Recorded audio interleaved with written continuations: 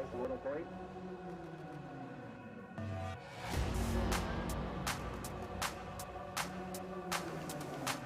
This should be his fifth ride. Just a moment.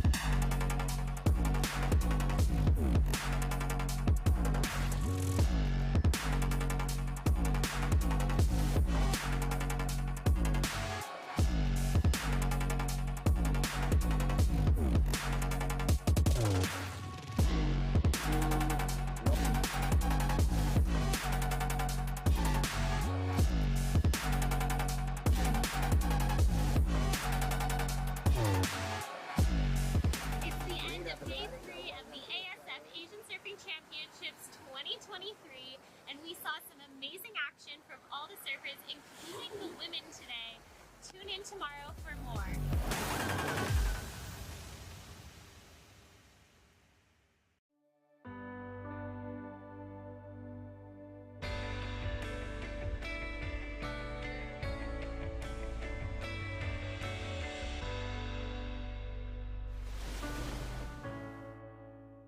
Welcome to day 2 of the ASF Asian Surfing Championships.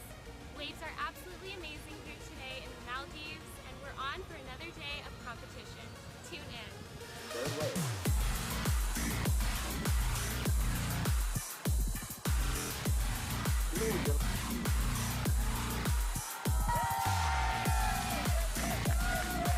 Flag goes to green. Flag goes to green. Second flag goes to red.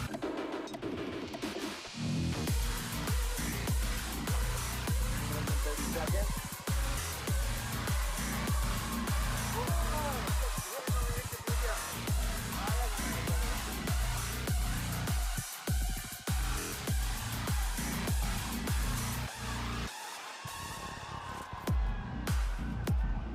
Right in the fifth grade.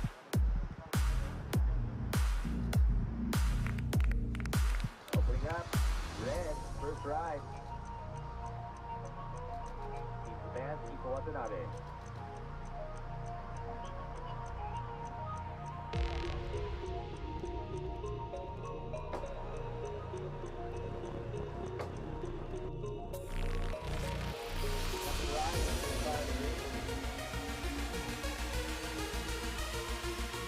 Third party goes to blue. Time stop.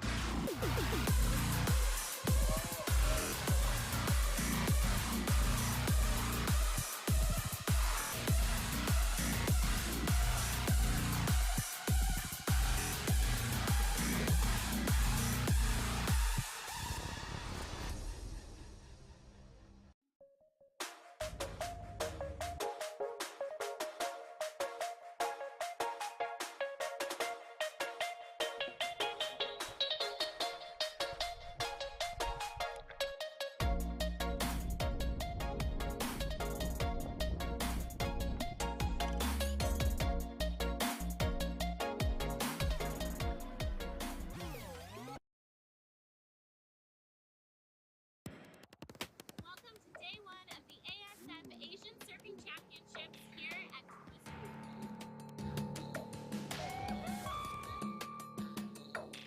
Look at the opening ride for blue.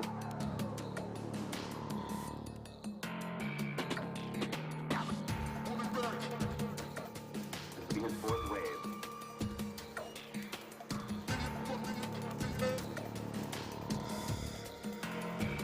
Now second party goes to white, third party to green.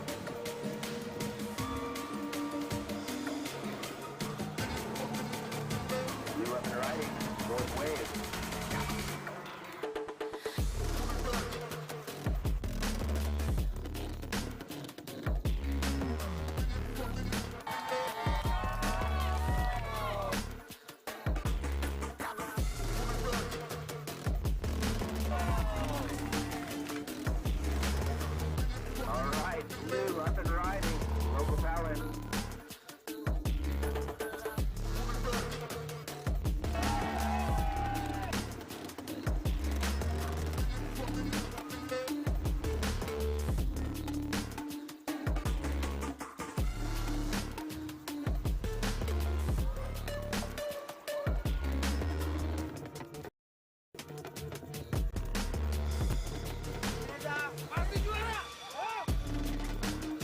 Now blue has first priority. Time called 16 minutes and 20 seconds.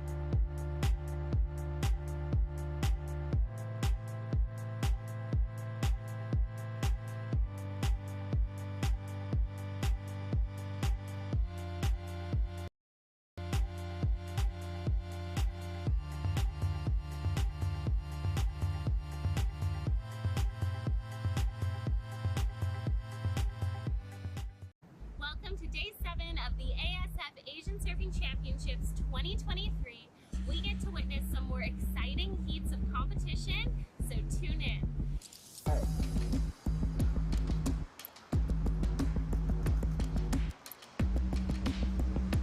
Alright, blue weapon riding, opening right for Team Indonesia, Danny Widianto.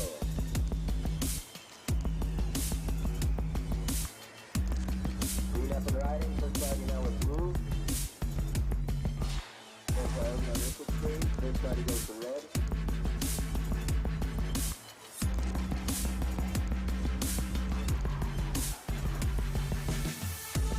Goes to red.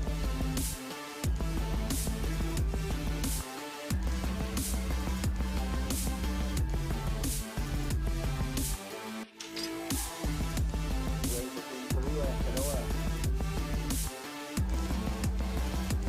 Rapid riding. Up and riding, now first party goes to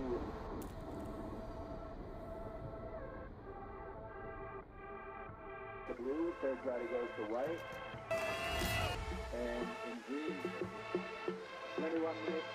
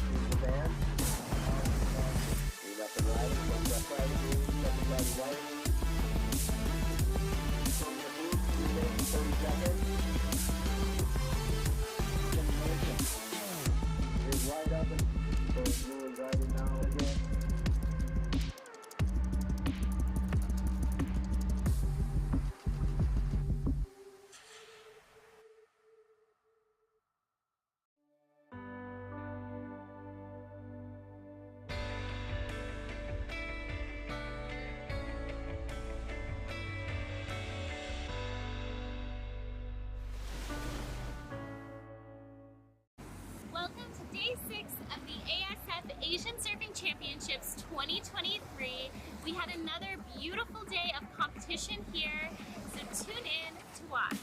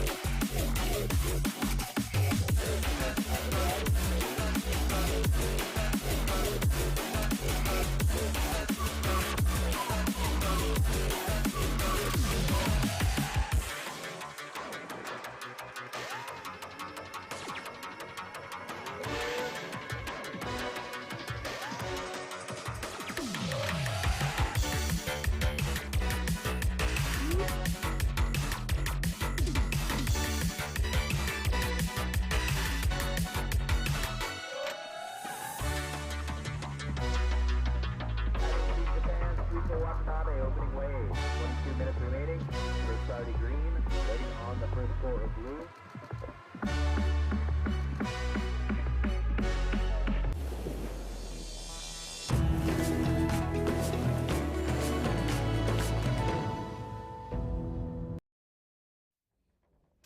Righto, good morning everybody and welcome back to Thulusdhoo Island. This is finals day, Mel. It's day 9 of a 10-day waiting period, but day 9 of competition. Mark Clift and Mel Caithness. Mel, good day yesterday? Oh, absolutely. Open and women's champions crowned yesterday in absolutely pumping waves, Mark. Wait till you see the highlight package, folks, if you didn't get a chance to lock in Web World out there yesterday. Yep, and just to confirm, the winners out of yesterday being our men's and women's finals day, it was Danny Widianto in the red. You'll see him in the highlights shortly. For Team Indonesia and Team Japan, it was Samomo Sato, who'll be surfing shortly in the red rash vest. She took it out over her teammate. So it was a good day. Gold medals were sorted out yesterday, gold, silver, bronze, copper. Let's have a look at all the action. So check out highlights from yesterday. Welcome to day 8 of the ASF Asian Surfing Championships 2023. We're going to get into some exciting action for both the men and the women's finals. So tune in and watch now. Red up and riding, open ride to Team Japan. Kaafu Adachi. Team Maldives, Smile Be Love. First wave to Team Maldives. Second party goes to white.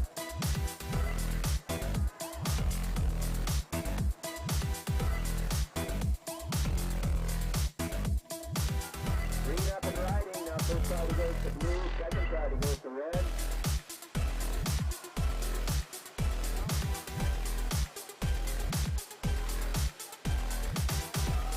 Blue out the back. First party now goes to red.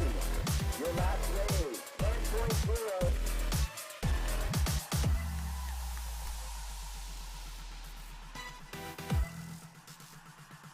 We have white up and riding. Second party green.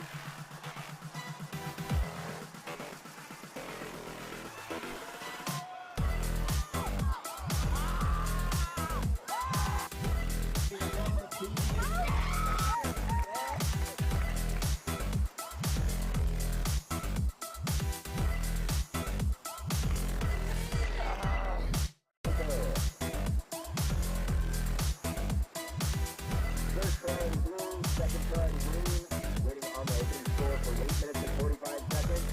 Fighting, now, wave 4.0.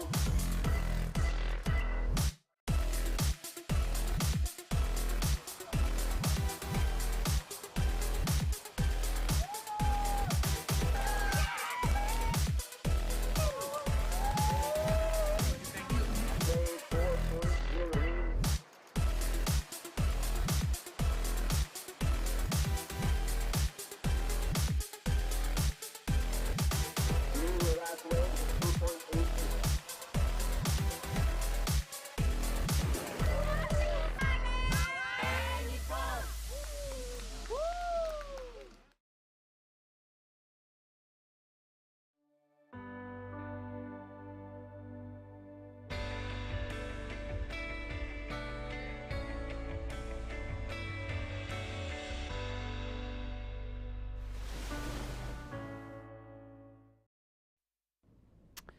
Righto, once again, good morning. Welcome back to finals day. It's junior day down here at the Point, Mel. Our format, very similar to what we rolled out yesterday. We are going to start with boys under 18 repechage 4. From then on, it's girls heat, boys heat, girls heat, boys heat, finishing up with the girls final around about just after 2 o'clock. So yeah, we're going to crown winners around about just after 2 o'clock, but that highlights package, they condensed that. Geez, the guys are doing a fantastic job in the broadcast team here yesterday, but the spirit got summed up a little bit there. You'll see how the Japanese surfer got chaired up the beach with Ali, the team manager from Lebanon. And I just thought, well, he's probably the best guy to cheer anybody up dude on the beach. He's the biggest guy in the whole pack. But that's what the whole event's been about all week, Mark. In fact, is the spirit of international surfing is alive here at the Asian Surfing Championships. Sure is, mate. Every team's enjoying each other's success, and there's a lot of high fives and back slapping and cheering and hollering, even if teams don't have a member in the lineup. So It's quite a groovy vibe that's going on the beach. Finals day, we have 4 hours of competition. They are all 30-minute matchups here today, so we have 8 heats to round out. Effectively day 10 of our whole waiting period. Our very first heat in the water, as we were confirming, it is Junior Boys Repechage Heat 4. So we've got some interesting news on that heat, Mark. Would you like to elaborate on that? I sure would. It was a 4-person heat. It's down to 3-person heat. The Korean Kanoa Parminano is out of the draw. I think he's taken off and has to be at another event somewhere else. So he's pulled the pin. So it will be a 3-person heat. To kick things off, the surfer in red, Kaisi Adachi, Team Japan, will lead out this charge. Kailash Lyndon Mason from Sri Lanka in blue, no Kanoa, and Kishore Kumar, the Indian, surfing in white. So it would have been a full international heat. It still kind of is, but we have lost the Korean, which is a pity, the sole remaining Korean in the draw.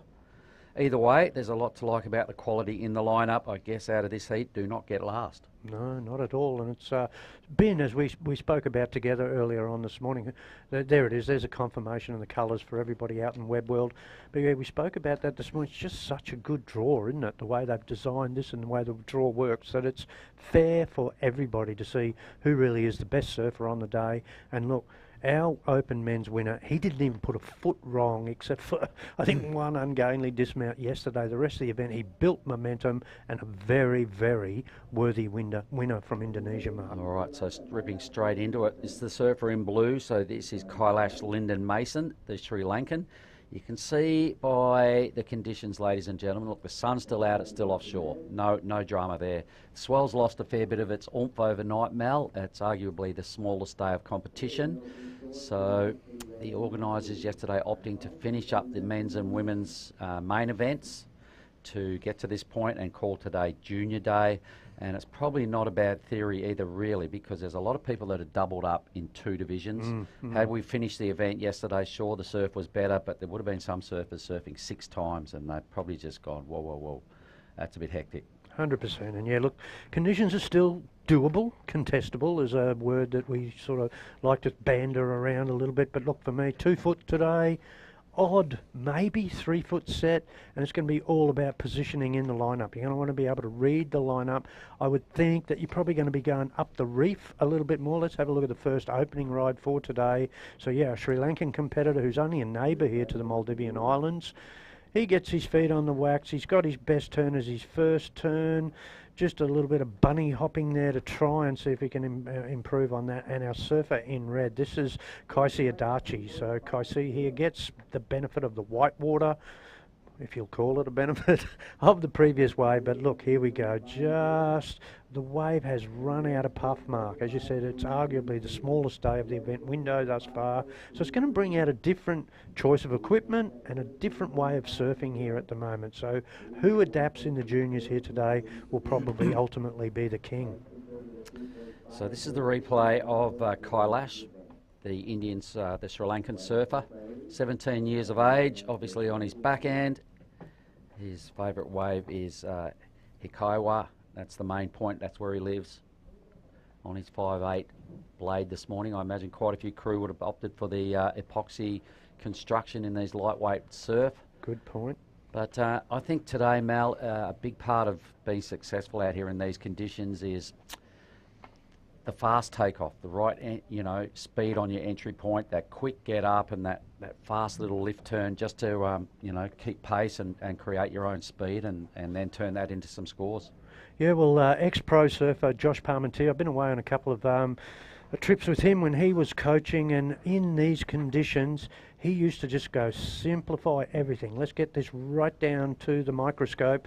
He said, think light, think fast. And that's what you've sort of got to do today. Light and fast, light and fast. So there's your mantra today, competitors. And out there, utilise that light and fast principle. Okay, so Kaisi Adachi with the early jump, a 5.33, not a huge number. But in a 3-person heat, a quick start is a good way to kick things off.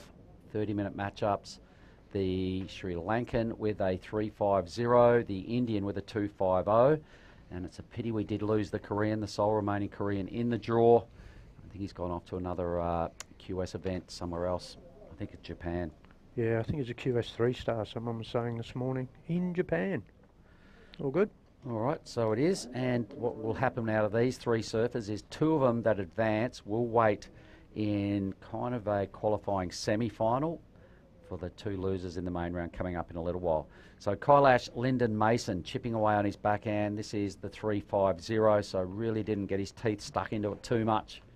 Although there was quite a lot of surfing, the judges are still expecting to see power, speed and flow as probably parts of the main criteria, given the surf is weak. Speed will equate to your flow, and if you use it right, you're going to show some power, and I think that's what the judges will probably be really looking at today. Given the fact it's a bit smaller, Mel, it's going to be hard to find those really, difficult to surf sections. It's more about just committing once you've got your speed and trying to lay down some serious rail. Yeah, no, absolutely. And yeah, 2 turns are probably even going to almost be better than 3, 4 turns today. So if you're going to go out on the wall a little bit and then try and, work your way down the line laterally, the judges are going to torture you for that. So big turns, still in the section. Let's have a look. This is the replay of that last wave here. Yep, the 533 for Kaisi. Yep, so let's look at the point of difference. Look at that. That first strong turn, just as I predicted, the judges and 2 good turns now. From here on in, things get a la sleepy. So that flowing cutback, he's not really going to capitalise on that, and a really good point of difference here. Doesn't make that last turn, but he gets himself something in the mid-5s, I think, a 5.33, there it is, Yep. It was. And that looked like that was around about 2 to 3 points better than the first waves that actually had more manoeuvres on it. Well, it's always about quality over quantity. Let's have a look at white now. So this is the Indian surfer, Kishore Kumar. So the goofy footers, I think it's probably going to favour those slick-footed, fast styles that the Japanese have been showing over the last couple of days, mate. The goofy footers just looking a little, perhaps not quite as in the groove with the speed factor of this wave early on in the finals day. It's only heat 1. But, yesterday there was a lot to like about what went down on finals day for the men's and women's. Particularly a huge moment for Danny Widianto to take that out in a high-powered final with the 9.33 and an 8.50, so kind of reserved his absolute best scores for finals day, peaking at the right time. That was a ripper. What I loved about him is he just took it out of the judges' hands. He just comboed 2nd, 3rd and 4th and was the standout surfer all week that actually built momentum. We saw some other perhaps more fancied opponents that just probably stuttered a little bit towards the end of the event in the pointy end of that draw there yesterday. But go you good thing. Daddy Widianto was just best on ground for me yesterday and easily accounted for the opposition. All right, so we're looking at some replays. I'm pretty sure this is wave number 2 for Kaisi. Here goes the goofy footers again. So this is the Indian. Now, yeah, I really liked that first turn of the Indian there, so it was good to see that on replay. I'm thinking at least if he threw the kitchen sink at the first turn, the judges are going to give him something there better than, as we say, squeaky windscreen wiper turns down through the length of the ride. We've got a surfer up out the back there, buddy. All right, so it is Kaisi. Yep. So here we go. The waves are stretched out. They're breaking pretty fast on this tide and this size. So Kaisi now, boom, really hitting it flush on that manoeuvre. A nice speedy whip in the pocket again. Quite a few moves on this wave, Mel. Where do you reckon this sits? Good score. Wave off? Good, yeah, wave off by far and away. And I got a feeling this is going to be 2 points better than what we saw from his first wave. So that's my tip on this one. I really did like it. Let's have a look. Oh, now there's something a little different. Just stalls in the white water here now. That was a good first turn, but the money turn is this next one, Mark. Look at this.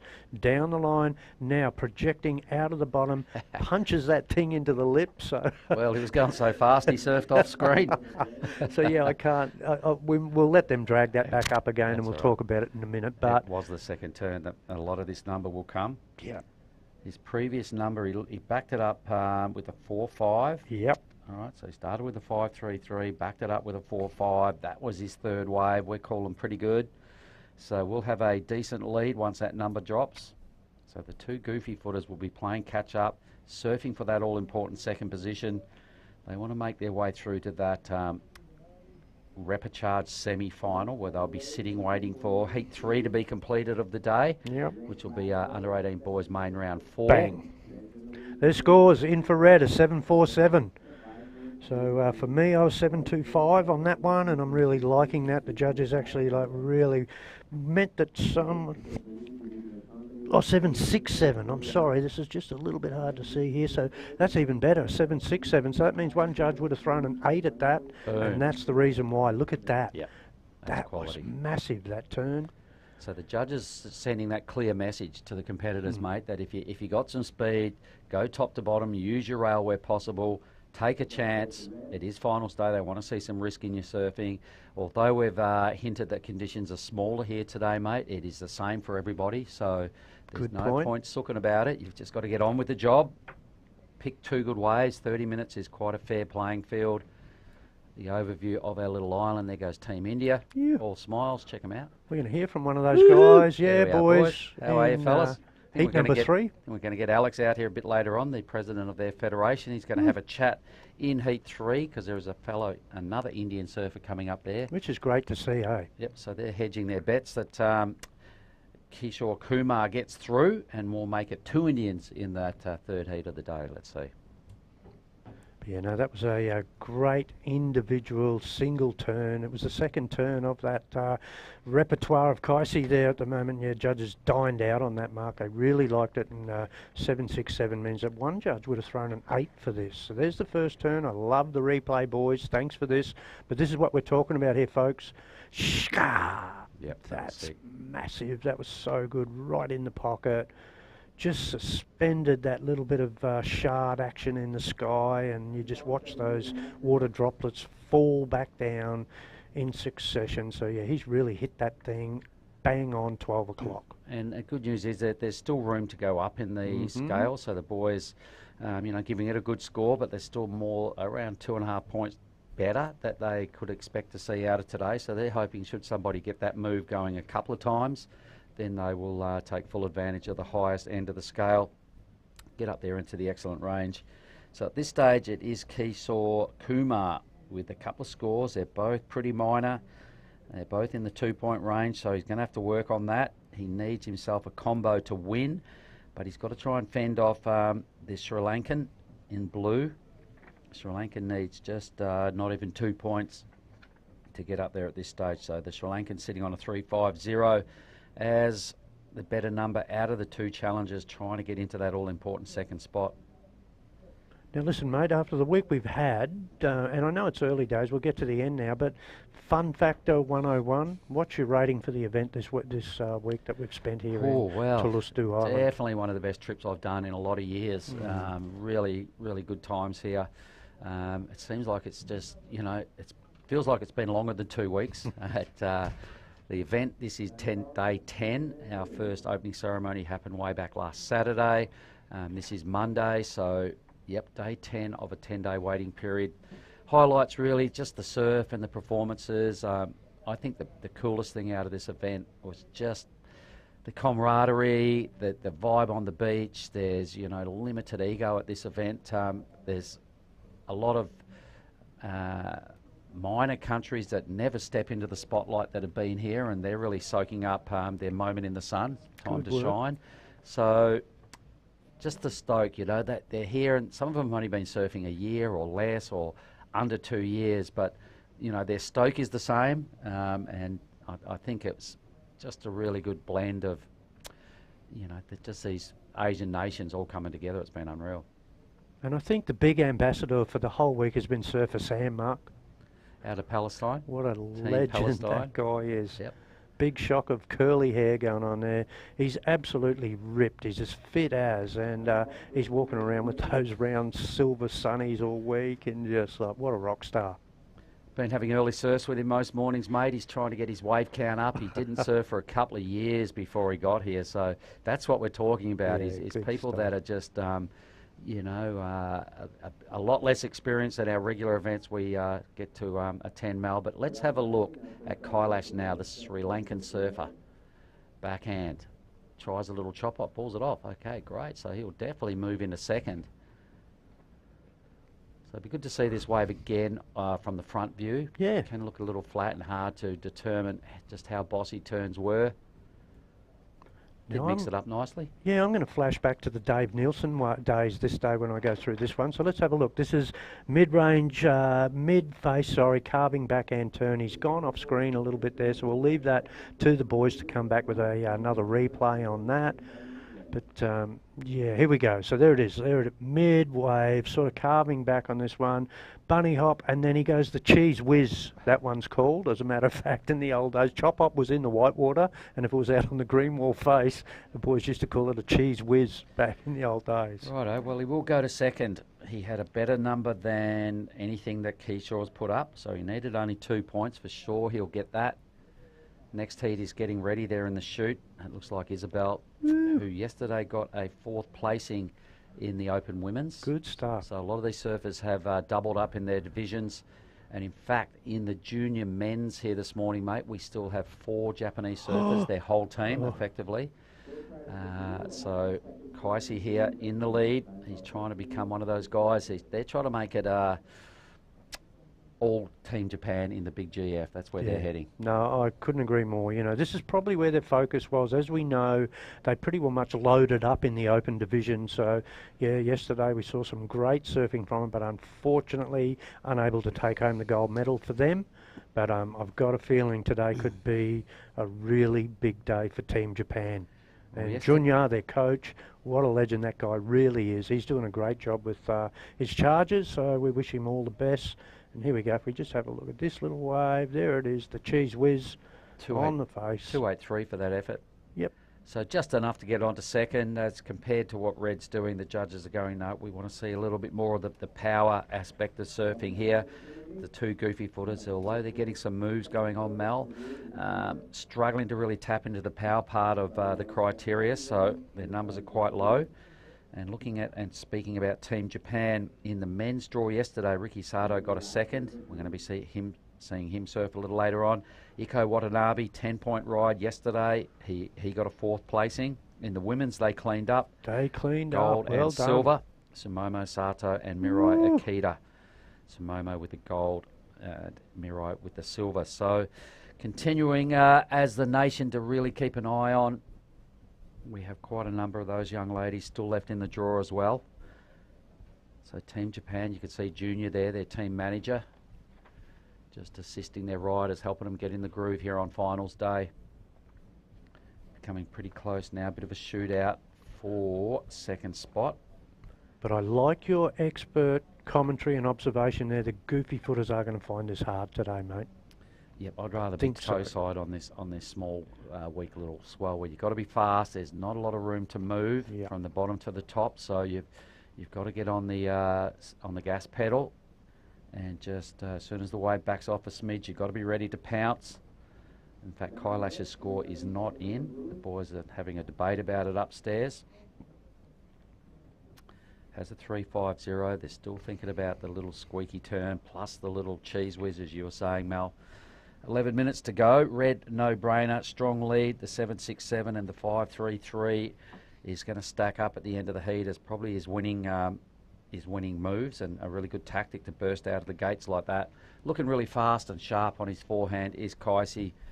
He's probably served as many heats or more heats than anybody over the last 10 days, mate.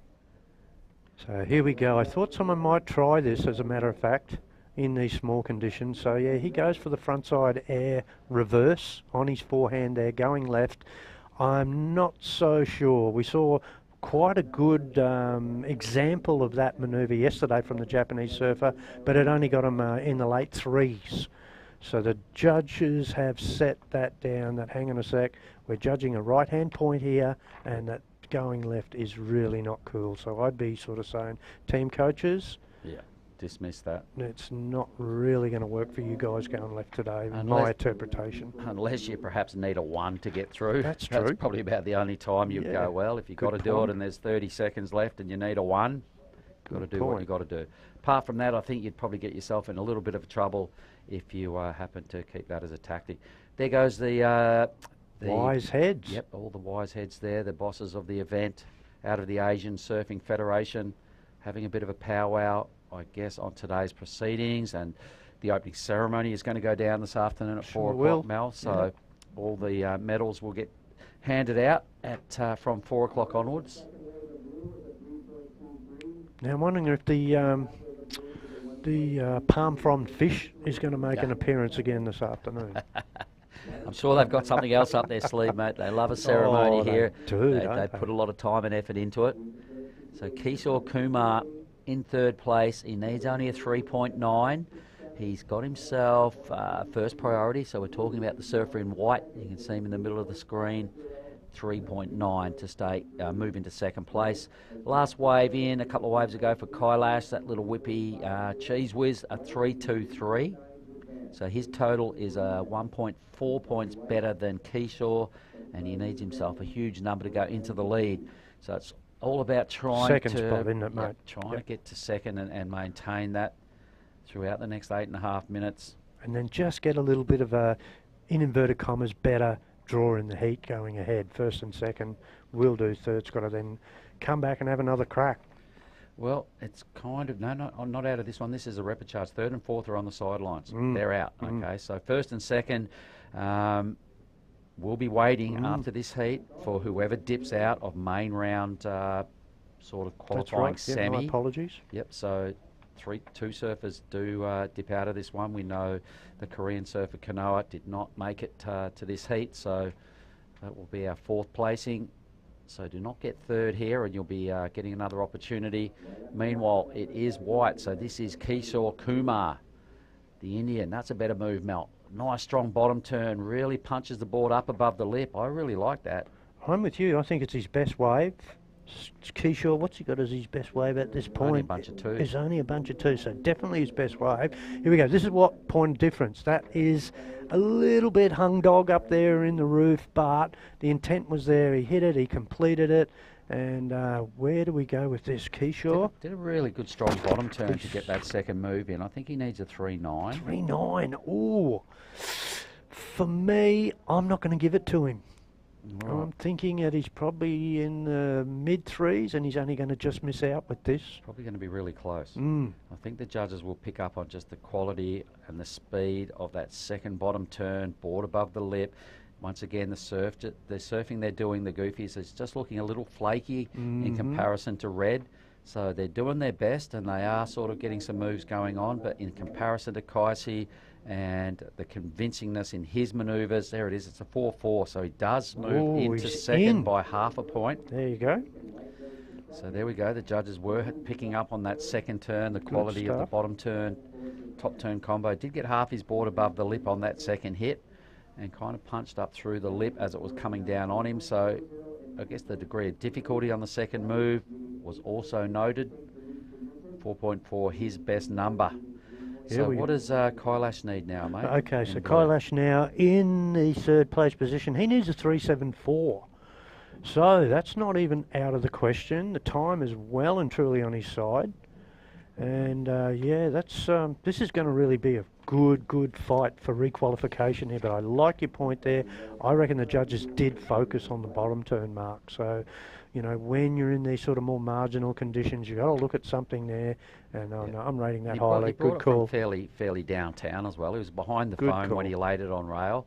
A good extended bottom turn to hit that second move. He's only 17 years of age. He lives in Hikawara. He's riding a 5.8 out there today, representing Sri Lanka. They'd be their last remaining surfer in the draw. I'm wondering, is a 5.8 a little bit too long for out there in those conditions today? You'd be sort of thinking the 5.6, if you had one in your quiver, might be a little bit of a better choice. Either way, the waves are still clean as a whistle. You know, we can see Kaisi's been sitting on priority for quite a while now. He almost doesn't need a wave. He's probably looking further ahead into today, going, all right, I've got this iced. 5 minutes to go, sit it out. The boys aren't seriously challenging for the lead, so realising he's probably got 2 more surfs at the end of today to get up there and challenge for a gold medal. He's probably just pacing himself and going, okay, just relax. Unless something comes through that is way better than what he's already caught, he probably may not even ride another wave.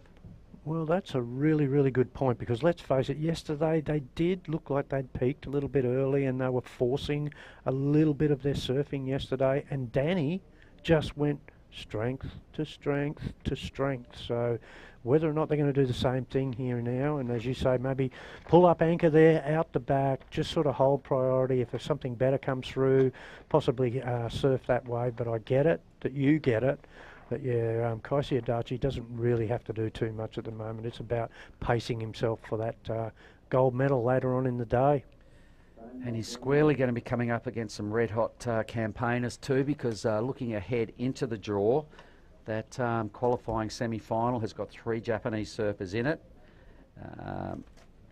It is going to be Iko Watanabe, Riki Sato and Taro Takai up against the Indian in Shrikant D. So they're the 4 surfers that are already waiting ahead in the draw for these 2. Kaisi does catch a wave. It's a good-looking wave, Mel. It's probably the biggest wave I've seen in competition this morning. That speed to burn has really linked up 3 big hits. Might even get a bonus 4th turn down here. He's going to. Really good wave choice, really good connection. You can see he's not even pushing too hard, Mel. He's just going through the motions, but it was a really good wave. Yeah. Really good call, Mark. So, yeah, Kaisi saw that thing. Look, you could tell the pace on that wave was just going to be dreamy for him. So let's have a look at this. First turn here, nice. Doesn't really over-go ham on that. Second turn, yeah, not over ham either on that one. And that one there is the better turn. Just chucks a whole big bunch of chook feathers on that thing. And now, as you keenly observed, didn't really go hard at that either. So... yeah, what's he need? Well, he's got to improve on a 5.33. I think he'll probably get the benefit of that because there was a lot of surfing done on an A-grade wave in these conditions. The 3rd hit was still quality compared to what the goofy footers are dishing up. It's still a fair bit better than that. So I can see this going into his top 2, but probably only just. Probably going to be the second. Yeah, I reckon it's the second best score of the heat. Yeah, I'm going to go around about mid-6s, low 6s for that wave. So this is the wave we didn't talk about. So this is Kailash trying to get himself out of 3rd, the Sri Lankan. What did you see on this one, Mel? Yeah, this one here is like a really good, interesting exercise in to see exactly what's going on. For me, Kailash getting a lot of manoeuvres on this wave, but nothing in the 12 o'clock, 6 o'clock-ish range on that. Maybe the variety will get questioned on that one as well. But yeah, let's, as we see, look, that's just nice surfing. It's good surfing in these conditions. Yeah. You can't say it's average. So yeah, I'm liking the fact that this should factor in as the second best wave. Agree wholeheartedly, mate. And scores are in. In fact, they called it. No, it's not in yet. It's not in yet. Yep. So now let's have a look at this one. There it is. Just a mechanical metronome on this wave here. All these waves here just tick tock. Tick-tock. All these turns on that wave there were just tick-tock. So, yeah, what's he need? This is the interesting equation. Let's have a look. He needs a 3.74. So, this could also... Yep, coming down to the last minute. Here he goes. He's going left again. Yep. I'm not sure about this approach, but he seems to like it. Look at, he's a goofy footer. Goofies will find a left at J-Bay if they could. You know what they're like. They love their left. So, here he goes again. It's his second left of the heat. He did get that a nice big air rev yesterday, I remember. So he's got it in the bank. He's probably thinking he needed to do something else. There's an 8.5 wave of the heat actually for Kaisi. So yeah, there you go. Judges loving it.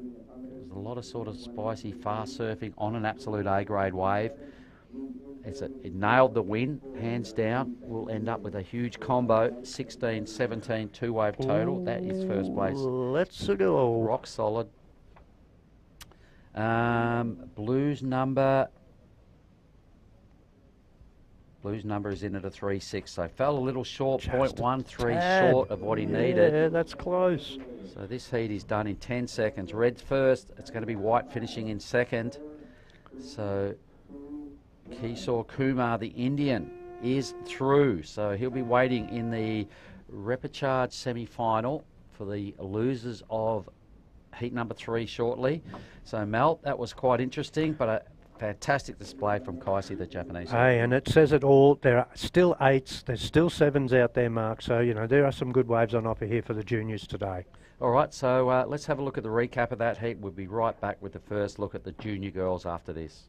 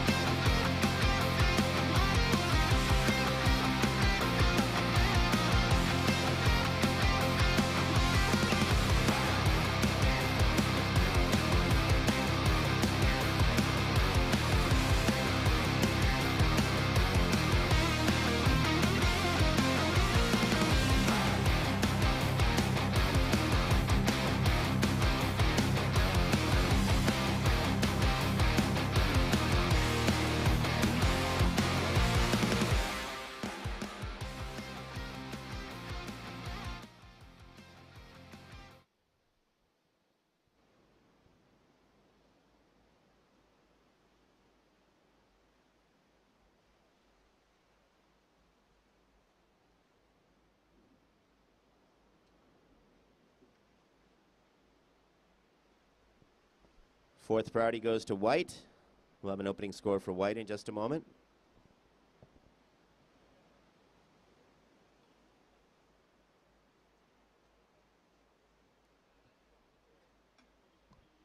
White's first wave, 1.17. Fourth priorities with White.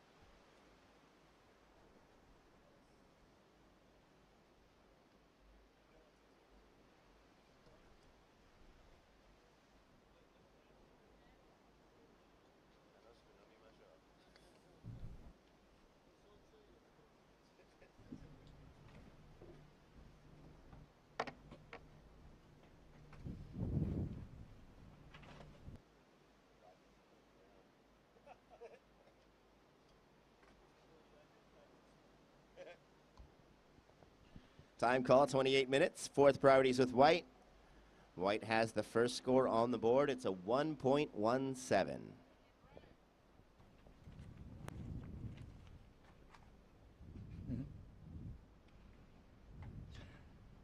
Welcome back, ladies and gentlemen, to finals day already. Second finals day.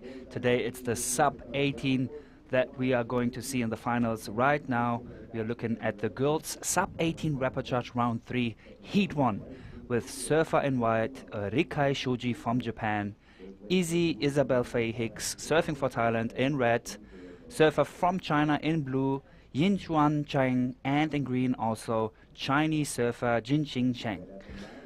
This will be a 30-minute heat, and you can see Izzy from Thailand on her first wave.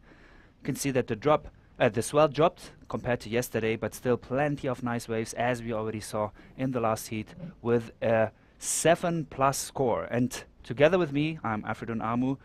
I have Shannon Hughes in the booth commentary, doing the commentary in this heat. Well, seeing a couple quick scores dropping through for the women's side of things, but like you said, there was a 7.67, and he bettered it with an 8.5 for Kaisi Adachi in that last heat. And so he's walked away super victorious and looking powerful heading into the next round. As we take a look now at Izzy Faye Higgs replay from her opening wave, we got some scores to drop through. Yeah, I really liked the opening moves of her with a strong push on the tail. And as always, Izzy is going early for every wave that she sees. She's going for quantity. That's her strategy for the whole event, to really make sure that of those many waves she's surfing, there will be some good ones in between. Yin Chuan now up and riding. Nice opening hit on her backhand. Sets herself up for a quick check off the top on the second. Drives hard through the third. and is trying to race around to get to that open section once again. But with the swell being a little smaller, that tide being a little bit lower right now, it's going to be really challenging to make it around some of those fast inside sections. Yeah, right. But then again, these girls and also the boys, they were able to surf the spot now for more than 10 days, so they have an understanding of that wave, as you can already see in the first maneuver of the Chinese surfer in blue. She goes really compressed so that she can generate a lot of speed there out of her bottom turn. You can see at the very end she put all her weight on her back foot to not step onto the sharp coral reef on the inside. Yeah, smart decision. That reef is so shallow, it's so sharp, and it is full of millions of sea urchins. Tell me We've about had it. the majority of staff members and surfers throughout this week have ended up, with some souvenirs that they hopefully won't be taking all the way home, but were able to get out of their feet within a day or two of picking up. Yeah, some interestingly, with vinegar and hot water, it's quite easy to get them out. Much better than just trying to pull it out. Surfer in green just had a small dip there on her first wave. Jin Xingjiang from China going for a horizontal turn and then realizes this wave won't provide what she wants. Still 25 minutes remaining, so no need for her to sort of force it in here. And Shannon, there's something special on finals day. There's this extra excitement, and luckily here in the Asian Surfing Championships, it's not only one finals day that we have. Yesterday we saw the women and men's final, and surfer from Indonesia winning the gold medal. And in women's, it was the Japanese with first and second position, so gold and silver for Team Japan. But today we have another final, the sub-18s. Yeah, it's really exciting that at the Asian Surfing Championships we get to have two finals day. I love that that's the way the calendar has worked out. And I love that for a lot of the surfers, specifically on the women's side, actually all 8 women that are competing left in the draw today for the under 18 girls also competed in the opens division for the women. So they've had plenty of heats that they've been surfing through this week. Of course, we'll have our gold, silver, bronze, and copper medalists coming up in the water right now. We have Izzy from Thailand, who actually took away the copper medal in the women's division yesterday, so she's looking to keep herself in the mix on this one. But it sounds like we've got the winner of that last heat alongside Kayla Moore down on the beach. Hi, I'm here with Kishore Kumar from Team India. He actually got second in the last heat, advancing on, representing his country of India. Can you tell me about your strategy out there? Take some good waves and complete two best waves and push more. Amazing. Well, it looks like you are pushing your surfing as you advance on through competition. What does it feel like to continue on representing Team India? I am very happy to win this heat, and I am very excited for next round, and I am very proud to be in India, representing India. Amazing. Well, thank you for sharing that, and we look forward to you as you continue on. Good luck in your next rounds. I'll send it back to you, Shannon and Afri in the booth. Thanks so much, Kayla. Great to hear from Kishore, and holding it down for Team India. Impressive performance in the last round to make it through, which means he'll have one more heat to get through until he can make it into the finals. As we take a look at the replay for this last wave of Izzy. Izzy's wave number 2, still waiting for scores for her first wave. And as we said, quantity, that's what Izzy cares about, at least in this Asian Surfing Championships, because it's a easy math. The more waves you have, the higher the chance that one of those waves will be good. On the other side, obviously, you have to think of your energy. This being the final day, Izzy being one of the surfers that pretty much surfed almost every day and had plenty of free surfs. So I hope her strategy, her game plan really also works on the last day. And let's not forget about wave selection, another thing that is crucial for the high scores that the judges really care about. They want to see you on the biggest waves, on the cleanest waves, and really want to see you surfing those waves good. So it sort of worked out for her, but let's see if this strategy also works out on this finals day at the sub-18s. Yeah, maybe a little bit less pressure today because it's the under 18s rather than the opens division, but considering that on the women's side it's essentially the same field that was competing yesterday, the only surfer different in that conversation is our surfer currently with the single score of a 117 on the board, Enrika Shoji for Japan. Now she did compete in the opens division, but she unfortunately fell out in rapid charge round 2 on that side of the draw, where our other 3 surfers currently in the water between Izzy, Yin Xuan, and Jin Xing all finished out within the top 8 specifically, but for Izzy it was a final finish yesterday, walking away 4th in the Asian Surfing Championships with that copper medal. A couple other surfers, or actually 4 other surfers that we have in the draw today on the under 18 girls side, is Sumomo Sato, who took away the gold with the win yesterday in the women's division, Mirai Ikeda from Japan, who walked away with the silver, 2nd place in that division, and then 2 others who fell into the top 6 on the women's side with Kanon and Sichi, 1 surfer for Japan and 1 surfer for China that were in the mix yesterday. So they're going to be coming up in the under 18s in the main round, meaning they've been advancing through and keeping themselves in the top side of the draw the entire way through, which has been awesome to see. As we could see there, that was Srikath D from India, who's getting ready to pedal out in the main event on the boys' side. He'll be wearing the blue jersey, and he'll be out in the water up against Iko Watanabe, Riki Sato, and Taro Taika, all 3 Japanese surfers. Yeah, happy to see the Indian surfers being still in the event. That's amazing for them, a milestone. This year, it's really a great year for Indian surfers. Not only first time for them to compete in the ISA Games in El Salvador 6 weeks ago, but now here in the Asian Surfing Championships, ASF Asian Surfing Championships, being able to still be part of the event and the final stage of the sub-18, that is huge. Also, less than 2 months' time, they will have their first QS event in India.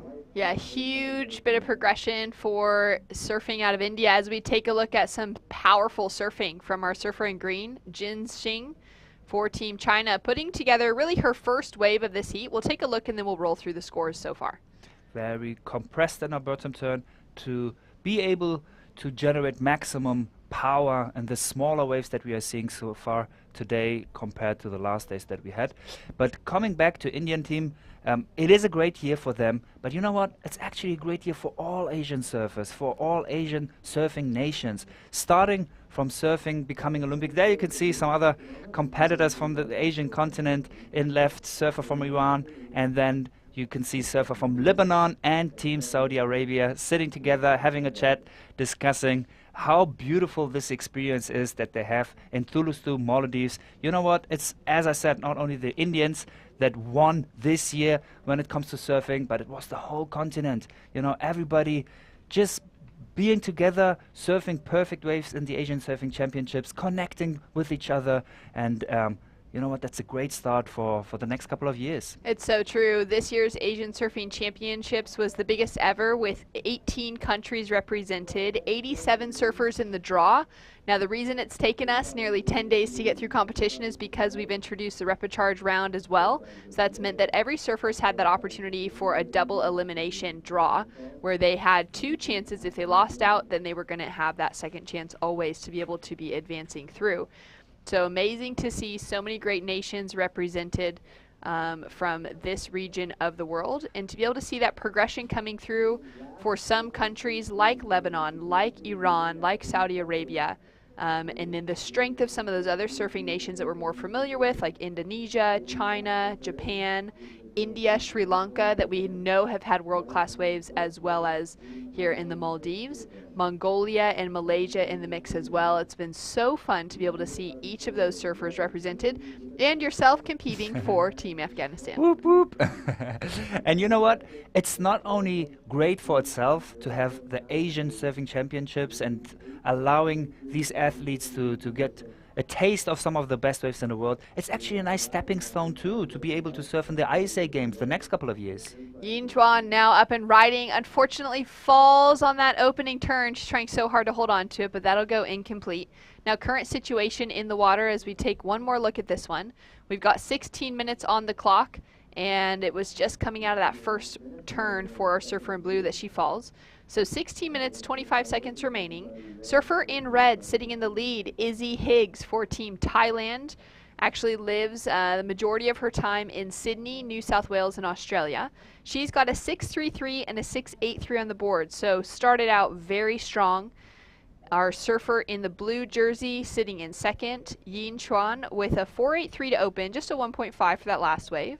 Her teammate in Jin Xing has dropped in a 4.83 to improve on the 0.93. And Japan's Rika Shoji sitting patient, waiting for her next wave with priority. She's got that 1.17 on the board. Yeah, that shows her experience in this young age, a young stage of her career, to still, though only having a 1.17 score there, still patiently waiting for the right wave with priority number 1 to really make sure that that wave will produce the score that she needs. And Rika, being the only Japanese that is not in the main round right now, the reason for that is she actually missed one of her heats. There you can see Chinese surfer having another dip, but couldn't make the bottom turn because that wave was too fast. So yeah, Rika Shoji on the last days had a little bit of a health issue, which is why she decided to not serve in the main rounds and the sub-18s. That's the reason why she is currently in the repechage round. So I really hope that she's close to being at 100% to be able to make it through these repechage rounds, to be able to represent Team Japan in the finals. Oh, that's right. Thanks for reminding us of that, because she was putting together some really great heats at the beginning of her campaign. As we see her now up and riding, 2-turn combination. She holds on to the finish, challenging end section, and maybe a little bit too much of her weight on that back foot. We'll take another look at it here. Going for 2 maneuvers, a small check turn there, but then focuses on her final maneuver with the lip going down and is able to finish that wave. Once again, we see how much stress the Japanese team puts on the finishes, and that is so crucial. All the surfers out there training to compete, really make sure that also in your free serves you're not just jumping away from the end section, but try to finish it, try to go with the lip, because that's what really gives you that high scores from the judges.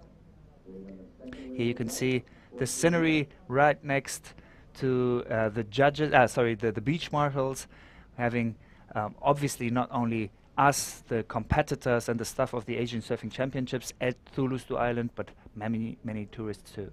Izzy now up and riding. She'll kick out quickly, sitting with a great lead over the rest of the field with a couple of 6s. Yeah, you can see that it's quite fast, though not being very big today, but the inside section, you always have those 2 different swells coming, 2 different sets coming. The more peaky ones that allow you to take some time, do a couple of roundhouse cutbacks, and then one of those fast ones, as Izzy was just trying to surf, which is normally the ones you want to go for if you want to get barreled, or the ones where you really want to surf critically, going with the lip. But there, Izzy was just too deep, so she lost the priority there.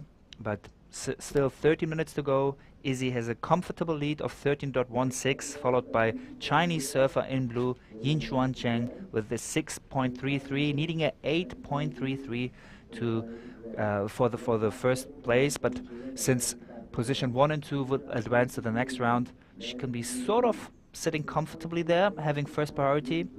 The threat right now, immediate threat, is her teammate from China in green, Jin Sheng, with a 5.76, having second priority and only needing a 1.51 to be able to advance to the next round. Since it is the repechage round, that means that surfers 3 and 4 will not be able to stay in the Asian Surfing Championships. So Rika on 4th position with 4th priority wants to make sure to get a 3.34 to be able to advance. That's right. This is an elimination round heat. Heat number 1 for repechage 3.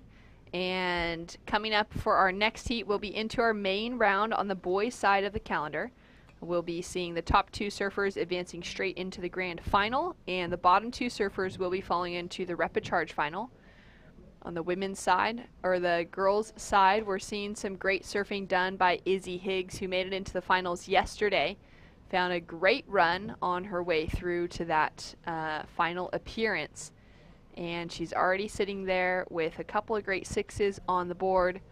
and making grandma proud back at home in Thailand. That's how she decided to represent Thailand as her nation to surf for in the decision between Australia and Thailand. And she does spend a lot of time in her year, though, traveling back home to Thailand and surfing with the local surfers there. She said there's some really high quality waves as well as other competitors coming out of Thailand that she's been really excited to get in the water with when she's back at home. Yeah, Shannon, you told us, you talked to Izzy, that she really likes to surf big waves. Living in Manly, in the northern beaches of Sydney, having Dead Man's, one of those crazy, well, big wave slaps that you know from Australia around her corner. So I wonder if that is one of those waves she charged every now and then. And there you can see her surfing. Izzy from Thailand. All right, driving up into the lip for that first turn. Solid on her feet. Into that pocket section for the second. Looking to go for that completed finishing turn and possibly build on that score line, at least continue to apply that pressure to the rest of the field. Yeah, you can see her being underneath the lip, having the speed, going with the lip, and still being able to continue surfing this wave with another maneuver right next to the pocket and a third one to finish it. So it's not only big waves, but also these kind of waves that Izzy knows how to surf. And I guess this is more the experience that she gained in surfing in Thailand, because, well, Thailand doesn't get as huge as some of the winter swells you might see in NSW, but as Izzy said, they do have good waves. It's mainly wind swell, but once the wind swell kicks in, you have the short period where you have plenty of waves, and those waves really allow you to train that kind of conditions. And if you know how to surf small waves, you basically know to, technically at least, know how to surf any kind of waves, because with small waves you have to be precise in your technique. Not a lot of mistakes you can do there, because there's not enough power in those waves that would allow you to just continue with the floor technique. So if you want to become better, make sure to surf small waves, make sure to train on small waves. And a paddle now from our surfer in blue. She's currently sitting in second, Yin Sheen. Nice check to start, drives hard off the bottom and breaks through that lip line. So two-turn combination. She's going to build on the 1.5 as her backup score and apply a lot more pressure to our surfer in third. Absolutely. Let alone be the finish and maneuver would also be enough. But she had that opening check turn there, so definitely enough to drop the 1.5 that she has right now. So that will at least have her keeping the second position for now. 9 minutes remaining. So surfers in green and white still needing some scores to be able to advance to the next rapid charge round. Scores to roll through now for last of blue, which will be increasing her score line, making it more challenging for third and fourth place positions. Our surfer in fourth place at the moment, Rika Shoji from Japan. She's the oldest in the water. She is 17 years old, from Odawara town, but currently lives in Yugawara and has been competing at the All Japan Surfing Games. And Japan overall has an incredible grassroots movement with the JPSA Tour, which has so many great events, and that includes longboarding and shortboarding as well.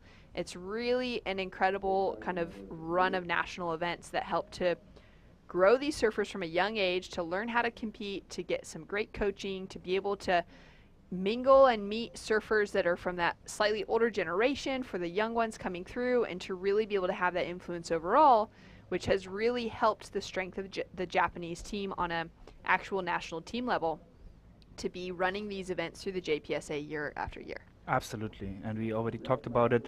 Right now they're also working tightly with Chris Moore, one of the best coaches out there. He is the main coach for the sub-18 female surfers, and let's see how they will do in this event right now, still having one Japanese female surfer in the rapid charge round and two more in the main round, if I'm not mistaken. And in the end of the year, we'll have the ISA Juniors in Brazil, so I'm sure we see plenty of these surfers also ripping there. Paddle now for our surfer in third. Currently chasing a 4.08 as scores dropped in for her teammate in second. Couple top turns, goes down after the second one, so she'll fall short of that 4.08 she's chasing. Yeah, right. She knew that she needed to pull out something bigger, but then on her second maneuver didn't have the speed she would need to finish that one. So now slowly might get a little bit difficult for her. I mean, it's still 6.5 minutes to go, so it's definitely not impossible. But since the time is ticking, this heat is going to be more interesting, and probably surfer in green and white slowly need to drop their patient attempts and well, try to see if they can get some of those insights, faster ones, to generate the higher scores that would benefit them to proceed. Down to 6 minutes, 20 seconds on the clock. And, you know, speaking about the development side of Japanese surfing, we're seeing the same thing coming out of the Chinese team as well. Specifically in Hainan Island, which is a beautiful part of the world, tropical water, palm trees, everything. Call it the Chinese, Chinese Hawaii. Exactly, the Chinese Hawaii there in Hainan. As we see a big re-entry from our surfer in white, I believe that was Rika Shoji, goes down though on that opening maneuver, unfortunately. So China's been spending a lot of time investing into their younger generation of surfers through the years as well. Now Izzy goes down on her first turn, so a bit of a missed opportunity for the surfers in the water off of this last set rolling through. Yeah, but since Izzy already have 3 6+ scores, and 2 of them count for her final score, she can easily just paddle back and still have that comfortable lead, and being able to use her priority to get away one of the better waves and not allowing the other competitors to surf it is already something that makes sense in her position right now. Down to 5 minutes, Izzy in the lead, like you said, 3 6s. Her previous score was a 6.07, which would have been the highest score for any other surfer in the water right now. So she's on a real roll at the moment, figuring out this break, smaller conditions, looking really fun under her feet and under her board. For our surfer in blue, she's in second with a couple of 4s, green down into third with a 4.83 and her backup score being a 2.43 at the moment. And our surfer in white down in fourth with a 3 and a 1.93 as her high scores. So not a lot of time remaining in this heat. I feel like the next set that rolls through is going to be really important on the exchange to see if our surfers in those 3rd and 4th place positions are going to be able to take away that advancing spot from our 2nd place surfer. Right, we will have a full day today up until the finals of the sub-18 and sub-18 males and sub-18 female surfers. Before that, we will see a couple of repechage rounds and obviously the main rounds.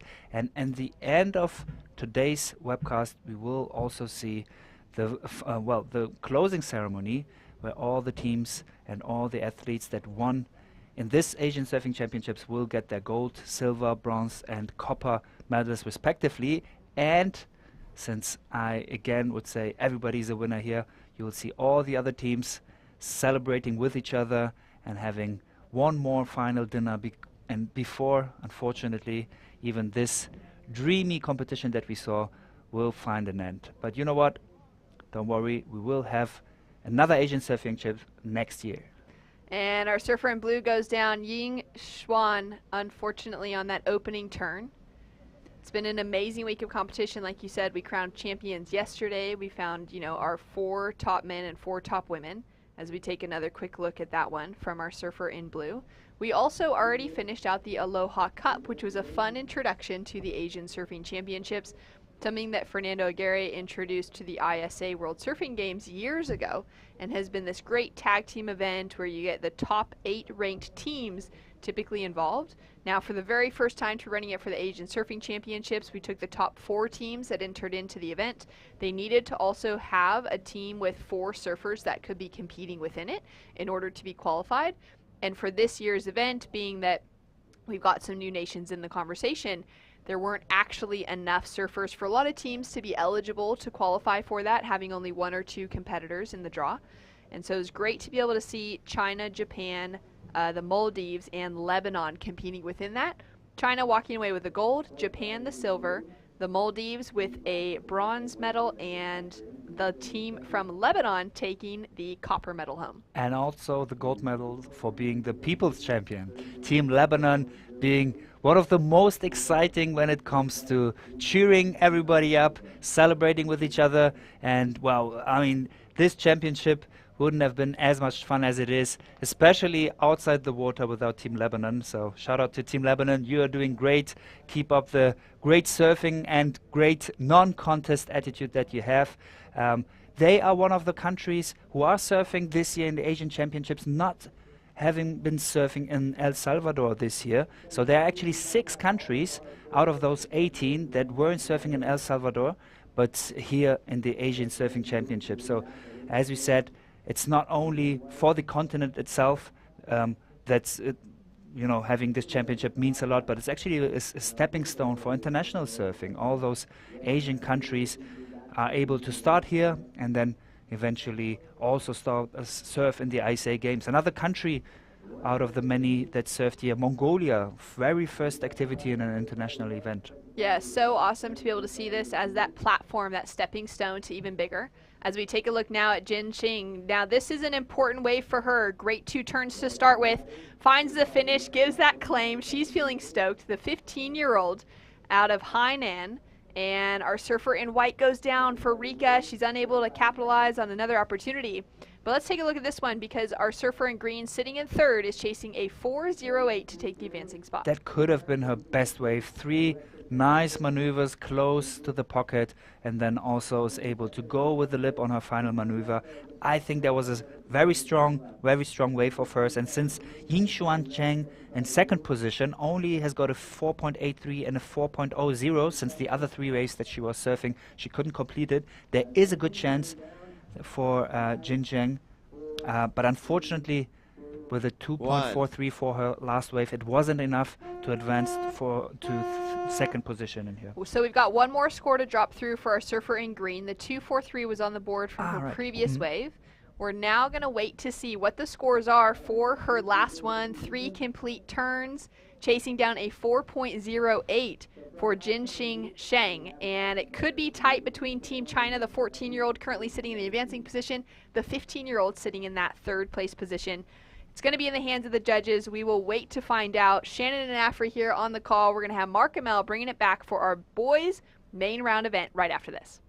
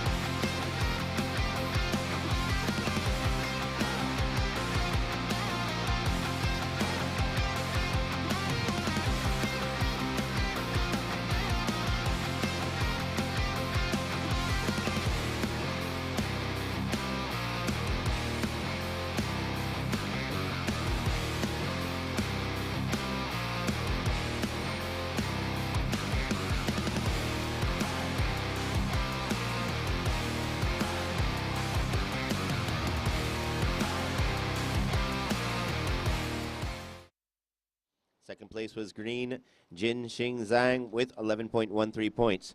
Third place was blue, Team China's Yin Xuan Zhang with 8.90 points. And fourth place was white, Team Japan's Rika Shoji with 5.43 points.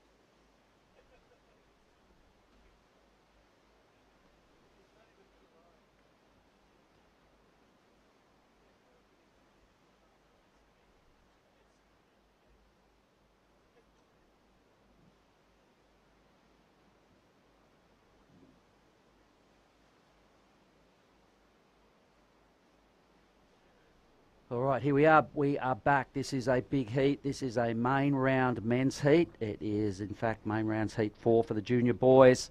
So that is the makeup of our heat. It's featuring 3 Japanese surfer, Iko Watanabe in the red, the Indian surfer, Srikanth D in blue, Taro Takai, another Japanese campaigner there in the white, and Ricky Sato, runner-up from yesterday there in the green. While we're waiting to come on and get to this heat, Mal, I believe there's some results, official results from the last heat. Would you like to let us in? Oh, absolutely, Mark. There was a buzzer beater in the last heat, so we love the surfing contest. It's never over until that final buzzer, and we had a really good contest there in that heat. So I'll officially confirm that in 4th place was our surfer from Japan in the white jersey. That's Rika Shoji. In 3rd place now, as I say, with a buzzer beater on the bell, was a surfer from China in the blue. So China, Jingwan Zhang, has come 3rd. And look, congratulations there. 2nd place now being taken out by her compatriot, also from China, is Jinxing Zhang. And winning the heat there was Isabel Faye Higgs, Mark. Unreal. Well, Isabel's a ripper. She got 4th yesterday, mate, so she is keeping the dream alive. That puts her, I think, squarely into the repechage final. So that'll be coming up a little bit later on. But we do have a special guest in here with us today as well. It is Aaron Vasu out of Team India. Aaron, I'm going to shake your hand and say good morning. Welcome. Good morning. Good to see you. Yes. Tell us a little bit about your experience here in the Maldives so far from Team India's perspective. Now it's been fantastic. It's been overwhelming. This is the first time that we're coming for an Asian level event, and I've been very proud of my boys. They've been giving the others a fight. So it's been a great event so far, and it's still not over. No, it's a big day here. They're still surfing for gold, silver, bronze, and copper. Big day, finals day, Mel. So we'll get some replays in a minute on that first exchange, and you can give us your thoughts. But 3 Japanese surfers taking it up against Srikanth D. Mel, what did you like? Here we go. So really great opening, as you would expect, salvo from the Japanese surfers. He goes for that frontside air rotor on that wave and pulls it off. But look at the speed here. That this is just so familiar here. It's just bang, bang, eyes off the prize, down the line, smashes the lip there, and then also lands in the flats. Yep, gets a real bonus 2 for 1 to finish Does off 2 there. for 1. That's a good call. So really strong. We have Aaron here. Aaron, would you like to look down the chute and give a shout out to how you guys got here and some big players out of Team India? No, absolutely. It's it's amazing. I've been really happy with the team so far. It's the men's, they did a good job. Ramesh, Ajish, Sanjay, they really gave a good fight, and I'm really proud of where they've come. But at the moment, the excitement is Srikanth and Kishore, and this is Srikanth's heat at the moment. So yeah, fingers crossed. We're still in there. 2 surfers still in the draw. Still in the draw. All right, and regardless of what happens in this heat, Srikanth, this is a non-elimination heat. Because the 3rd and 4th places will go up against the surfers that got out of the first heat this morning. We'll get back to that in a minute and explain more, but this is your boy, Srikanth, a quick up and down. How did Srikanth come to be in the Indian team? So Srikanth's been surfing from the age of, I think, 7, 8. He comes from a little fishing village called Kovalam, which is right outside Chennai in Tamil Nadu. So we've been, really pushing surfing there the last 10 years. Of course, the first initial 6-7 years went in just promoting surfing. And the last 2 years, we've started focusing more on the competitive side. So he's been a good surprise this year. Actually, he's stepped up this year. So, that's why he was selected for this event. Unreal. That's good news, and it's always good to spot some new talent and see that that your fruit of your work is starting to rise to the top now. So that's a good thing. Mel, have we got any input on the numbers there on this? We have. I'll go through that, but look at this. This is a really, really great wave for Taro Takai. So the 3 Japanese servers, Taro's just got a minor score first mark. There's one turn in that wave there that's actually to die for. He's really smashed it. But the big mover is our surfer in red, and that's Iko. Iko's got a 7.5 mark, and the judges like Ricky surfing as well. He got a 5.17 for that wave that we were talking about just before. So spot on judging there for the judges. But where are they going to go? There it is, a 1-turn wave for a surfer in white, a 3.67. All right, so some scores are starting to look pretty good and favourable for Team Japan. Red Iko Watanabe, yep, 7.50. He's been on a tear all week, and for him, surfing both sides of the draw, men's and junior boys, he surfed a lot of heats, so he knows the formula to extract the number out of the judges. This is it again. So lots of high-speed hits out of the lip, and this is the little 2-for-1 bonus here at the end, so really well worked. Squeezing in 4 moves. The playing field today, Mel, is, for me, looking about half as much as previous days. It's ending kind of almost right in front of the tower due to the fact the swell's kind of backing off here. Oh, for sure. And then that's what you've sort of got to do now. You've got to sort of change up your mojo a little bit on this now. Recognise where your scoring opportunities are on the wave wall mark. And at the moment, the Japanese surfers are doing it in spades. And we're seeing some good scores starting to come through. Having said that, I'm liking the intention that Srikanth has brought to it in this heat. That first turn, he really did have a red-hot crack at that. He realises we're at the pointy end of this event at the moment, and it's his best surfing is going to make the difference in a heat with the superpower nation. Yep, Japan, of course, brought all juniors on both sides of the draw, so they've got a busy day today for their coaches and management, and AJ, the caddy there, the local caddy, so he's going to be busy as all day. But back to Aaron and Team India. So, we'll get to your questions in a minute, Aaron, if you don't mind. But we are going to throw down to Kayla Moore on the boardwalk. I think she's got the winner of the last heat, Isabel. Go, Kayla. Thank you, Mark. Yes, I'm here with Isabel Faye Higgs, the winner of the last heat. She had a huge day yesterday competing in the women's final. Tell me how you feel today in competition after something like that. I feel really excited and a bit nervous and just trying to reset my mindset and try go through the heats. Well, I can imagine you were playing back some of the heats in your head yesterday, laying in bed at last night. Can you tell me about your strategy in this last heat? You got 3 6s, showing a lot of consistency. My plan was just try to stay calm and look for the really good ones like the sets and take my time with the wave selection. Awesome. Well, it sounds like a good strategy to continue forward on finals day. Look forward to watching you, and back to you guys in the booth. All right, thanks, Kayla, and a great effort there from young Isabel, who lives in Australia, surfs under the Thailand banner, and this could be a takeoff deep, but it's not. So, quick one to you then, Aaron. You guys have a big QS coming up in India next month. Do you want to tell us about that?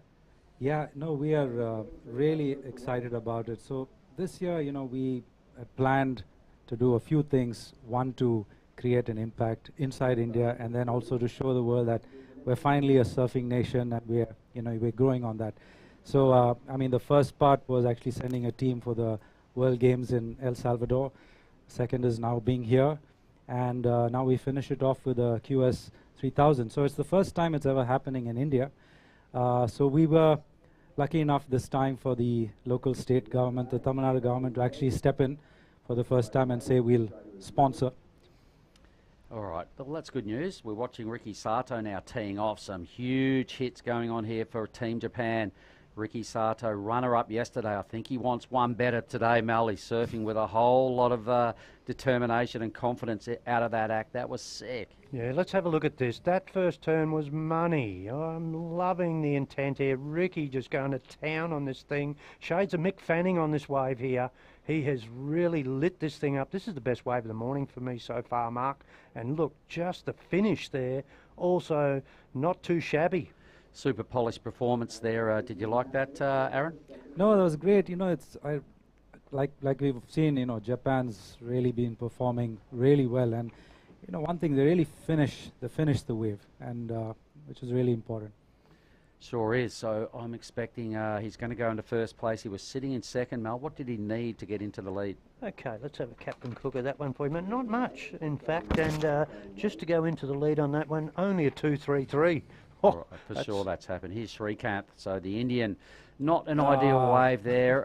Let's have a look at the replay again, Aaron, and we can see what happened here. Mel? Sure, yeah, let's have a look at this. Here we go. He eyes this off. I like the bottom turn. It's strong. First turn ain't too bad either. This second turn, it just gets stuck in the lip a little bit there, which then draws the error and then loses that speed that's needed. That wave's peeling off pretty fast too, Mark, so really good surfing for him to get to where he got to, but he's going to have to do more to pretty well much stop the juggernaut. Yep, so the judges will be comparing that against Ricky's wave. There was a clear difference here. So for you, Aaron, do you guys go home now and have a debrief on this event and look at perhaps some of what Team Japan are bringing and show your surfers? Do you have a coach that's going to help them break this down at the end of this event and see the areas that they need to improve on? No, it's absolutely, like I said, the whole thing has been a learning curve, and Japan stands out at this event, and we've really been trying to talk to them, saying, I know in the last 6 years they've really come in like a real power in surfing. So we want to learn from this. So we are going to go back and yes, spend time with the coach and get better at this. So the one thing that we are really looking at is to get our boys out to surf more in the Maldives and Sri Lanka. We spent the last 6-8 months doing that, and we immediately saw the levels they grew to. So I think that's going to be the key to kind of work with the other nations to get them out with some training. Who is your team coach, can I ask? It's Samai. Samai is the coach who's here. Okay. Yeah. All right. So we did, I'd like to, also mention that we did use Pat Renaud for the World Games, and he spent a lot of time in Sri Lanka with the boys, and they really had a big learning curve there. So we're also trying to encourage a local Indian coach as well. So we're trying to find our feet at the moment, but it's, like I said, it's all the beginning and the learning for us. Well, that's it. So long as you can go away from any event and take some positives and look for the weaknesses and learn how to work on making your weaknesses your strengths. It's a big learning curve here. So we do have a paddler in the chute. This looks like Iko Watanabe, who's in second. He's still got the best score, a 7.50. As that last wave for Ricky, a 7.17. But some pretty strong surfing, a nice big air rev as a point of difference. He loves it. His body language shows that he was pretty impressed with the landing of that air rev. Did you like it, Mel? Yeah, no, I actually did, because this technically is pretty well executed, which has been the point of difference at the event. Really good roofline float. He then floats the boat into the second turn, but check this out. Frontside air reverse, fins first, spins that around. The judges are going to like that insofar as the quality of that manoeuvre is concerned, so expecting a big number here in the red column. Yep, going to go back into the lead for sure. Yep. Sitting in second place, his teammates got a 7.17 and a 5.17. Srikanth put together a 4.17 for his last wave, but let's watch this again. So he really kept his down the line speed going really well here. They were two kind of pretty hard moves. If he had a bobbled at all, he wouldn't have got to that section. Fully through the tail, straight at the beach, landed it, and he's pretty happy with his efforts, so good work. Fair call on the claim there, so I'm liking that. Aaron, just if I may ask, 10 days ago, turned up, walked up to the point, saw Team India there first, and, for me being a rookie and a white belt in the Asian Surf Federation, I started getting really piped about how good these guys were surfing, and I'm thinking, where has the journey started? I understand you don't have government funding. I understand there's other hurdles that have been overcome. Tell us about your journey to get to India there, to make someone like me, a 35-year veteran at doing this, sit up and take notice. No, it's been a lot of work. I mean, I've been very passionate about water sports all my life. I started out sailing, then went to windsurfing, actually competed in the nationals for a while. Cool. Then went into scuba, spent a couple of years in the Andamans, and then finally came surfing. So I started surfing, I started promoting, this fishing village purely on a social project. It was something I wanted to give back, right, and make a difference. So it started very small there, and from there we started running events, and then just to promote surfing, we started running a surf festival, which has grown from an audience of 1,000 to 20,000 people. So the awareness was something that we were trying to create. So it's been tough. So through my company, I mean, TT Group, we've been sponsoring most of the events, most of the athletes. Finally this year with the QS coming in, where we pitched it in this place, Mahabalipuram, which is a heritage site. It's got a beautiful shore temple sticking out in the ocean. It's really a stunning place for a surf event. We sold it more as a surf tourism project more than a sport, and they bought in. So I feel this is going to be the game changer for India when they see all these top surfers coming in, and that's going to open up a whole new area in India for surfing. Well done. Yeah. Well, we just saw your boy put together a reasonable wave. Here it is again, Aaron, Mal. Yeah, no, I saw this just out of the corner of my eye, and it was really apt that we were getting that commentary from the big boss while Srikanth was out there surfing. So, yeah, let's have a look at this one. Now, having a look at this replay, if I can, Aaron, maybe something your coach could perhaps take away to help Srikanth get to the next level. When he does his turns, for me, the board stays pretty flat, as opposed to the Japanese surfers that get on rail and really push hard through turns. For me, the judges would probably see that last wave of Srikanth and see a bit more flicky kind of surfing in his performance, as opposed to really tilting the board, staying on rail and pushing really hard and just blowing the back out of the wave. I can see a clear difference in what he's doing. So as perhaps a coaching tip, maybe just break down his surfing compared to what we're seeing out of, say, Ricky and Iko, and really just get to lean on these rails more going through those top turns. Good pick. No, absolutely. I'm definitely going to take that away. And I mean, one thing I've been noticing, the speed in which, you know, the Japanese team, you know, they have through any wave, whether it's small or big, and we feel we've not got there yet. So there's a lot to take back and work on. So the good news is Srikanth gets another surf today. All right, Yes, this is a main round. If he gets knocked out here, he's just got another 4+ ride. If he gets knocked out, maybe get in his ear and tell him to perhaps take a bit more risk when he gets in his next heat. So this is White Taro. He's in 4th. He's got a bit of work to do. All right, so he's screaming down the line. Behind him is his teammate in Ricky Sato.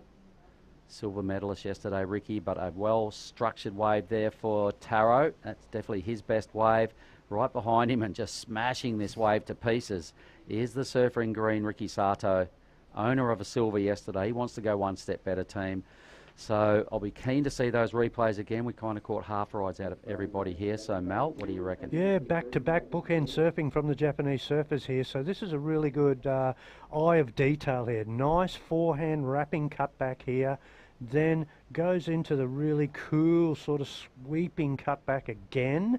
That turns a little bit tap turn for me as we see Green out the back going behind him. So the judges have got their work cut out for him here, Mark. The camera is sticking with our first surfer up, and he finishes that wave at the end. So maybe not getting up into the stellar heights of the good surfing range there. Probably will draw that down a little bit lower, but I want to see Ricky Sato surfing. I've got a feeling that he covered himself with the spray from one of those turns. Over to you, buddy. All right, so Iko again on another wave. Down he goes this time, so he won't improve. But Ricky Sato really liked the wave of greens. I'm not sure what his backup number was. I think it was only a 517 actually. So Ricky will improve on his 2-wave total. I could probably see him going into the lead here. White's gone up into 3rd place. Your boy drops into 4th. So if you can see his numbers, Aaron, they're kind of both in the 4-point range. Yeah. To get out of big time heats, you've got to be able to get 7s and 8s and beyond to challenge in these quality semi-finals. So Absolutely. I think if he could just sort of bury a bit more rail and take a bit more risk in his next heat, his best chance of getting into that grand final. All right, so Ricky's score has come in, Mark. It was a 7.2, so no doubt there. And Taro's wave came in at a 6.5. All right. So it's pretty close now for the lead as well. So what's Ricky looking yeah, at so now? Red is in first, mate. He's only needing to improve there on a 7.5. He's got himself an 8.33 and needs to improve, as I said, on that 7.5.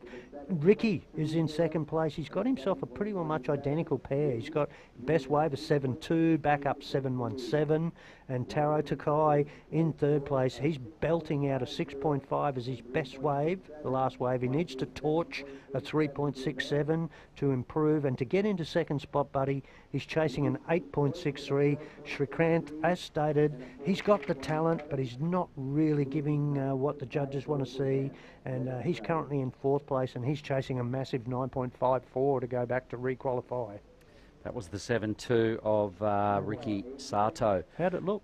Pretty good, really good. Lots of, lots of quality top turns going on. He's breathing down the neck of Red now, but he's put himself a fair bit more distance up against him and Taro. So Red screaming down the line, big roof line floater. So this is our heat leader, Iko Watanabe. A 10-point ride yesterday was insane. If we have a look at the results from yesterday, though, I'm sure he would like to go a little better. Let's have a little look at that. He did make the final, mate. He ended up in fourth place, so he probably won't be happy with his copper medal. He wants something that a little shinier. That's true, and that spells a warning shot for the rest of the competitors at the event. He's got the goods to go all the way. They all have. That's why they're here. This Yep. is a tough heat. These are the four guys that have not dropped into the repechage round, so we're seeing a lot of quality here. Team India, what day do you guys boost out of here, Aaron? You here for a couple more days, or do you leave tomorrow? No, we leave first thing in the morning. All right. So we get back and we start our national series on the East Coast end of the month. So we start with Pondicherry, which is an old French little port, and then Mahabalipuram, and then we end with Kovalong. So that's the national series, and it's going to be the qualifier for the ones who get the wild card For the QS. for the QS. Right. So it's going to be a busy month. Sort of sounds like it, mate. So on the move, Team India looking at pushing and really challenging to become a power nation in the Asian region. And there's a lot of quality nations in the Asian region now. Hey, once you remember Team Japan, what they're doing, Team Indonesia, the Filipinos are coming pretty hard as well. So Asia. No, I think Asia is really pushing up their game, and it's great. It's great to see and learn from these nations who've been ahead. So we want to really work along with them and see how best to improve our surfers. So step in the right direction, mate, getting a 3,000 into India. That can only lead to bigger and better things. Should you guys really impress and do a great job with that one, I can see, obviously the next step might be in the future to get to a 5,000 and then, see how that all pans out. We do have quite a few 5,000s in Indonesia, and that is how someone like a Rio Wider got up and qualified to represent Indonesia on the biggest scale. So it's step by step. You've got to start somewhere. That's the aim, but we wanted to take it one step at a time. So learn and get better at it. Yeah. So we're really excited, and so you should be. Yeah, and as I said, Aaron, I'm really impressed. And geez, as the godfather representing India and being so well behind them, this has got to be so. I don't know, the pride and the fact that this thing is just going to launch you guys in the years ahead. You must be really looking forward to the future. No, it's just watching these guys out here, and really proud of them. Gives me goosebumps. So I think they've all got a bright future ahead. Was that swinging from the fences, Mark, that Yeah, last the wave boys, both of them, red and Check green, this just out. some gnarly wipeouts. The boys are pushing pretty hard. They're already in qualifying, advancing positions. Watch this. Here we go. Look at this. This is what I call swinging from the fences. Big bottom turn, top turn combo then. And again, hard out of the bottom. Tweaks the tail on this wave. And then look at this. Oh, that is to die for. And if he had landed that, I'm thinking that would have been a massive score, So, boy, that Ricky is Sato. really just getting the Stuart Surridge big jumbo out and teeing that thing off, and it's gone out of the ground. All right, so how's our time looking, mate? We must be getting the back end of this one. Into the sub 5 minute, in fact 3 minutes and 50 seconds mark. All right, But and what smashing about that. priority? How are we looking? Who's got top priority towards the back end here? Let's get on board with this one for you, me old mate. So priority looks like first priority is with blue, second priority is with white, and third priority is red. Having said that, has Srikanth got a look at second place? What's his Yeah, requirement? let's see. Srikanth here is looking at a 954. So, yeah, That's a big one. the It is. Japanese boys. Here he goes. Here he goes. Let's wheel him along here. This has got to be his best wave anyway. This has got to be something that he can take away from this heat. Really good first turn. Second turn, not too shabby. There it is, just that little jag as such. So, yeah, no, I'd like the first turn. Mark, over to you. What do you reckon? All right, so not too bad. He did pick an A-grade wave, so congratulations on your wave choice, Srikanth. That's slightly better use of the rails. May have just lost a little bit of pace on that, and once again, so you can see where the errors are coming there, Aaron, that you've got to keep it clean in comparison to Team Japan, who are that slick, they don't miss a beat. That's the level. All right, so Srikanth will get another surf in about another hour or so. So he'll have a little time to debrief with you guys on the beach, take some water in, get his board ready again for another hit at it. But we wish you guys all the luck with that. Let's watch red now. So the heat leader, Iko Watanabe. Team Japan, very slick, super fast, always looking polished, and there it is again. Hey, he's got a quiver of claims in his skill set as well. He's loving it. All right, let's look at this. This first turn is pinpoint accurate. Look at that. Second turn here now is the set-up turn. He speed out of the lip here, and boom, front side air rev. Front foot gets right up on the nose there. The judges are going to like that. That was a good rotation in the air, and then to be able to land that thing in the flats, he liked it. Well, rightly so. It was pretty sick. He's going for it big time. He's really starting to get his winning groove on from earlier in the week, Mel. This would put him straight into the grand final without dropping a heat in the juniors.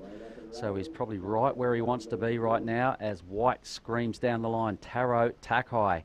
He needs a big number. No scoring moves just yet. Pretty good. Nice little drop out of the lip. Sets him up for a second hit. A third hit as well. So he's doing lots of work. He's surfing for his life to go straight into the grand final, but he won't drop out of the draw should he not get there.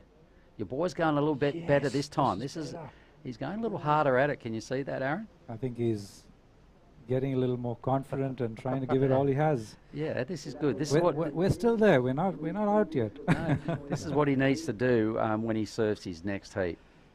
All right, now let's have a look at this. This is in the top 1/3 of the wave, so you can see he's lining up the speed, the power section here. Out of the bottom into the top, and just as you said, Mark, just gets a little bit of an airdrop there.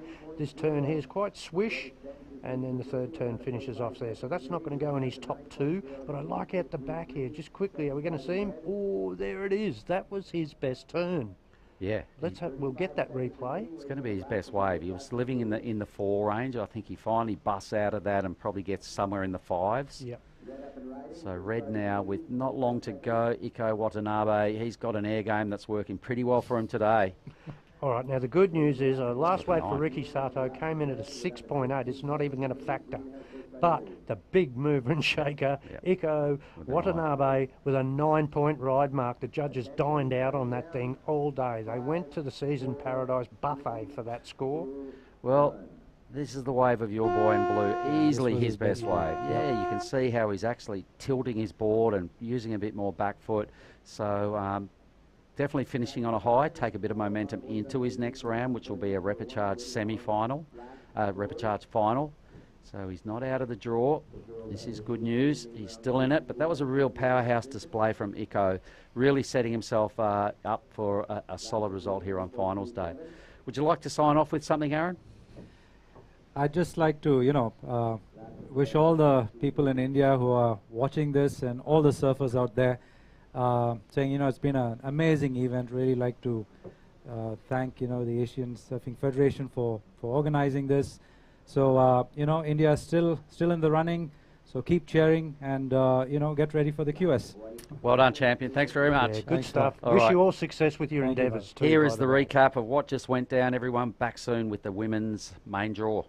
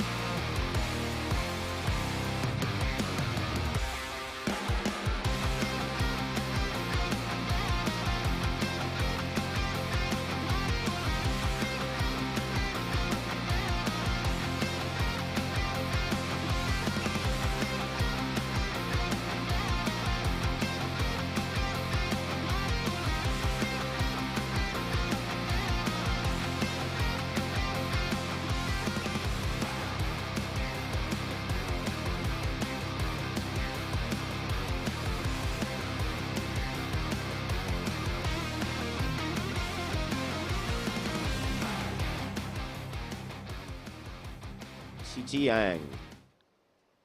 So here we have our results for that last heat. Boys under 18, main round 4, heat number 1. Winning the heat was Team Japan in red, Iko Watanabe with 17.33 points.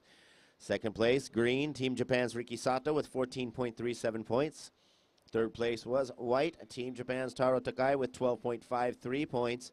And fourth, blue, Team India's Srikanth D with 9.60 points.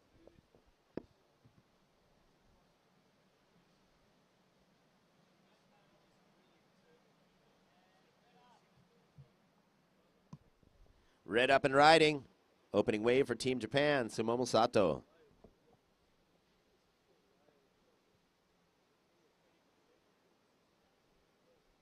Welcome back to the action here at the Asian Surfing Championships, picking up with live action for Sumomo Sato, our gold medalist for our women's division yesterday. She put together an incredible campaign throughout, worked her way through from the main event the entire time, didn't fall into the rapid charge round at all on the women's side of the draw, and walked away with that gold medal. She is now out and competing against her teammate from Japan, Kanan Takahashi, Mirai Ikeda, who walked away with the silver medal yesterday for our women's division, also from Japan, and Zixi Yang from Team China. So this is going to be an incredible surfed match, as we are going to get our top 2 surfers advancing straight through to the grand final, and our bottom 2 surfers will be falling into that rapid charge final.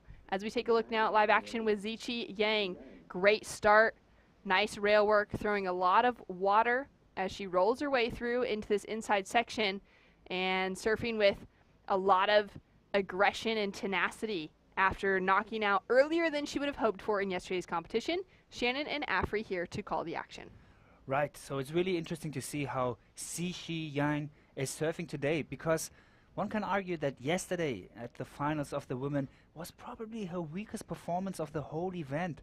If you think about her first couple of heats, where she was just dominating her heats, having excellent scores, 9+ waves. So yeah, let's see. I mean, that first wave of hers, you could really see that powerful surfing of Zixi Yang, of the 14-year-old Chinese surfer that we love to see. I really hope that she's more composed today, but the first wave looked sort of like it. An up and riding surfer in blue, Kanan Takahashi. Kanan, nice opening re-entry to start things off with. Couple turns on her backhand. Challenging conditions today for those surfers that are goofy foots, being that this wave is so fast and shallow, but she's able to capitalize, gives that claim on the inside section, and she's looking favorable heading into the rest of this heat. A pure East Asian heat on the girls under 18 main round, number 3, heat 1. So you can see that the East Asians in the sub-18s are dominating as much in the female division as they do in the older division, and that is because many of these surfers who were actually surfing yesterday also are surfing today. As we already heard, 2 medalists you can see from Team Japan, Sumomo Sato, the gold medalist winner of the Asian Surfing Championships women's division, and together with her teammate Mirai Ikeda from Japan in green with the silver medal. Zixi now up and riding, still waiting for scores to come through from the first exchange, and she's into that big floater for the second maneuver. She'll go down and not find that projection through the lip. CG is always full on. You can see powerful surfing and really goes for the technical, more demanding maneuvers. So once she can land it, it's guaranteed a high score. And up there you can see Team India having a chat with the Ministry of Health and the First Lady, the lady of the Ministry of Health, having their sort of discussing the Asian Surfing Championships. It's great to have the officials of the Maldives government being here supporting this event. Already in the opening of this event, we had the president of the Maldives, the vice president, and the Minister of Sports being here. So you can see that surfing does play a huge role in the Maldives, a country that is surrounded by water. We heard Che saying, the chairman of the MSA of the Maldives Surfing Association, 99% of the country being water pretty much, and that means a lot of potential of surfing, as you can see in Coke Surf Spot, the spot that we are surfing currently here in Thulusdhoo, Maldives Asian Surfing Championships 2023. That's right. It's an incredible fact to know that it's 99% water here in the Maldives. over 1,200 islands, thousands of waves. You have to imagine waves that have been, you know, possibly undiscovered still in this region of the world. Talking to Che the other day about the local surf league, the DSL that they run, which runs through a majority of the atolls. They've got a couple events way down south, one event in this kind of central area, and another couple events up north, for the sake of really exposing the surfers from different islands in different regions of the Maldives specifically to competition. And so they've been able to kind of increase the awareness of competitive surfing around. As we take a look here at Mirai Ikeda, wow, that was powerful, fast surfing to start things off for her opening wave. Still waiting for the first course in this heat, but luckily the Maldives Surfing Association and the government, they don't want to keep this precious waves that they're having just for themselves. Actually, we had a meeting today with the South Asian countries, the Association of India, Bangladesh, Maldives, Afghanistan, and Sri Lanka. We met up today and discussed how it is possible to actually make all the surfers from this region share their different breaks, including the Maldivian breaks, so that all surfers from South Asia can benefit from it, because we truly believe that any development of any region of Asia, Asia being the biggest continent in the world with having the biggest population in the world, more than half of the population of the world lives in Asia. So that means it's difficult, you know, to just go all together hand in hand. We believe that each region of Asia needs to be developed surfing-wise, so that it's beneficial for the whole continent, so that one day it's not only the Eastern Asians that do have that rich history of surfing, but also the other regions are capable to surf on top in the highest level of surfing. So soon you will see more Indian surfers, Sri Lankan surfers, Bangladeshi surfers, maybe even Afghan surfers being in this breaks and being able to not only have free surfs but also compete maybe in the domestic leagues. Oh, that's amazing. I love to hear the conversations of development rolling through for this region of the world, which hasn't yet really had the world's best surfers coming out of it. Of course, some of the best breaks, but from an actual international perspective competitively, there is that world of growth to come out of this region, which is a really exciting aspect to surfers from countries in this area. So the fact that you guys are having those conversations, wanting to try and work out how you can create better systems for the surfers that are competing, I think is absolutely incredible. I couldn't agree more, Shannon. You know, one thing obviously is the financial support, because if you want to surf in all the big events, especially thinking of the WSL events, they're so expensive. So you really need to have, well, a big pocket or somebody supporting you, and this is something that poorer countries and many of the Asian countries, they didn't have the chance like other countries, those famous surfing nations like Australia or US had. But the other thing is to be able to surf different spots. You know, having a perfect wave like Cokes or some of the other perfect reef breaks that you have in the Maldives means that you get to learn to surf perfect conditions. But it doesn't necessarily mean that you're able to surf onshore beach break, or even a long point break, or a powerful break like we saw 6 weeks ago in El Salvador during the World Surfing Games. So having these countries being getting together and allowing their athletes to train on those different conditions, because Sri Lanka and India, they do have very different waves than what you see in the Maldives. That actually allows those athletes to be all-arounders and to be able to compete on an international level. Oh, so well said. So exciting to see that development coming from this region of the world. We got a couple replays here. At the moment, it is our surfer in white, Zishi Yang, currently sitting in the lead with a 6.67 as her high score from this wave, a 1.5 to back it up. We've got a 7.67 on the board for Sumomo Sato in second, and a 6-point ride on the board for Kanan Takahashi. 6 maneuvers on this first very wave of CG Young, 7 with there the lip kind of got away from her, but still the prior 6 waves really made the major portion of her 8.17. And here you can see surfer in blue, Kanan Takahashi on her backside, struggling a little bit in the first part of the wave, but then being more composed at the end and able to finish big on this 6.00 ride of hers. And we've got a 3.67 on the board for Mirai Ikeda. As we take a look at that fall from Zishi, we saw a similar wave from her yesterday, so she's clearly wanting to change up her variety in the opening maneuvers of her waves. But it's this one for our surfer in green. The 3.67 has her sitting in fourth.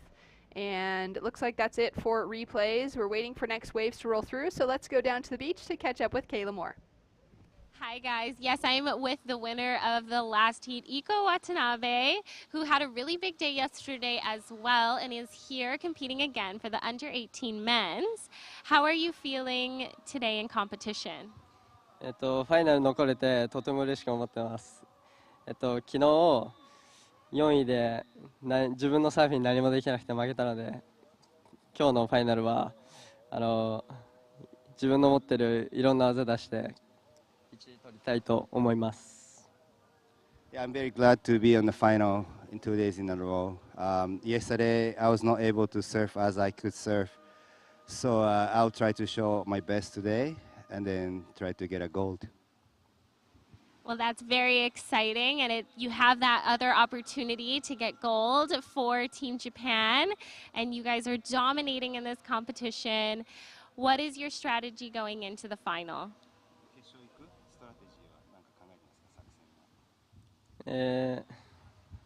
作戦というか自分の持ってる技全部出して、今日はみんなで笑顔で飛行機に乗れるように自分も精一杯頑張ります。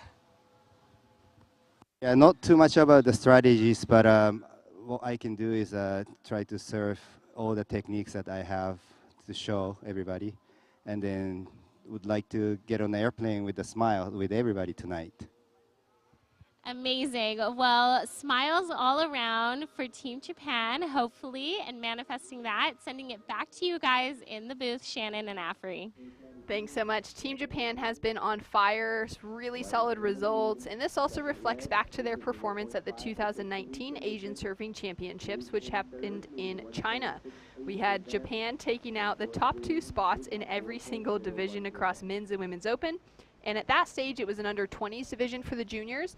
Now the age has been decreased to the under 18s division for this year's event. And currently in the water on the women's and under 18 girls side, the only surfer in the draw this week who had competed at that event back in 2019, finaled then, and is looking for another chance to be in the finals today is Zishi Yang for Team China, who took away that 3rd place bronze medal on the women's under 20 shortboard division back at home in China in 2019. And that was, I think she was 11 back then, so crazy that already at that stage, at that early stage, she was capable to get results like that. And thanks for Iko from the surfer from Japan, who was the heat winner of the last main round. For me, sort of like the rock star of the Japanese team. Very unconventional, not only in the water, but also outside of the water, you know, having, well, normally, you know, the Japanese people, you know them as being very polite and calm, whereas Iko, he spices it up a little bit, makes some jokes here and there, and you can also see that style in his surfing, doing very unconventional stuff, trying to go for airs where nobody else is actually looking for the air, even like those shallow sections, barreling sections even. So when he says he really wants to show his arsenal, he is going for it. This is what he's trying to do. He's not only trying to get the 1st place, but he wants to do it in style. So I'm really looking forward to the finals because Iko will be there. We'll have one more rapid charge round for the men, and in that rapid charge round, the 1st and 2nd position will advance to the final, and then we'll see 4 sub-18 surfers from Asian countries to compete against each other. Currently, we are watching the main round of the girls under 18 in this Asian Surfing Championships, and the 2 best surfers in this heat will advance straight to the finals. The other 2 surfers in position 3 and 4 will have another chance in the last rapid charge round to decide who is going to surf against the other 2s. Live action now with Kanan up and riding. She opened up with a 6, now looking for even better wave selection here on her 2nd ride. Couple snaps under the lip, breaking through that lip line on her 3rd. Still a little more of a horizontal turn, not entirely 12 o'clock on her backhand, but got some work done. Zixi now on her forehand looking to improve her situation. 2 turns through on the inside, and she's going to be improving on her backup score as we take a look at the replays here. You can see that Kanan is a little bit stiff in her upper body, which doesn't allow her to really go deep to her bottom turn, but nevertheless, she's able to keep the speed, do 3 maneuvers, have a little jump there at the end, but still being able to finish that last bit of her wave. So that will definitely go into her final score, since by now she only have 1 wave, so that will help her to get a higher score. CG Yang from China in white, still first position with a 6.67 and a 1.50. Here is her 3rd wave, and you can see the difference. Really going deep on her bottom turn allows her to have that powerful maneuver on top, goes with the lip and lands it. This is the sort of surfing we want to see from CG Yang. So scores to roll through for last of white. She's already sitting in the lead, looking to back up the 6.67. And our surfer in blue is currently chasing a 1.68 to get that advancing position over second place. Advancing through to the final specifically, as this is a non-elimination round, still being in the mains. So bottom 2 surfers will be heading to repechage as we see another unsurfed wave rolling through here at Cokes. It's been... I mean, look, as you said, it's a non-elimination round. That means nobody has to fear going out of this competition. But still, you know, it's the last day, 10 days, if not more days of surfing. Everybody is sort of tired already. Though we are not having the biggest day right now, nevertheless, you have to still paddle back.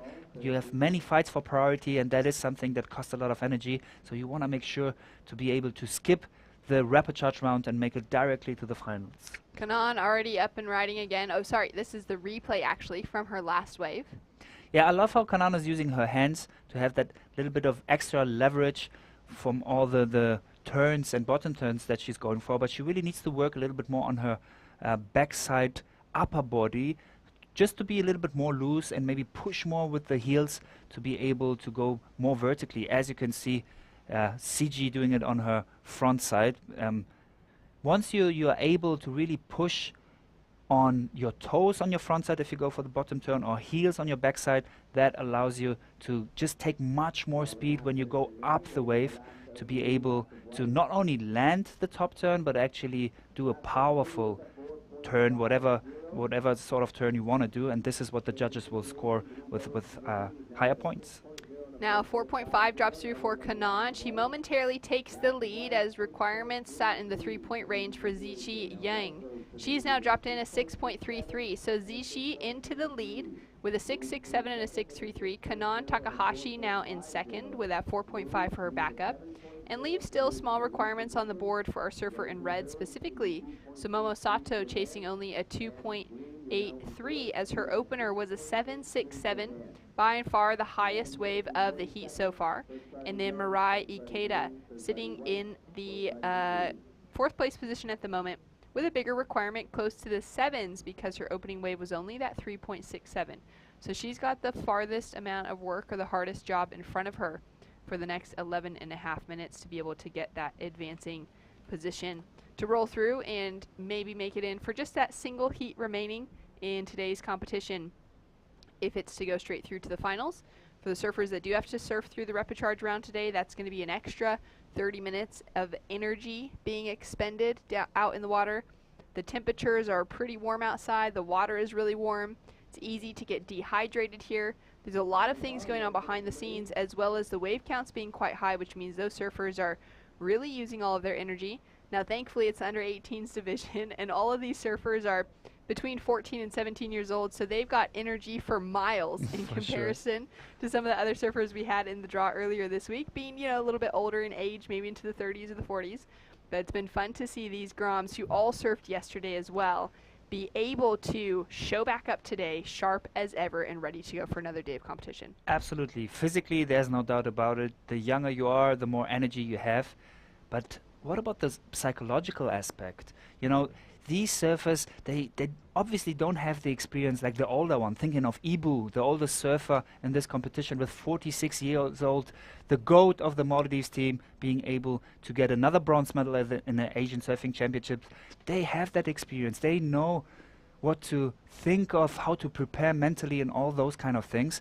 But surfing almost 10 days in a row, always having the fear to get kicked out of the championship. That is something that, you know, sort of makes you tired too. And now being in the finals, there's an extra layer of pressure. Luckily for these surfers, many of them, they were already surfing in the finals yesterday, so they might got a little bit used to that pressure. And already a little bit over 20 minutes watching surfer from China, Xiji Yang, competing here. There you can see that her teammates with the Chinese flag supporting her. I can already say she's much more composed than yesterday. Yesterday seemed to be sort of the lull, the weakest performance we have seen her, and she was performing in the excellent range. Yesterday still was a proper performance, but way below what we are used to, whereas now in this first heat, being in first position above all three Japanese surfers, that really shows her that that psychological factor is something that is of high importance too, and this sub-18 Asian Surfing Championships will not only give these surfers a medal at the end of the day, at least for 4 of them, but also will give them that extra experience to deal with the pressure.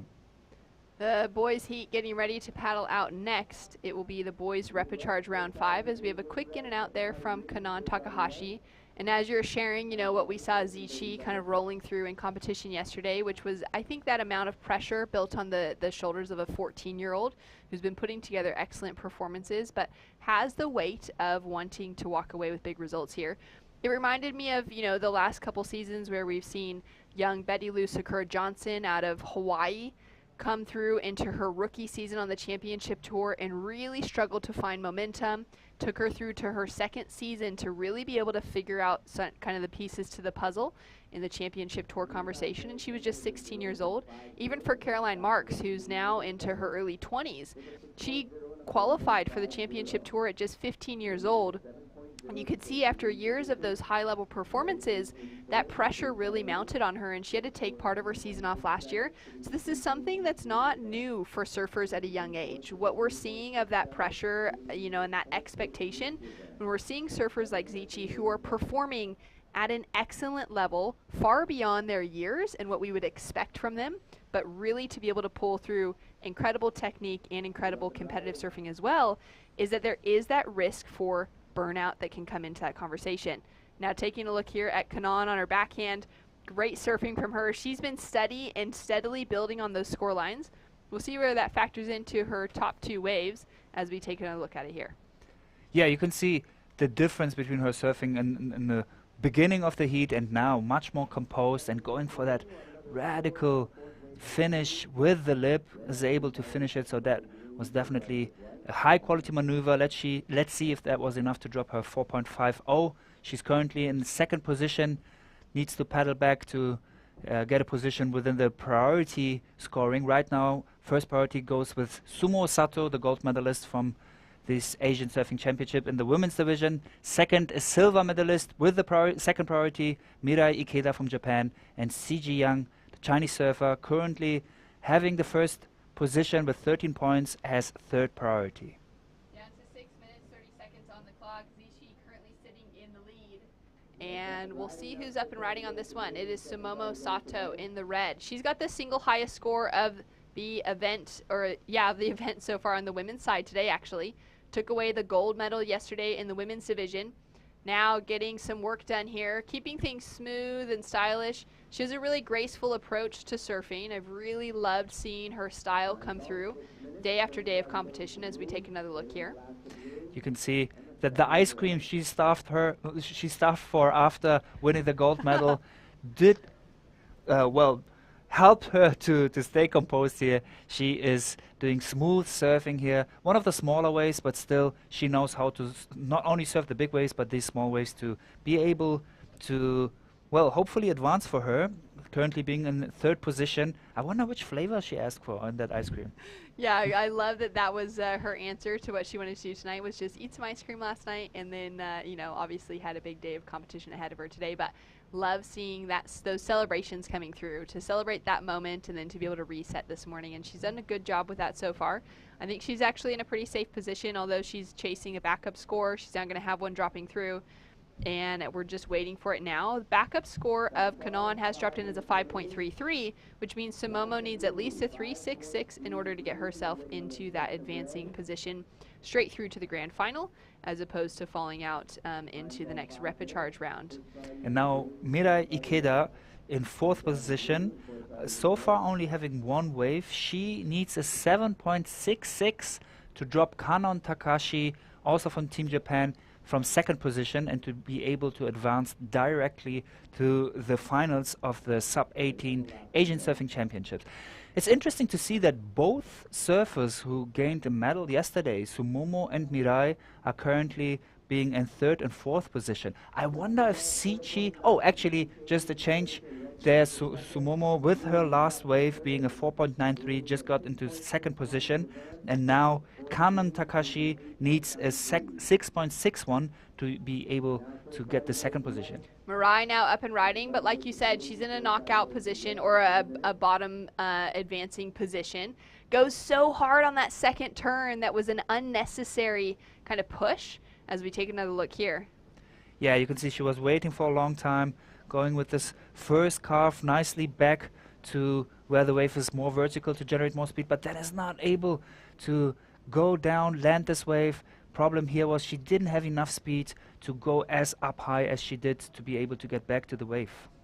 All right, so we are under 5 minutes on the clock, 3 minutes 30 seconds to be specific. China's Zixi Yang currently holding on to that advancing position in the lead. Sumomo Sato in 2nd. Kanon drops down into 3rd, though she was in a good position up until Sumomo was able to get her last wave. And Mirai Ikeda, yesterday's silver medalist for our women's division, falls with a 2.5 on the board for her backup score. So she's had a bit of a struggle in the water right now. She will have another opportunity if she's unable to find herself with a 9-point ride, which is an 8.93 requirement on the board for her to gain the top 2 advancing position straight into the grand final out of this heat. Still 2 minutes, 50 seconds on the clock, so we could see some changes on the scoreboard, maybe with one more set that rolls through.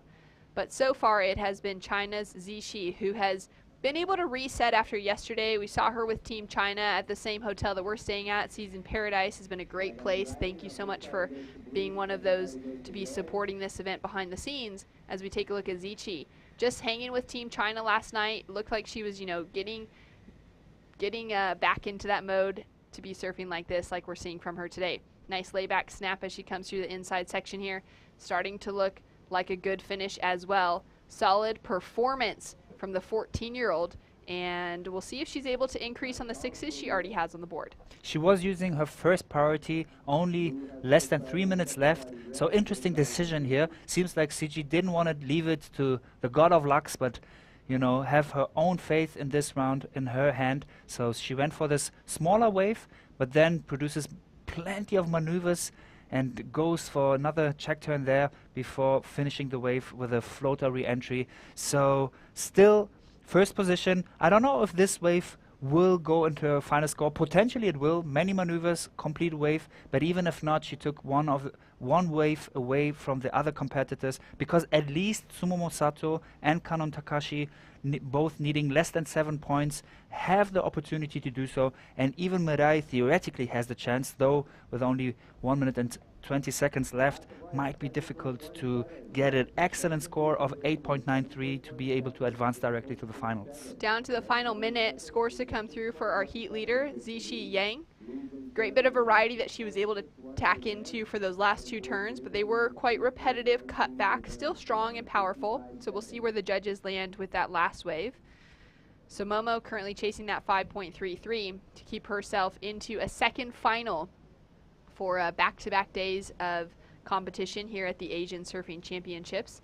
And it's been a long week in the lead up here, and we've had such an incredible time on the island of Thulusdhoo, and incredible support from the local surfing association here. So thanks so much for everyone behind the scenes. As we take a look, we're waiting for the score still to drop through for this last wave for Zixi. And it's amazing to see that Zixi always goes full on her maneuvers. You see, always super close in the whitewater, if not directly in the whitewater, with every finish of her maneuver. So there is not a lot of this calculation that we see from others to being able to really go with that wave, but she goes full on. Well, scores in. Judges liked it. They gave her a 7.17. It's her highest score of the heat.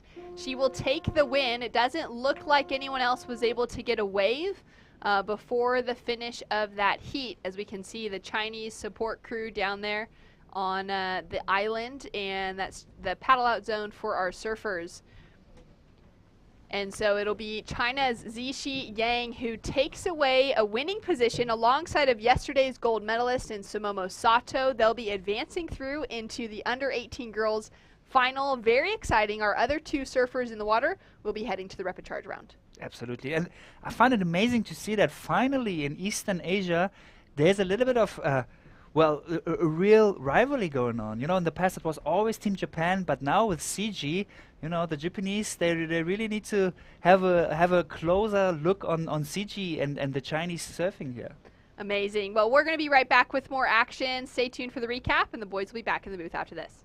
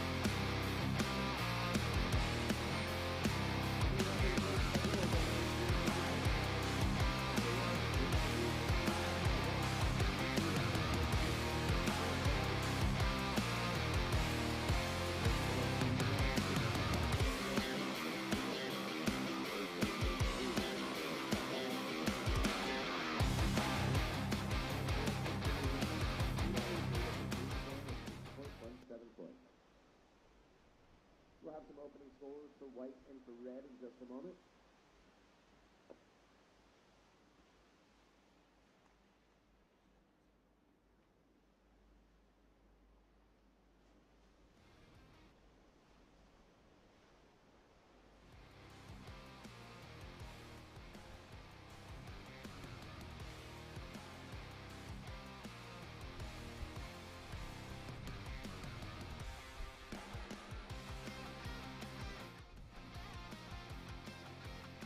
Righto, here we are. It's a beautiful scene. It is just after 12 o'clock, in fact, just after 12:30 Maldivian time here on Monday afternoon. We have our repechage round 5, our final repechage heat. 2 spots vacant in the grand final. It's going to come down to, is it going to be Taro Takai in the red, Shrikant D in the blue, Kasai Adachi in the green, and Kisor Kumar in white. So 2 Japanese surfers up against 2 Indian surfers. Either way, it's a great result for the Indians, mate, because Team Japan, they've already got 2 in the grand final. They've got potentially 2 sitting here. Can India get up and rattle the cage? Oh, look, I certainly hope so. The underdogs are basically up against the powerhouse in this rep round, but yeah, let's see how we go. This is a storm, you know, with the Japanese crew going on here at the moment. So yeah, big tornado is going on in the water with the Japanese team. And are the Indians going to be able to arrest them? We'll see. Yep, time will tell. Meanwhile, Taro's stamping his claim to become a grand finalist. He's got a 7-point ride in the bank. Kisor Kumar in the white, open with a 2.6. So Taro is the 14-year-old keeping his dreams alive of surfing for gold here today. He's got a you know, back-to-back heats is quite a tough draw when you're in, you know, two divisions. Yesterday they had a big heavy workload. They got to bat up again today. Steaming sunshine out there, Mel. It's got to sort of be getting a bit weary. Oh, absolutely. The only thing in their favour, Mark, is that unlike at home in Western Australia, there's no all-day wetty wearing going on here. You're in the boardies, you're in the sun, you've probably sweated your sunscreen off every time you've surfed. Iko Watanabe in the final. Ouch, he's been on fire. His air game today is to die for. Ricky Sato, the gold medalist from yesterday, he's also in the, the silver medalist from yesterday, is also in the grand final, and I'll be waiting the outcome of this one here. First and second join them. Taro looking pretty strong. We do have a special guest coming up for our junior final, mate. I've got in Danny Widiato's ear, and he's decided to come in and lend us his thoughts on his gold medal winning performance from yesterday. Oh, that's a real scoop, and look, I don't know any other commentator that would have been able to do that as easily as what you've done, so yeah, I'm looking forward to seeing Danny. He's the superstar, he's the gold medalist, and I want to hear what he's got to say about what's going on. This is the 7-point ride, Mel. Yeah, really like it. Two really good, strong first turns. Last turn there, just slightly hung dog, but no, just flat out, straight, good surfing. There you go, 7.0. You can throw a 7 at that all day, every day, because it's easy, you know, it's good surfing, and that's what I guess the judges are. 0 to 3 is poor surfing, you know, pretty much 3 to 5 is sort of fair surfing. 5 to 6, you're looking at the average range. Then we start going a bit more stellar high. We go to 6 to 8 with good surfing in scores, and Mark, anything over 8 is then starting to really hit the stratosphere, isn't it? That's excellent surfing, and that's what we all want to see. So this is what the youngsters look like. That's Taro in the red, Srikanth in the blue, Kisaw in the white, and Kaisi in the green. So two Japanese surfers trying to make it an all-Japanese grand final. A couple of Indian surfers there doing their best to rattle the cage and get in amongst the medals. Team India, we just heard from Aaron Basu just before, and he told us on all the good things that are going on in Indian surfing in their federation to try and drag their nation up into a powerhouse status. Meanwhile, Taro Takai, it's got another nice wave. It's got a bit of a bowl and a couple of tidy pockets. Good little wraparound cutback to finish things off. So a easy wave to ride, but he did stick the turns in the right part of the wave. Oh yeah, let's have a look at this. This is really purist surfing. Look at this. That one goes out to 11 o'clock, but back to 6 again. So that one then goes to 11:30, and then back to 6 again. So he's just staying in that powerful section of the wave. He's winding himself up and down through the fall line. So Taro Takai there, he's got it on lock, Mark. And just throwing the fins at every opportunity as well. You've got to take note of that. That is part of the progressive and innovative side of life. So I'm sure the judges are going to buy into that. A short wave, but strong surfing, kicking the fins out, particularly on that first move. So I'm seeing another decent number about to drop here for red. Yeah, no, it's really, really good to watch. And as I say, I'm really stoked to see the Indians. And, you know, as you said, Aaron, he just spoke so well. He's passionate. You know, in fact, Mark, he actually helped sponsor the whole thing. Here we go. This is what we're talking about. Look at this, ladies and gentlemen. Really good rhythm, power, flow throughout this. That's where all the 7 points came on that first wave. And look, the judges... Second score's in as well, Mel. Second score's in, so I really like the comparison here. Let's have a look at the replay there. And that second score looks like that's going to come in close to the 6s, and in fact... 6.83. It's a 5.33. 5.33, is it? 5.33. 5.83. 5.83. All right, there we go. Close to a 6. So either way, a second good backup number. We have Kayla Moore down there with, I think, the winner of the last heat. So let's hear from you, Kayla. Sato, who was winner of the women's final yesterday. She made another final today. How do you feel about making another final? I'm so happy to the yesterday wins, and today's go to final. Amazing. Yes, what an accomplishment for you, being so young here, competing at the Asian Surfing Championships and making 2 finals. What is your strategy compared to yesterday? Is your strategy different from yesterday's for the women's final? Yes. Yes. I wanna go first place. Today's the under 18 class too. So work hard. Work hard. Well, that is amazing. We look forward to watching you in your next heat. Thank you, Sumomo, and back to you guys in the booth. Work, Simomo. Congratulations on yesterday, and good on you there, Kayla. So we are 21 minutes into a 30-minute match-up here to get our last two grand finalists. Team Japan already have two charges in that final. We have yet to see two surfers in this heat rider wave. So we have Blue, the other Indian surfer, Srikanth, waveless. And we have Kaisi Adachi, also waveless, which is unusual. So I imagine, here we go now. So this is Kaisi Adachi, picking up a lot of speed. Really good wave. He's waited 10 minutes for this thing. He blows the fins. He turns it into a one manoeuvre wave, Mel. A good manoeuvre nonetheless. It's got to relieve some nerves. Yeah, it's almost like we just don't see any lateral motion in their major moves. Look at this. Bang. Just like totally nails that thing. 12 o'clock down, one manoeuvre wave. It's not probably going to factor in his two-wave tally at the end of the heat. But just everything about that is, you know, the physics comes into play here. And, you know, for them to be able to, like, put that thing up in a lip and then the release of the fins and then just the power back down into the base of the wave, got to be admired, mate. And hence the reason why the judges are dining out on it. It'll put him straight into second place. He's only got to improve on a 2 to get, there he go, the number, well, it's not in yet, but Keeshaw has a 2. He'll drop into third. His teammate Srikanth, I can see him in the blue. He's the deepest surfer out there in the lineup. We'll just have a little look at the priority rotation. So Blue does have top priority. Kaisi for a 417 for one manoeuvre wave. The judges did like it. It was a heavy hit. Unfortunately, there was nothing else previous, so he's got the third best score of the heat into second. Srikanth would want to get a move on shortly. We've already burned off 10.5 minutes of this matchup. You want to stay within touch of the Japanese surfers, mate, just to keep them honest and to give them a little bit of scoreboard pressure. So this is not ideal for Blue. And even Keeshaw, the other Indian surfer, just on a 2.6.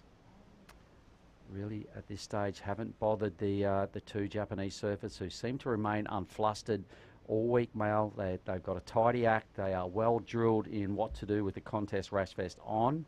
They've got these really tidy, slick styles, and I think the small, fast, zippy surf today is playing right into their hands. Yeah, no, I couldn't agree more. It's well and truly within their ballpark. What's going on here at this point? Don't I even know what the Indians can do to rein them in and, you know, rope them in at the moment. As you said earlier, perhaps trying to get the rail engaged a little bit more would help their cause. But the tornado that is Japan is just well and truly blowing at this point. So Japanese tsunami incoming, Mark. Yep, I think the boys, you know, the Indian surfers here just have to take risk. It's no time to downplay it. You've got to go big because he goes green, screaming down the line. Kaisi Adachi, boom, big heavy hit.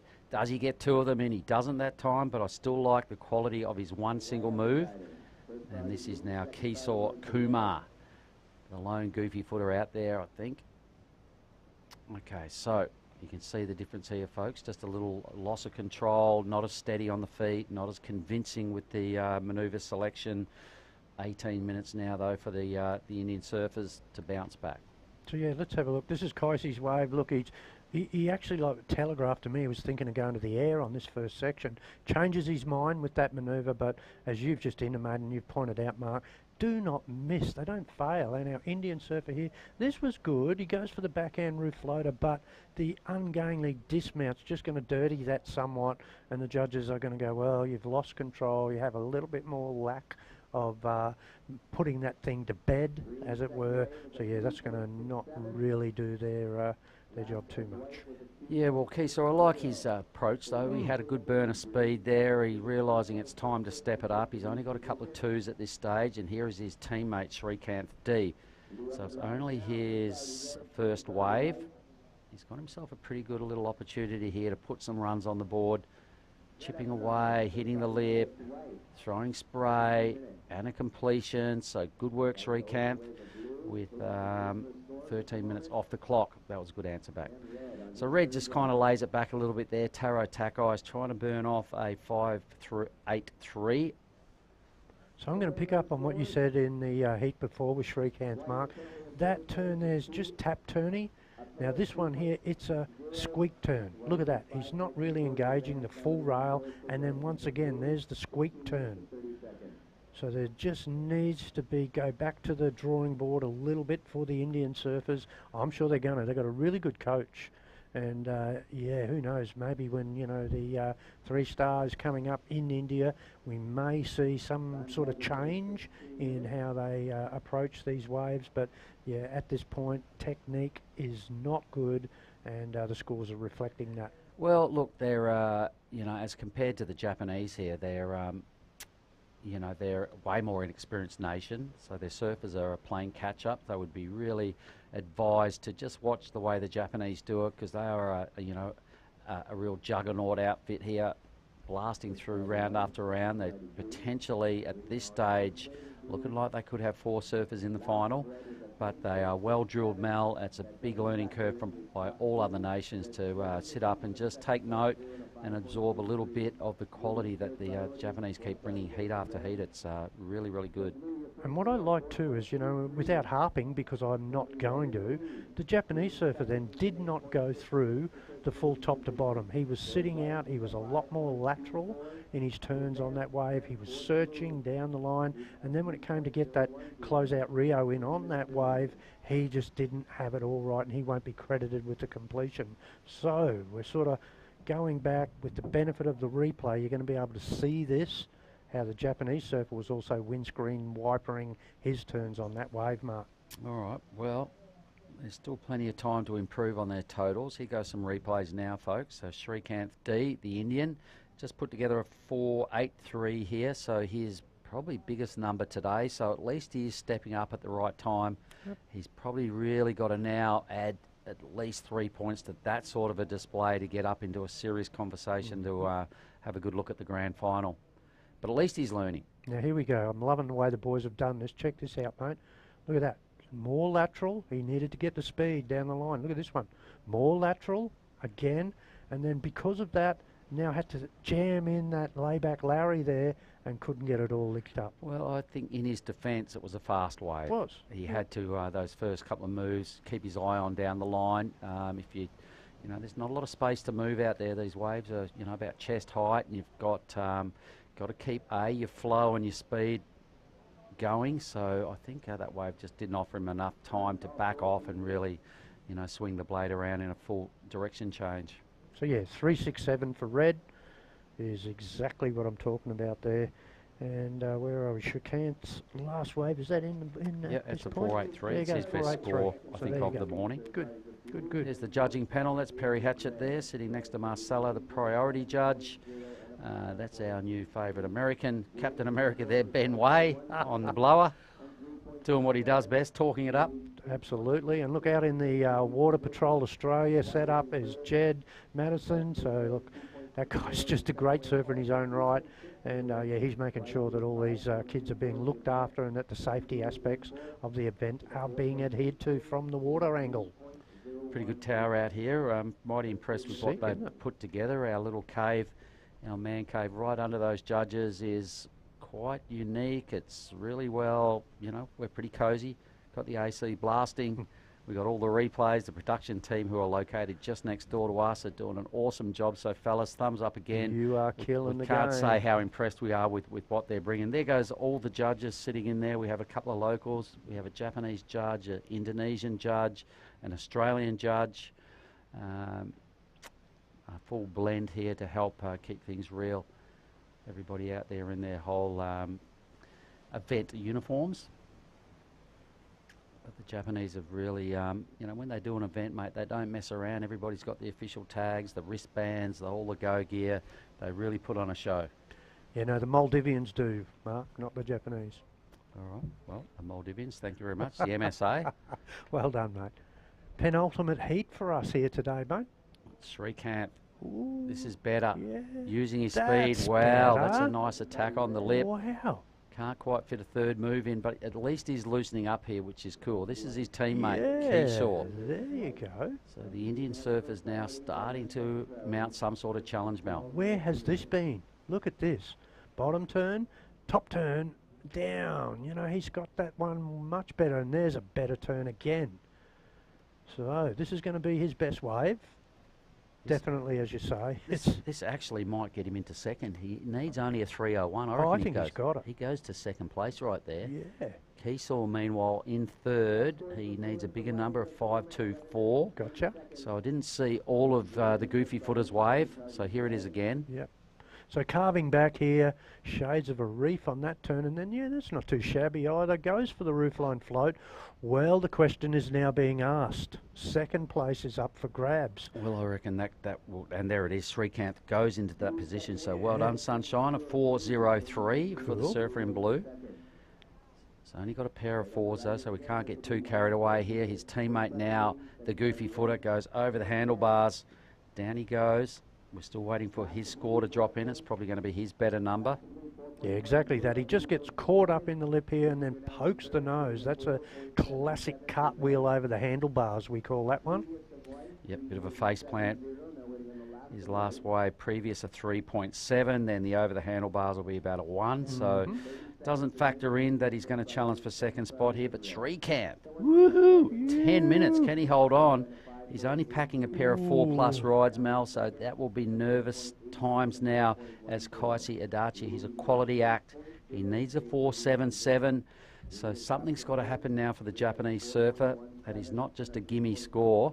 You've really got to get perhaps 2 moves going on a decent wave or one huge blast.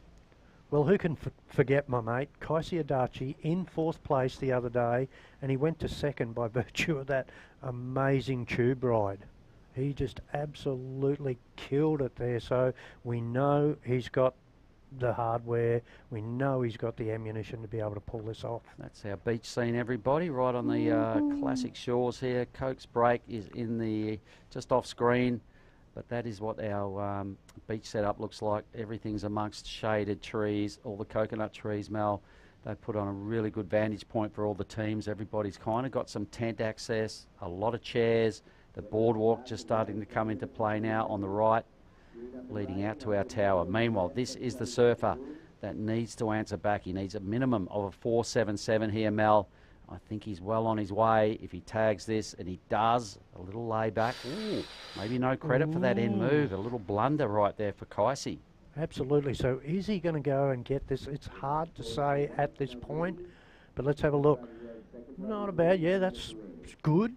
Second turn here. Yeah, he just gets hung up there, Mark, and the judges are not going to give him the credit of that manoeuvre. So I'm thinking it's marginal. Yep, the score based on his first 2 turns. He did get a bit of a finner going on his second move, which was pretty eye-catching. What went wrong? That was a stock standard hit for Kaisi. Maybe he's just feeling the pressure of the workload. Yeah, that many heats. He might have served too many heats, you know.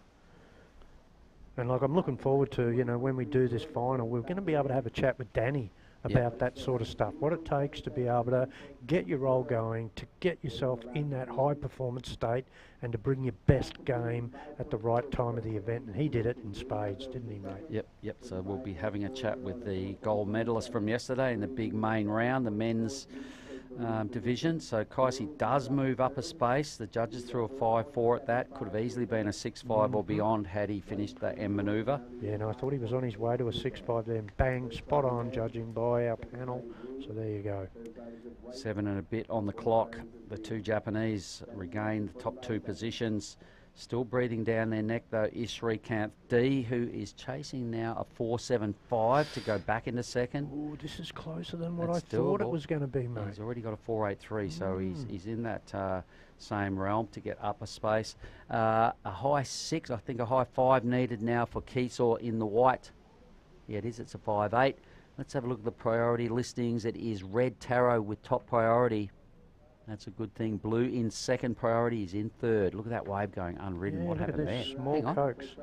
Can't sort of see behind the white water there of the previous wave what went on early. Taro Takai now just motoring through wave number 4. He's in the lead. He's got the matching red board.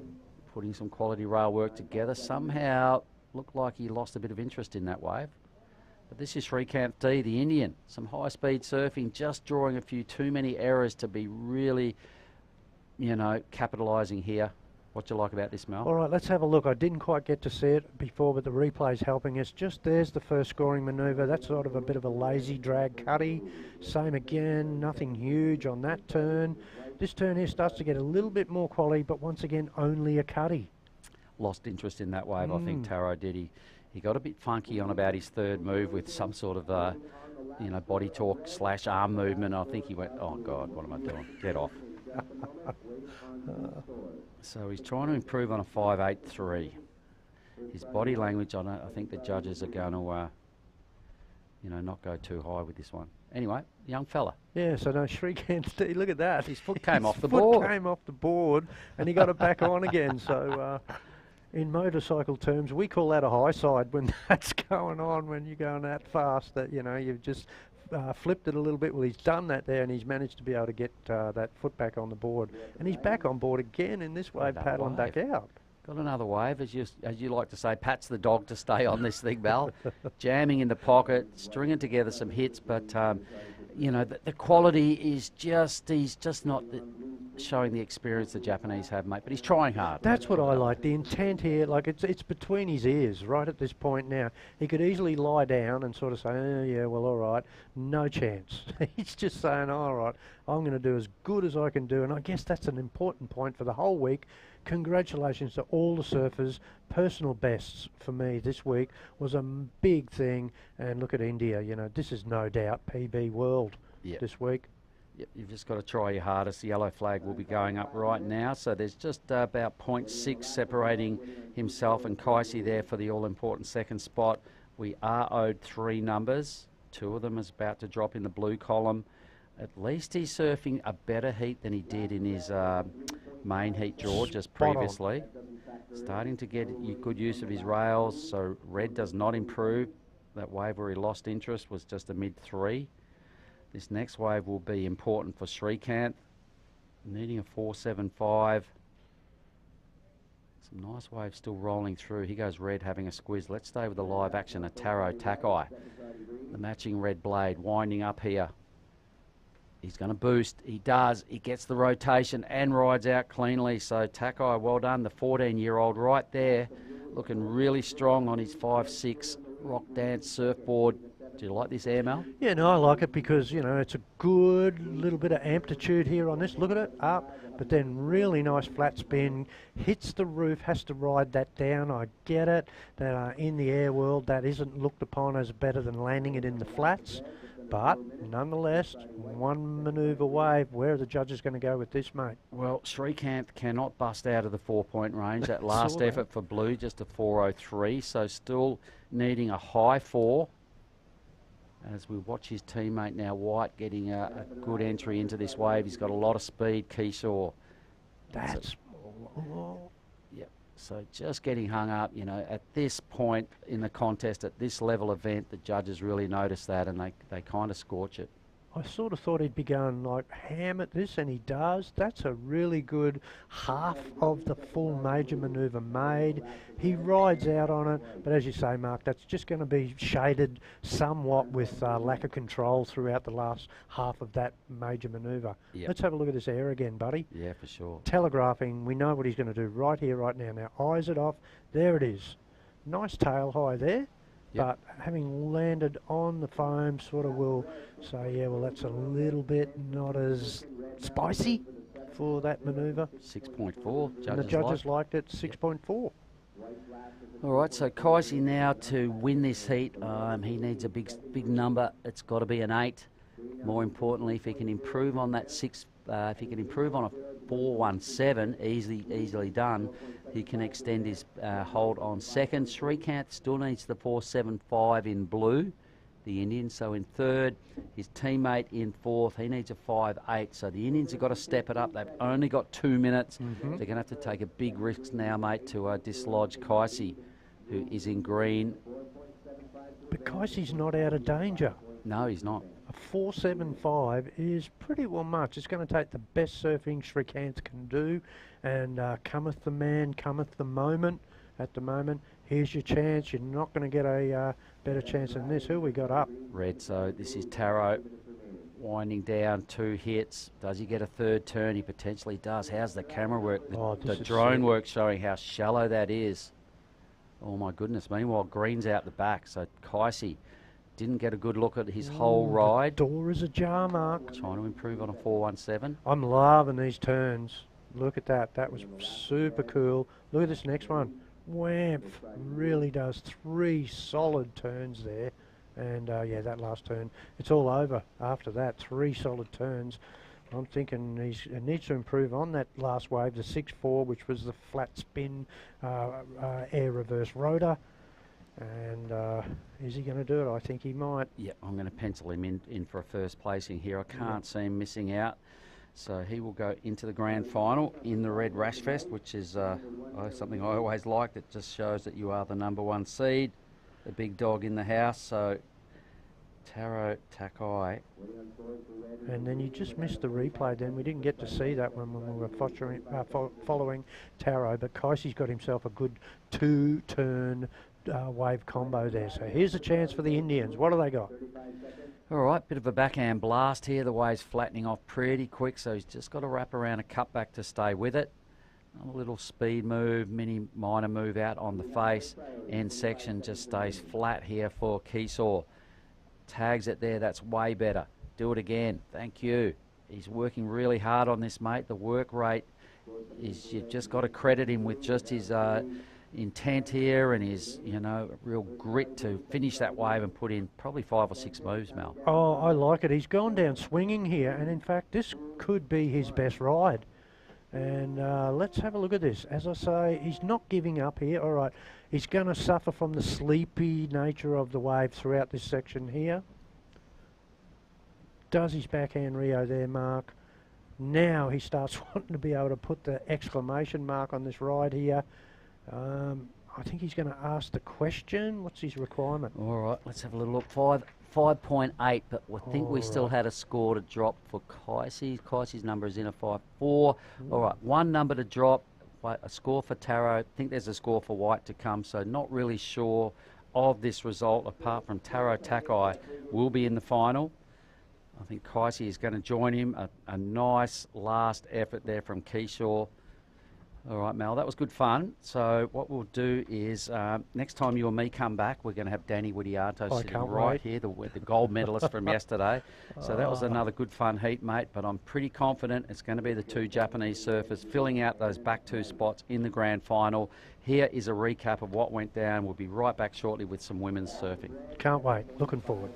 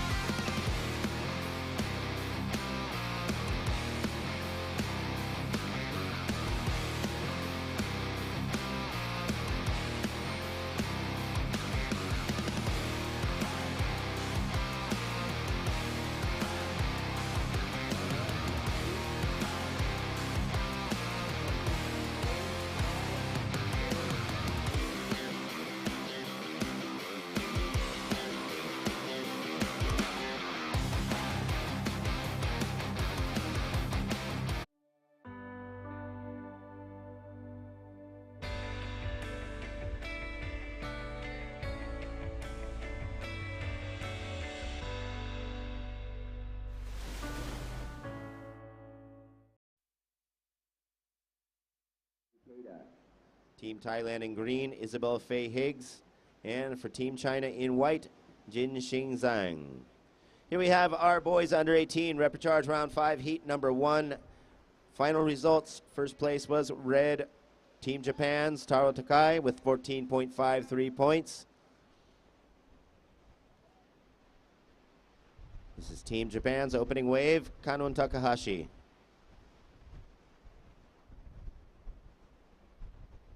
So in our last heat, second was green, Kaisei Adachi, Team Japan. Welcome back to the action here for the ASF Asian Surfing Championships. We are on our final day of competition with our under 18 girls and boys finals. Nearly underway. We are almost there as we're into our repechage round 4s on both sides of the draw.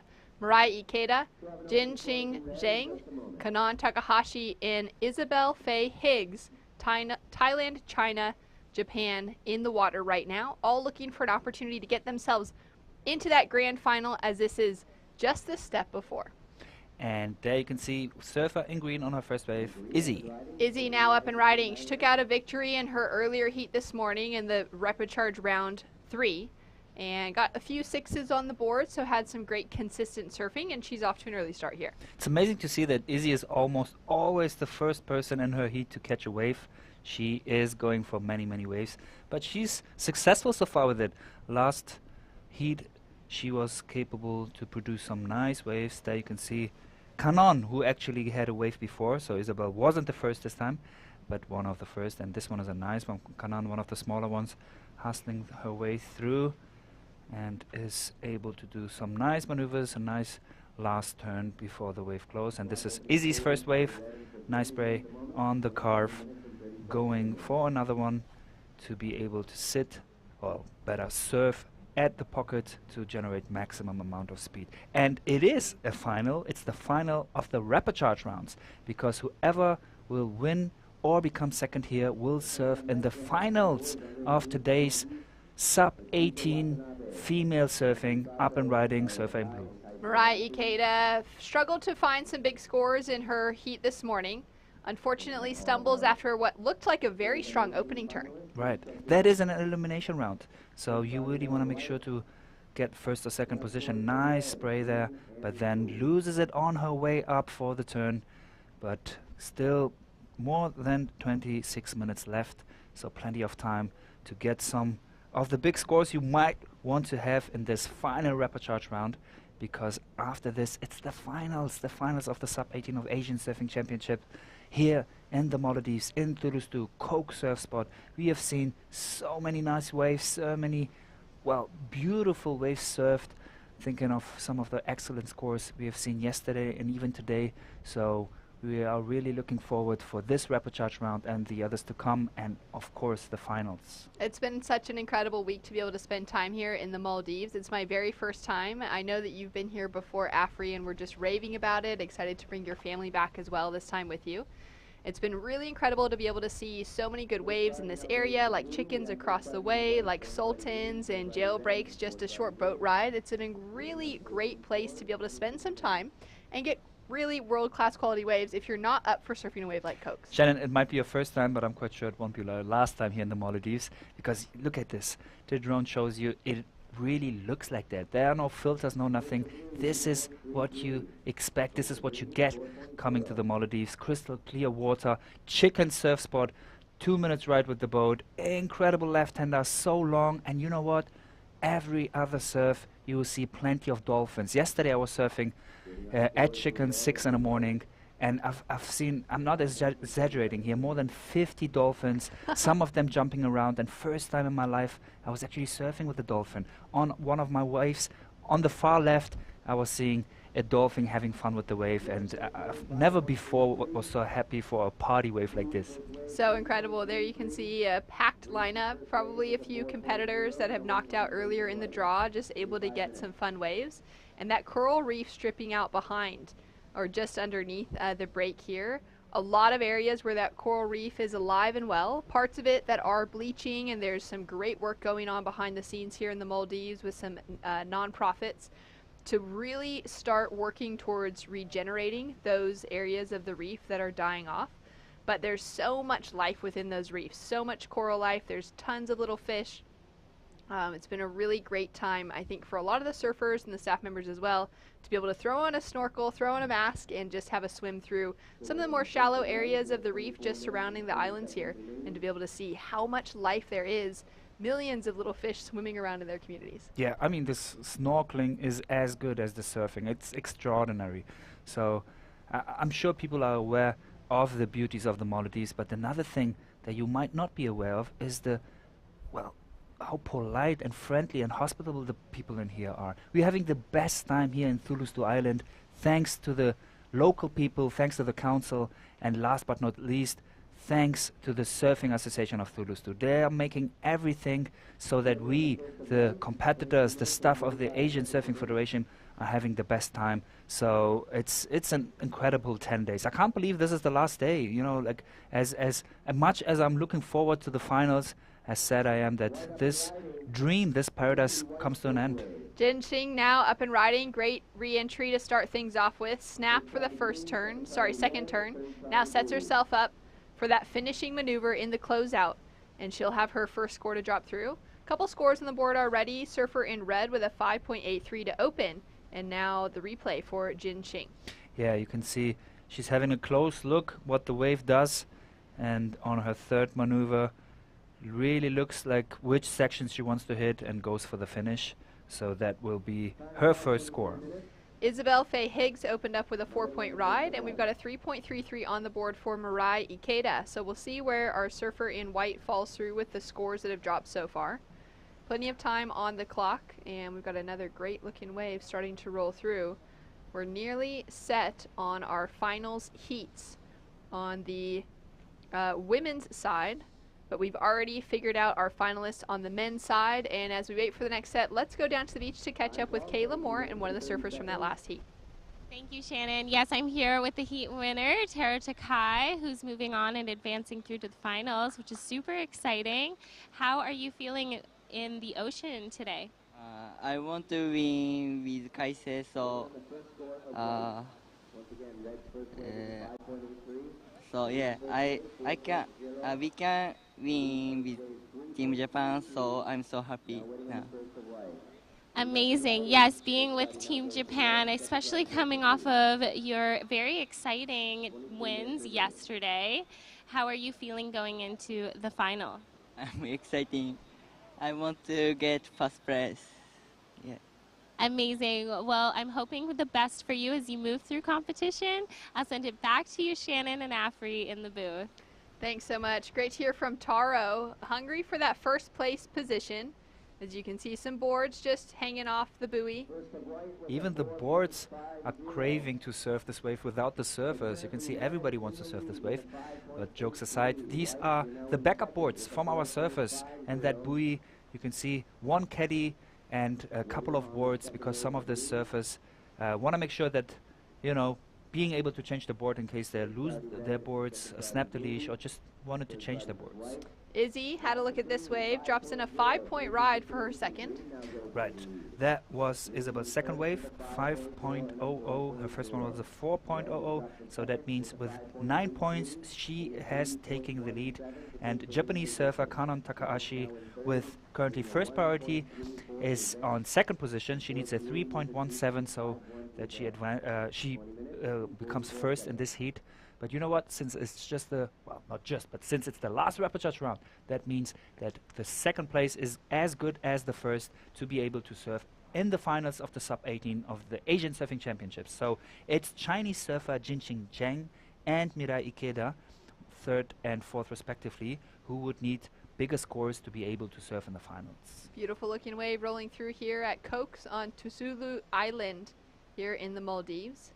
And we already have our boys under 18 final set, and it consists of 4 Japanese surfers. They have all made it through into this end of competition. Iko Watanabe, Riki Sato, Taro Takai, and Kaisei Adachi all will be surfing, and it means that Team Japan will be walking home with 4 medals this week on the boys' side of the draw, so that's an incredible result for them. As we take a look at Izzy now from the drone angle, great wrap to start. Hits the section under the lip, and she'll complete it right over that shallow reef. Kicks out in the deeper part on the back of that wave, which is a smart decision.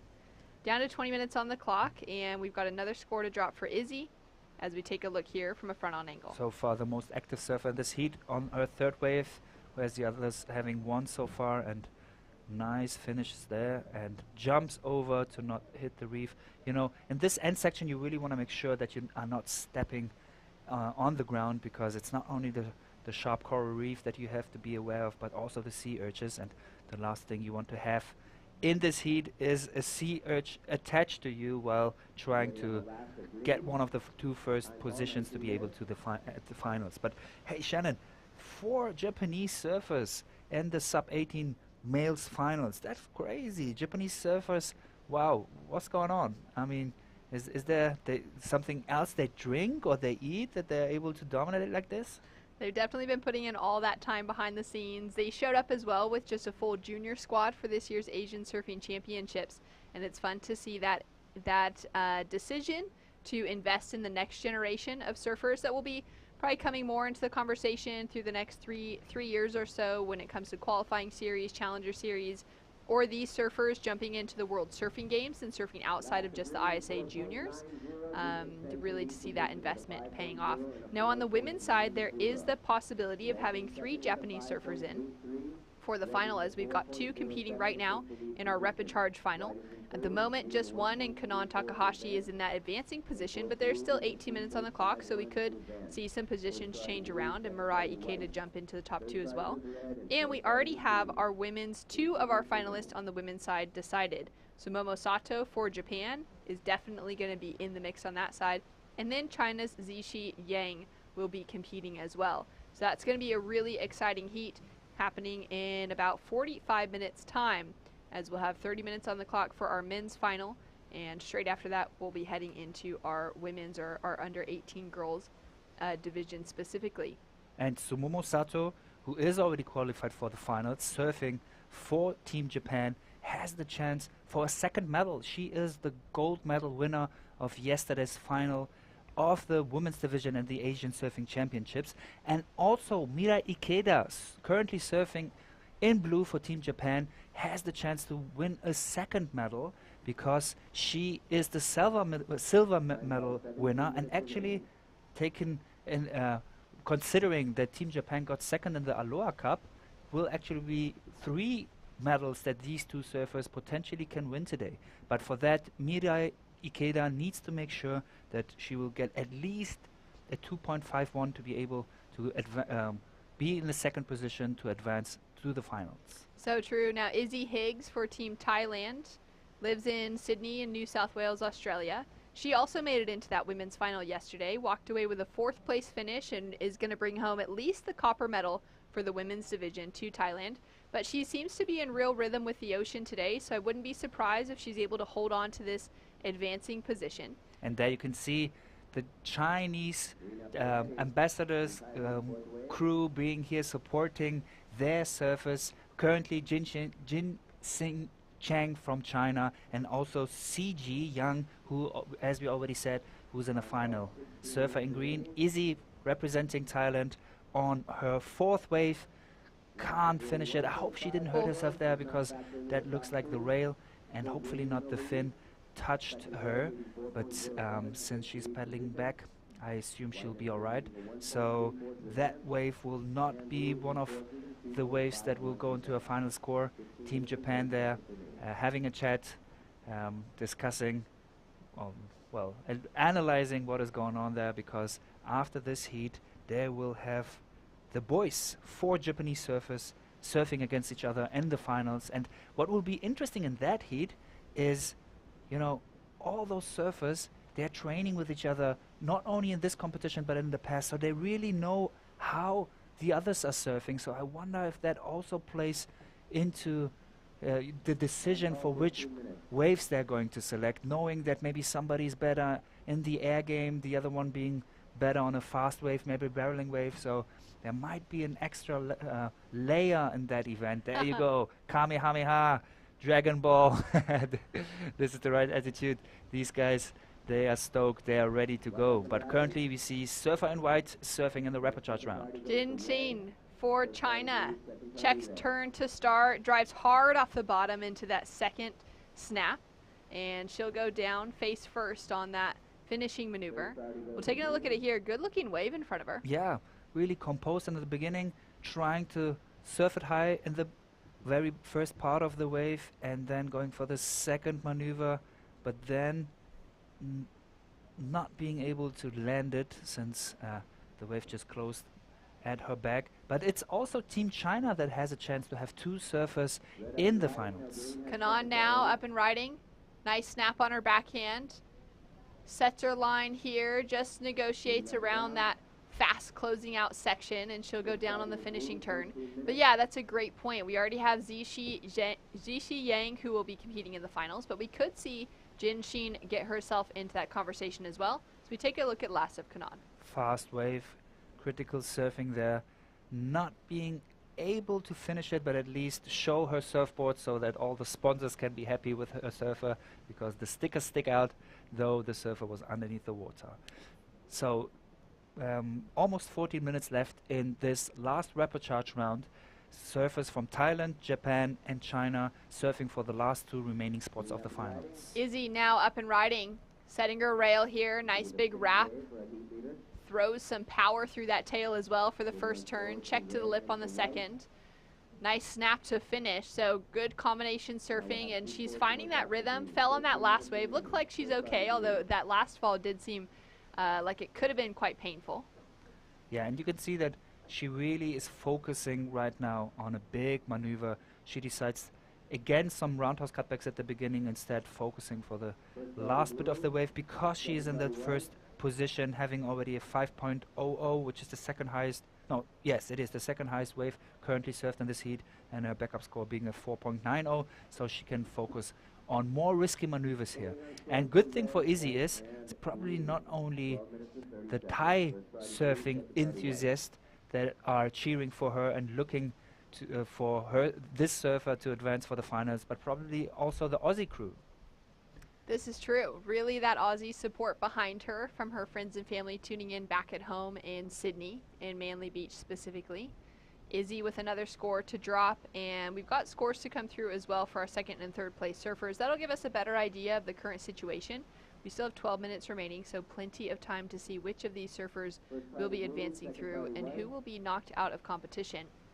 In this Mirai Ikeda sort of doing what she already did in the last heat, and that is being very patient. In the last rapid charge round, she was in fourth position for a long, long time, but securing the priority #1 seat, and then just, you know, waiting for the right wave to generate the high score that made her come to this last rapid charge round. And it seems like she's doing the same right now. She's the only surfer currently only having one wave, but she proved that she is capable to get some of those high scores. Not only did she prove it in the last heat, but she proved it yesterday during the finals of the women, where she was able to achieve the silver medal. That's right. Now Kanan's just taken away that leading position. A 4.27 has dropped in as her backup score to the 5.83 she opened on. Izzy still waiting for her last two scores to drop through. Our surfer in white, Jin Xin Zhang for China, with a 3.43 to back up her 4.5. Has her sitting down in third. As results drop through for the last wave of Izzy, it's a 5.93, highest wave of the heat so far. Sets her up with a convincing lead. As Mirai is now up and riding, she's chasing a 6.77 out of this wave to get herself into that advancing position, and this type of surfing is what will get her there. Beautiful rail work, great variety of turns as well. Leaves that end section without the question, and she is back to the lineup. So she did what we expect her to do. She waited for the right wave to show her arsenal of different maneuvers on a more critical wave in this stage of the competition, and that will for sure be better than the already first wave of hers, which was a 3.33. Question is, was it a 6.77 score that she would need to advance to second position, to drop her teammate Kanan to third position? And yes, it was even more than that. An 8.50, beautiful, precise surfing from Mirai Ikeda. Now this is the comeback that we've been expecting from yesterday's silver medalist in our women's division, as she fell out of our girls' main round 3 in the heat just before in that fourth place position. Her and Kanan having to now battle back to find themselves into the main final, as we take another look here at the 8.5. Excellent surfing from the surfer from Japan, showing all the different techniques that she have, all the different maneuvers. So her being patient paid off with the 8.50, taking the lead with a total of 11.83 points ahead of Izzy from Thailand with 10.93. So now Kanan and third position, surfer from Japan in red, would need a 5.11 to get to proceed to the finals. Jin Sheen now up and riding, setting her high line as she drives down, starting to set that bottom turn. Oh, just flies with too much speed off the lip of that wave. Yeah, that was a critical moment. She knew that she needs to generate something big, at least a 6.94 to be second. But unfortunately for her, that was too high, so that she couldn't really make a floater or a top turn there. So now she will lose her priority. She needs to pedal back. Still got almost 9 minutes to generate that 6.43 that currently would be enough to get to the finals. 8 minutes, 20 seconds on the clock. Maybe a deeper bottom turn on that one for Jin Sheen would have been able to burn off a little bit of that speed to time up that top turn. Exactly. But challenging with these conditions today to see how many of these waves are just running off so fast down the line. They're closing out a little bit quicker, as we can see with so many of the sets that are rolling through. You can see that all of them on those faster waves are really concerned with losing the wave, you know, doing a maneuver that might cost them too much time and losing their speed, so they wouldn't be able to continue. But in a situation like this, it might have been a smarter call for Jin Sheen here to really focus on just one big maneuver, going vertically up and land with the lip to get one big score. Sometimes that one perfect radical score is enough, could have been enough to get that 6.43 that would help her to advance.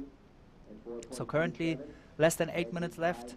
Surfer in blue, Mirai Ikeda, and Izzy from Thailand would be the surfers that would compete against Siji Yang from China and Sumomo Sato from Japan. That means again, gold medal winner and silver medal winner from yesterday would have a crack to win 2 medals for Team Japan.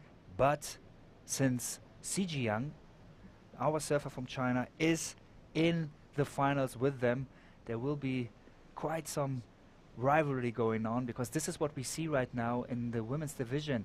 The East Asian countries, China and Japan, fighting for the gold medal. And of course, Izzy from Thailand also having the chance to have Thailand in this competition, winning a gold medal so far.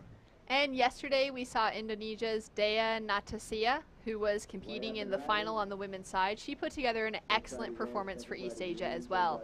Jin Sheen goes down after that second turn. She's been struggling to get herself out of the scoreline that she has, the 4.5 and the 3.43.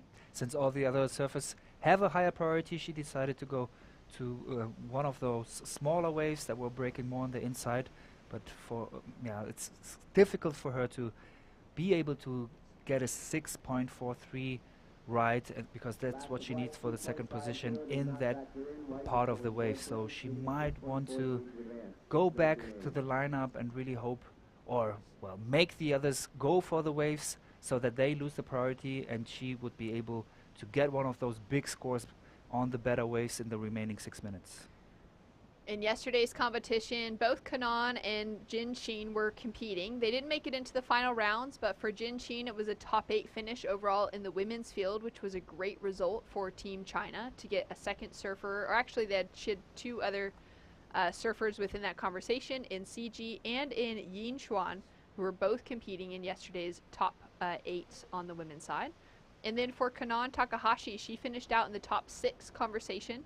So really impressive results overall for both of them, but now would be feeling even more hungry to make it into the finals, being that they lost out on that opportunity yesterday. For sure. And it's not only the, well, there we go, surfer from Japan, Kanan Takahashi on this wave. She's chasing down a 5.11, so not a big score for her to get that advancing spot over Izzy Higgs.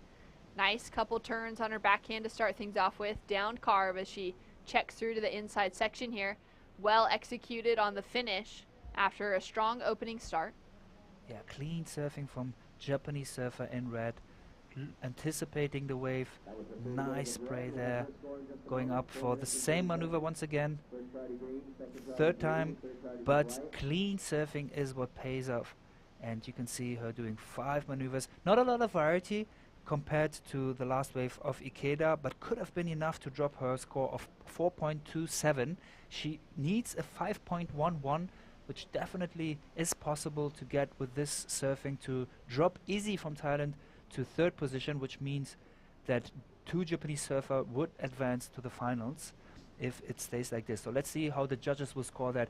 It's getting more and more interesting, more and more exciting to see what will happen, because that is the last day, that is the last rapid charge round before we go into the finals at the sub-18 female surfing in Asian Surfing Championships. Scores in for Kanaan. It's a 6.83, and it pushes Izzy Higgs into third as Kanaan takes the lead. Mirai Ikeda with her 3.3 and her 8.5 are now sitting in the advancing positions behind Kanaan Takahashi. Japan's just taken those top 2 slots. We'll see if the situation can change, though. Izzy's now chasing down a 5.91, which would be her highest score of this heat so far. She kicks out quickly on that one. Unfortunate, as she's going to be down to the bottom of the priority roster with 3.5 minutes to go. Yeah, she started too late to turn her upper body towards the shore to be able to land that one. So it's interesting to see that both surfers who have the least amount of waves in this heat, and that is Kanaan and Mirai from Japan, are actually the one leading right now. So it seems that once again in this heat, it's the wave selection that matters most to be able to get one of those high scores. Just a few minutes remaining. Kanaan with that last wave. Great selection as well. Drops in the 6.83 for the 14-year-old. She resides on the Gold Coast of Australia. Recently took out the win at the Aki Grom Comp and has a twin sister that she loves being in the water with. So great for her to be finding herself into that advancing position now, because it was looking a bit more complicated before she took off on that wave. Mirai Ikeda as well, like you said, just 2 waves on the board, but sitting with the single highest score. One of the only excellent scores we're seeing on the women's side of the board in today's competition. Now, there's been plenty in the lead up to finals day, but it's been a little bit more challenging to work out those excellent scores in today's conditions for our surfers. So the 15-year-old out of Shizuoka currently sitting with the highest score. Izzy Higgs now up and riding with a chance to get herself back into the conversation. Smaller wave. Nice 2 turns, but it's not going to amount to the 5.91 that she's chasing to get herself the advancing position. Yeah, so she is in that difficult spot of not having priority and less than 2 minutes left, so that is why she decided to go for one of those smaller waves in the hope to, with clean surfing and critical surfing on the smaller wave, to be able to get something like a 5.91 or more to advance, but it doesn't look like that was enough in this wave. And now we are seeing Mirai Ikeda having third priority, Kanaan second, and the Chinese surfer Jinxing Shang with the first priority. So she can really use the remaining 1 minute and 15 seconds to decide which wave she's going to take and to produce something like a 7.34. But I'll be honest with you, this is going to be difficult. Not a lot of time remaining on the clock. This will be our last rapid charge heat on the girls' side of the draw. We already have our boys under 18s final decided, with 4 Japanese surfers that will be competing for that coveted gold medal specifically. It's going to be fun to see each of their approaches. This is going to be a fully individual heat, though they're all representing the same nation, because every single one of them is going to want that gold medal. And we don't have any other nations in the conversation for the teams to be kind of working together maybe towards the end of the heat to block other surfers from getting into those, higher ranked positions. So that's going to be really exciting, and we're almost decided on our women's or our girls' side of the draw as we take a look here at a nice single re-entry from Jin Shin. Unfortunately for her, she is chasing down a 7.34 to get the advancing position. Yes, that was the last wave for the Chinese surfer, and that will not be enough, though. Nice finish from her, but it won't be enough for a 7.34. And now you can see the buzzer. That means we will have 2 Japanese surfer going to the finals together with a 3rd Japanese surfer, Tsunomo Sato, surfing against the Chinese surfer, Sichi Yang. And you know what? That's the same constellation as we saw in the main round before. Yeah, this is going to be a really exciting final on the women's side of the draw. Well surfed for both Jin Shin and for Izzy within that last heat, but unfortunately they just couldn't get the job done to make it into the finals. But we're going to have a great draw set. And for Team Japan today, that's 7 surfers out of the 8 finalists between the boys and the girls division. So Team Japan showing their strength heat after heat. We'll see if China's Ziqi Yang can take away the win off 3 Japanese surfers in the water. More action to come. Boys final next. After that, we'll be finishing up the day with the girls final. Let's take a look at the recap and we'll be right back.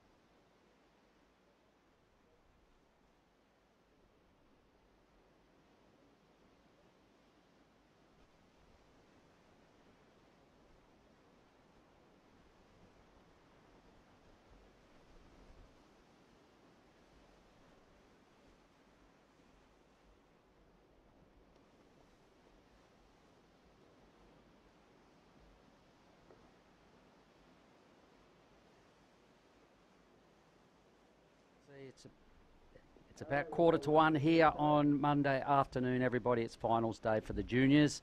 My name is Mark Clift. This is Mel Caithness, special guest in the booth with us, gold medalist from yesterday. Woohoo! Danny Widianto out of Indonesia, Bali, Indonesia, mate. What a day. Tell us your thoughts at the end of the day when you had won. Just like happy, stoked.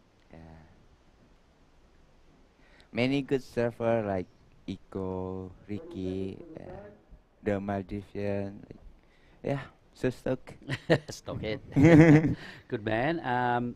Mel, would you like to ask Danny a question? Yeah, absolutely. Danny, what I really liked about, and by the way, congratulations on that effort yesterday. That was just such a stoking moment for both Mark and I to see how you just carried yourself all week. And that's the question I want to ask. Were you building momentum at the event? Is that what your sort of plan was to peak at the end of the event? And how did you go about managing that? My plan like maybe just take wave, like maybe first wave and get 8 or 7, like waiting the set. Every time, like after hit, learn more. Yeah, just like step by step. Cool. So, yeah, we didn't see you sort of put a foot wrong throughout most of the event there. Your confidence was building. What Mark even sort of drew a comparison that waves a little bit like Kramas. Where do you think that a similar wave in Indonesia that you surf is similar to this break at Cokes? Maybe in Sanur Reef. Yeah, like Sanoa. yeah, Okay. All right. Sanur Reef or okay. Sindu Beach. Okay. Yeah, All same like this one. Yeah, We'll get back to your performance again in a minute. We'll just highlight who we have in this division. It is the whole Japanese men's team. It's Iko Watanabe in the red, owner of a 10-point ride yesterday.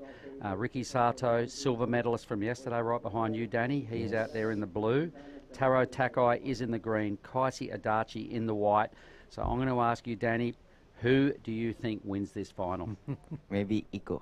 Iko. All right. Well, we'll pencil you in as an Iko fan. Ricky Sato, I'm gonna sit with him because I reckon after a silver yesterday he'll want to go one better. Mel, would you like to take a pick? I'm going to go Taro because I just don't want to even, I reckon this needs to be the three of us have a bit of a crack at this and then we can work our way through towards the end. All right. Well, back to your performance yesterday, mate. Like you surfed 2 heats. You had a 9.33 in both. You had an 8 in your semi-final, an 8.5 in your final. Talk about really getting it together on finals day. That just must have felt so satisfying.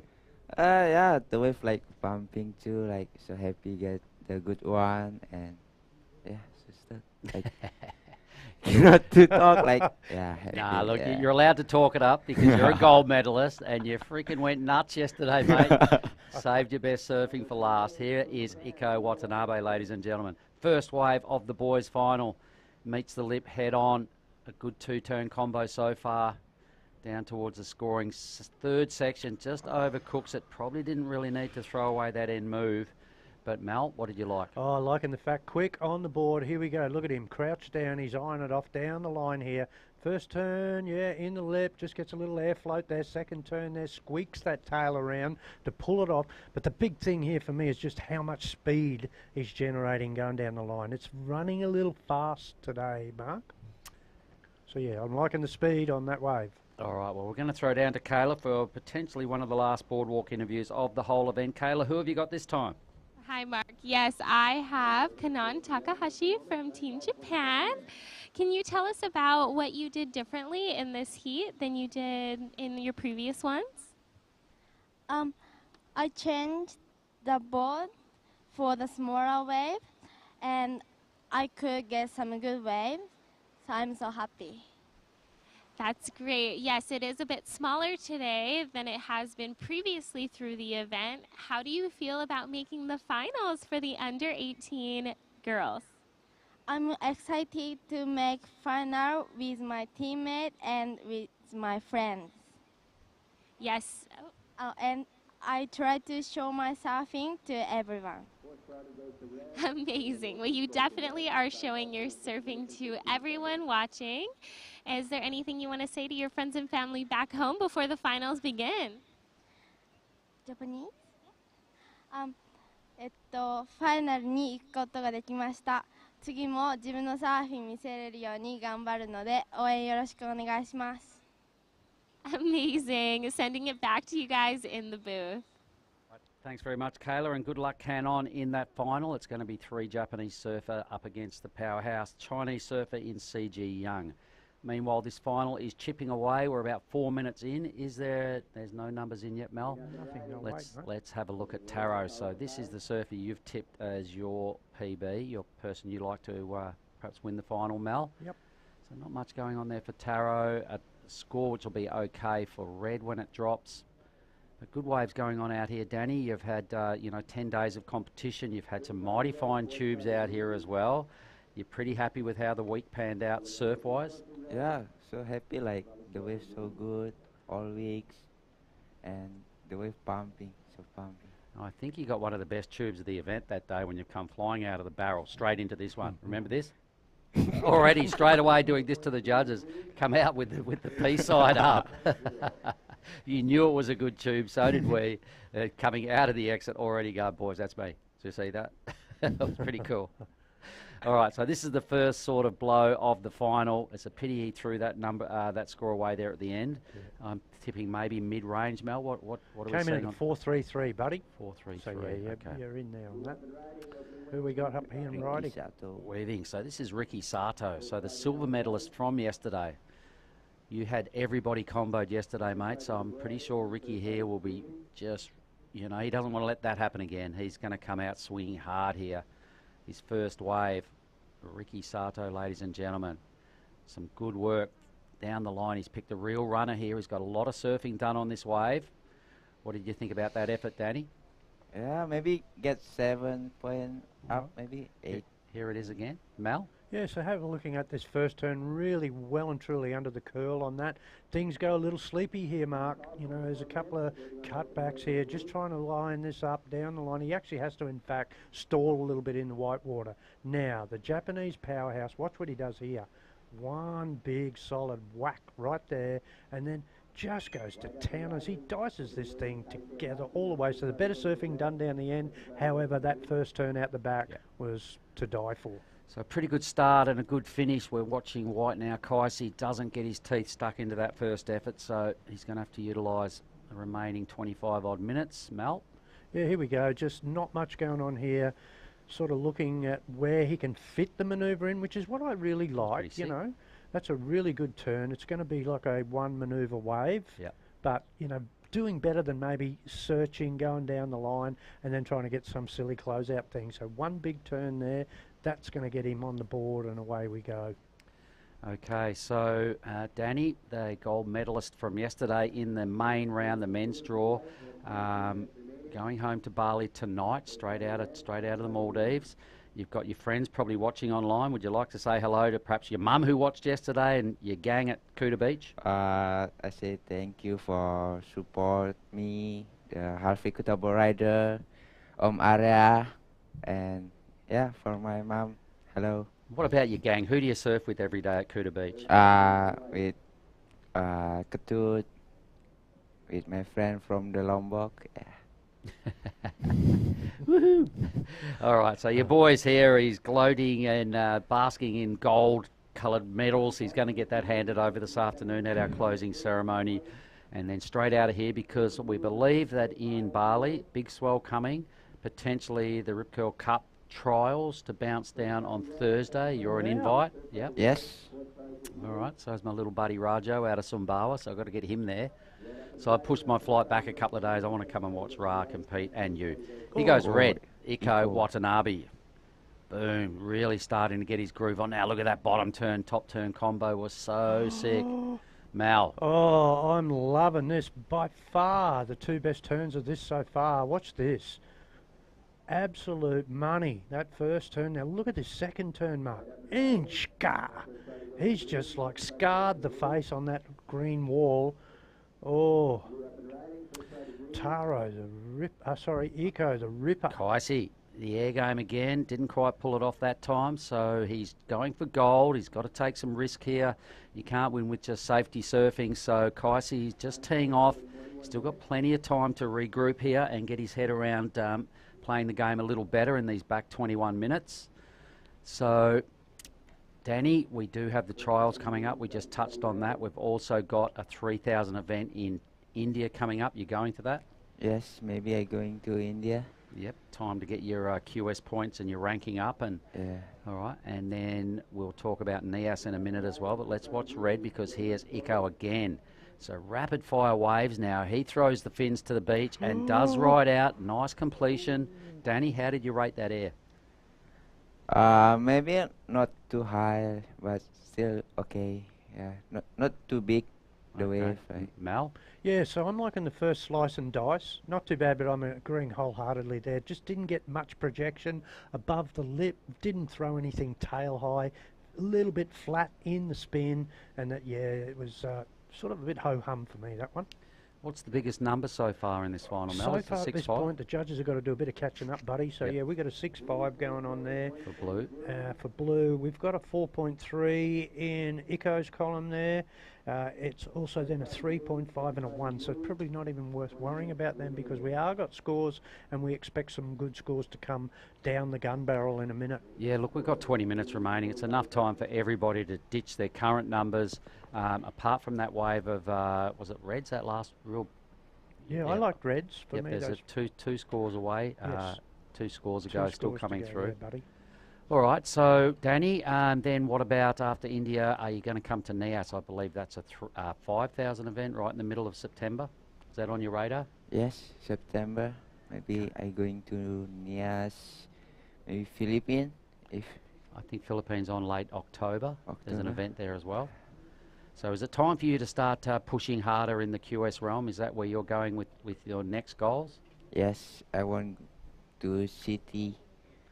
Of course, that's Yeah. a good goal to have. You've got to have those goals if there's any chance of them happening. So you want to be a CT surfer. So one way to do that is you've got to now go to the Asian region, 5,000s and 3,000s to try and get your ranking up high enough to become a Challenger Series surfer, like Oni Anwar, Ketut Agus, Kian Martin out of Bali. Do those guys really inspire you?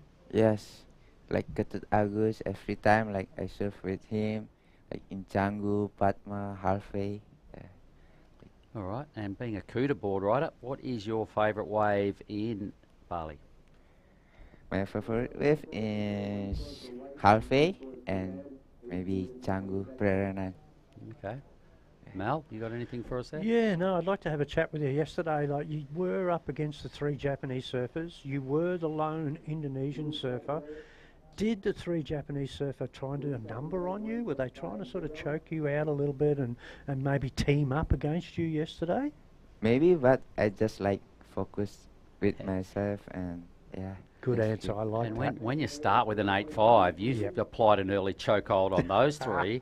As soon as you got your 9.33 and they were living in combo land, they needed 17 plus points for the rest of the final. So there was no intimidation on your behalf, mate. So what a way to kick off your final. How is your confidence after this win here? So confident, like I hope I can win the QS in India and Nias all. Yep. Yeah, All step right. by step. All right. And what about Padang with these trials coming up? Have you put much time in there? No, I just want the photo. If win, it's bonus. Okay. I just want like the photo. All right, I've got some fresh scores for you, Mark. So Yes, while they've come in, huge. Iko Watanabe, he's got his last wave being an 8-point ride, and his wave before that, mate, was a 7-point ride. So he's currently in first. Second place being held down by the surfer in blue. That's Ricky Sato. Ricky's got a 4.5. Sorry, a 6.5. I'd better put these glasses on again. And he's got a backup 1.5 going on there, mate. He's chasing an 8.5 for the win. Third place is comboed. Kaisi Adachi there, he needs to torture 3.5. He's only got a 4.23. More or less got to go back to the drawing board a little bit here with this. And in fourth place is Taro Takai. Taro's only got 1 wave ridden, a 1. Yep. So with third and fourth comboed, they're probably going to have to get this into bite-sized chunks. They're chasing a total of 15 points in first, so they really want to get an average of 7.5 for the next 2 rides they do, Mark. All right, so Danny, a question as well out of yesterday. Your teammate, the only other Indonesian team competing here, Daya, she got a bronze medal. How happy was she yesterday? Yeah, she's so happy. Like just he practice longboard in halfway, and he come like shortboard. Yeah, so happy get the medal. Was there a little bit of celebrating going on last night in Team Indonesia? No, I go sleep. You go to sleep. It's been a big week. You've surfed a lot of heats, brother. So, all right. And how has your management been with Arya and his wife? They been cool to hang with? Yeah, in afternoon I eat with Arya and the wife. Yeah. And what tips does Arya give you before you surf heats? Just keep focus and take the good one. Okay, let's watch Taro here, folks. Roof line floater, repeats it again, tries to bust the fins. That does not work, so he will remain in fourth. It's only his second wave. He's a long way from off from putting his hands on the gold medal at this stage. That was not much of a move, and that was a nothing. So probably a 1-5 or thereabouts. It'll Correct. be his best score, but he's only just, so not getting his groove on at this stage. All right, so Danny, what about this? Rio Wider has become a CT surfer. How much has that inspired the young Groms in Indonesia? Yeah, maybe like the Grom like more spirit, like one going to city QS, yeah, like many spirit, like the kid, like yeah. Everybody can see that an Indonesian can make it. Yeah. Yeah, so good. Have you surfed much with Rio over the years? No. Not yet? Not yet.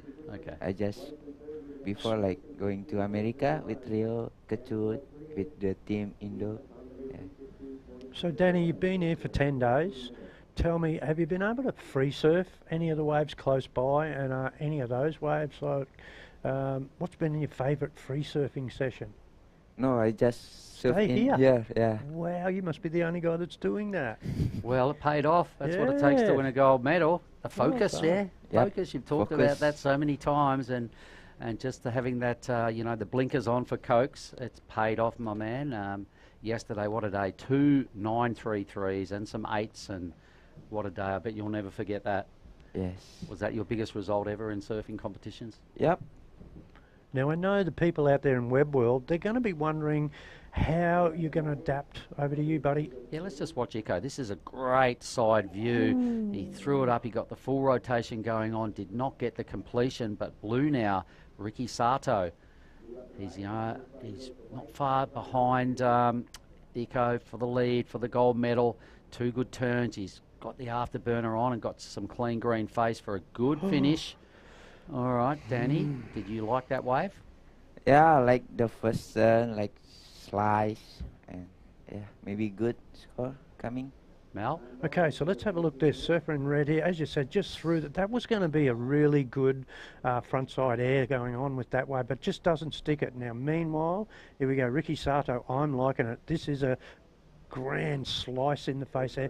This second turn here was nice. It was a good timed hit, and then he's just generates speed to be able to get a really good closeout turn. Oh, well. Seeing his best score coming up? Let's have a look. What's he got, He's already buddy? got a 6.5, I think. Yeah, he's got a 6.5. I reckon he's knocking on the door with that. I'd see that as probably going about half a point higher than that wave. Right, and so we'll another see where we similar go. number you're predicting? I think around that sort of range, So mate. not enough to overhaul Eco, I'll who's be- sitting on a 15-point total. I'll be honest with you, I really can't sort of second guess this score at the moment because the judges have got their work cut out for him here between first and third. Fourth at this stage is just yet to rev the engines. He's yet to start the motor. He's languishing Taro in fourth place. Yeah, he's a long way off the mark at this stage, so all requirements are to get to first. Ricky Sato, I imagine he needs about an 8.51 to go into the lead. Correct. Yep, Kaisi, he needs to get some better work going on. He'd be comboed. His best number is only a 4.33 by the look of things. And Green also comboed at this stage. So the time is down to 11 and a bit minutes. Here goes Kaisi Adachi. So, needing an 8.51. I know he's actually comboed. This great water footage there. Whoever the cameraman is doing a great job. It's pretty hard to hold your place in the lineup with the current.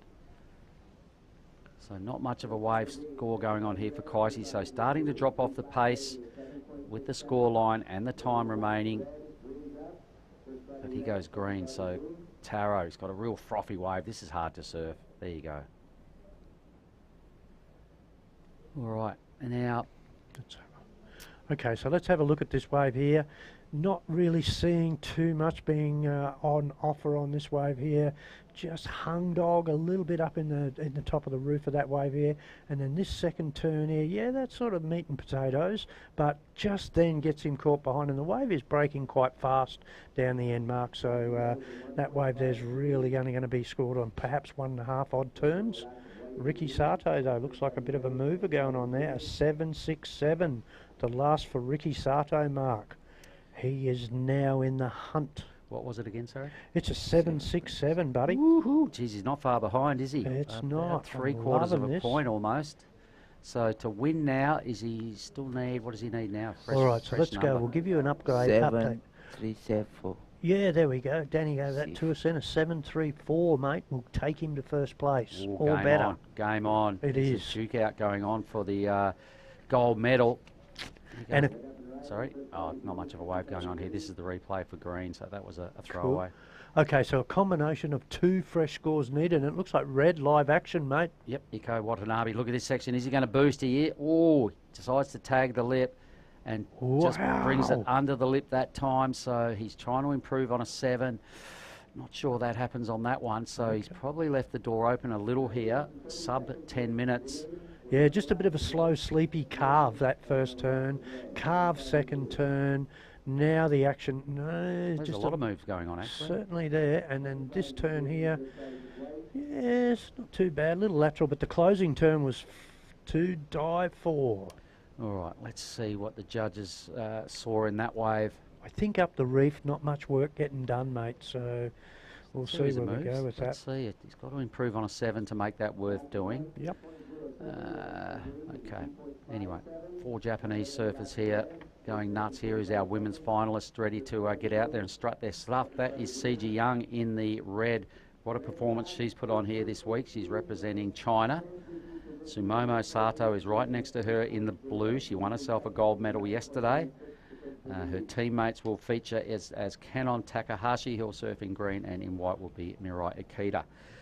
The silver medalist from yesterday. But here we go now, blue. So Ricky Sato's trying to play catch-up. Old mate did improve his total, Mel, with his last wave. So Ricky's requirement goes up. Getting busy and vicious on that wave. Iko Watanabe's last score mark came in at an 8.83. So he has smashed that. I'm really liking this wave here, though. That was a really good shot. Oh, the second turn just goes a little bit awry there, and then up into the roof and lands that thing. Well, that first turn was sick. So Ricky gets a big bonus number there, mate. He's got the wave of the final, is that right? No scores are in yet. So it was Iko that got the 8.83. Well, that's what I meant, Iko, sorry. Yes. Yeah, that's the wave of the final. It so is. Yep, he's now sitting on almost 17 points. Whew. So Ricky, he's going to need, what's his requirement? It's about a 9 or something? High Ricky's 8? going to need a 916. 916. Whoa, didn't see that number in that wave of Ricky's. So he's got 7.5 minutes to get out there. The requirements just keeps continuing to climb. So Iko Watanabe is surfing a great final here. It was your tip for the final, Danny, so your boy's going pretty well. Yes. Ricky Sato in with a 7.5 mark. So increases his 2-wave total. The requirement will remain the same because it's not his best score, is that right? It's his second best score. Yeah, so the requirement remains the same, the 916. Yep. Okay. The other two still comboed well and truly. So Kaisi and Taro, stuff's got to happen pretty rapidly from here on. They've got to get at least a 7 on their next wave to give them a shot at one last blast to claim gold. Meanwhile, green. So here is Taro. This has to be at least a 7 to give himself any shot at the gold medal. Getting stuck into it. It's a bit hard to tell from the drone footage how vicious this wave was. So hopefully we'll get a second look at it. Lots of manoeuvring of the surfboard. A small, squeaky little inside wave. Really keen, Mel. What did you see here? Let's go. Let's have a look at this wave for Taro. First turn there. Oh, no. He's just sort of got the wobbly boot going through that. Carving back into the white water here and now. There it is. The second turn is a little bit better than the first major. There's the third, throwing and chucking buckets. Coming in through the inside, slides the tail back into the critical section. Another smash at the end. But as you said, Mark, that wave was an ankle snapper by then. Over to you. Kaisi Adachi. Here we go. This is better. Really starting to throw a bit of venom in his moves now as we see red out the back. White is done and out. The heat leader. The surfer with his fingerprints all over the gold medal. A little fumble. Second move. Still now just burning down the line, throwing a series of good moves. Blue's trying something bizarre, Ricky Sato. So they're all starting to throw a lot at these last rides, Mel. Geez, this is exciting, Mark. Look at this. Surfer in white, he now wants to get his mojo going. Caught up in the lip just a tad there. This wave here, that was nearly a really good turn. Had to really lean to get back into the wave face. So Surfer in white here doesn't get the completion. Red for me, look at that. That was just like busting the fins free. And then, yeah, just gets caught up because of the degree of difficulty that he had to go through to land that previous manoeuvre. Oh, I reckon one of the turns of the final. Pretty much the turn of the final, that first manoeuvre. Did you like it, Danny? Yeah, I like the first turn, like slide. Can you see that as being the best single turn of the final? Yeah, maybe. It was pretty sick. It was pretty sick. I don't know where the score's going to come, but geez, the judges have been hanging big numbers on really high risk moves. First manoeuvre, judges love to hang. Kudos on that by taking a huge risk early. So you can see Eco's brimming with confidence. That wave, he just went flat out at it. It drew a little bit of a mini error for his second move, but it was a good recovery. Stuff going pretty sideways there and a bit crazy for Ricky. Yep. Realises he's got to do something big to become a gold medalist. And I'm liking it. They are having a red hot crack at this point. Super exciting. If one of these sort of waves just ends up being completed, we might see a massive score and anything could rattle the cage. Well, we could still see a big score for red. I think so. That number not in yet, Mel, or is it? Let's have a look. Red is a 5.73. Is a 5.73. All right, so the judges might have scorched him on that little loss of control second move. First turn was just dynamite. I thought it was probably 6 points just for the first turn. But I was so sick. Anyway, he's in the lead and he's got a strong lead. He's still got a pair of eights. 16.83 total is just about what you did yesterday, Danny. Must have felt good once you comboed the pack and you're like, yeah, it took you ages to ride your third wave because you kind of didn't have to really. It was, the job was done. Yes. Geez, that must have been a good feeling yesterday. Tell us, we'll just stay with some live action here. We've got a few more questions before we finish up with you, Danny. So let's have a look at Taro here. High speed hit, smallish wave again. He's not picking the A-grade waves. Does get a nice release of the tail. Second move, third turn, pretty sick. So his lowest number is gone. Here goes Ricky Sato. Ricky's going to have to go ballistic here. Doesn't get the space to move. No clean green face, really. Mel? Okay, so yeah, here we go. This is Taro. This, I think, is his best wave. He really hasn't had the final that he would have liked to. He did get the fins free on that one and a nice turn. And yeah, just a little closeout manoeuvre at the end. So that's going to be his best wave. It's not going to do much to break the massive combo that he's in, Mark. And yeah, Taro there needs to torch a 2.57. He's done it. And I think he's going to better his best wave, which is a 5.07. Now, we didn't get to see this one right from the start, but gee, that's a solid hack. And again, oh yeah, 3 good turns here. Look out. Ricky Sato there. He's needing a 916 mark. Don't know, Mel. Ooh, I don't know about that, I can't see it.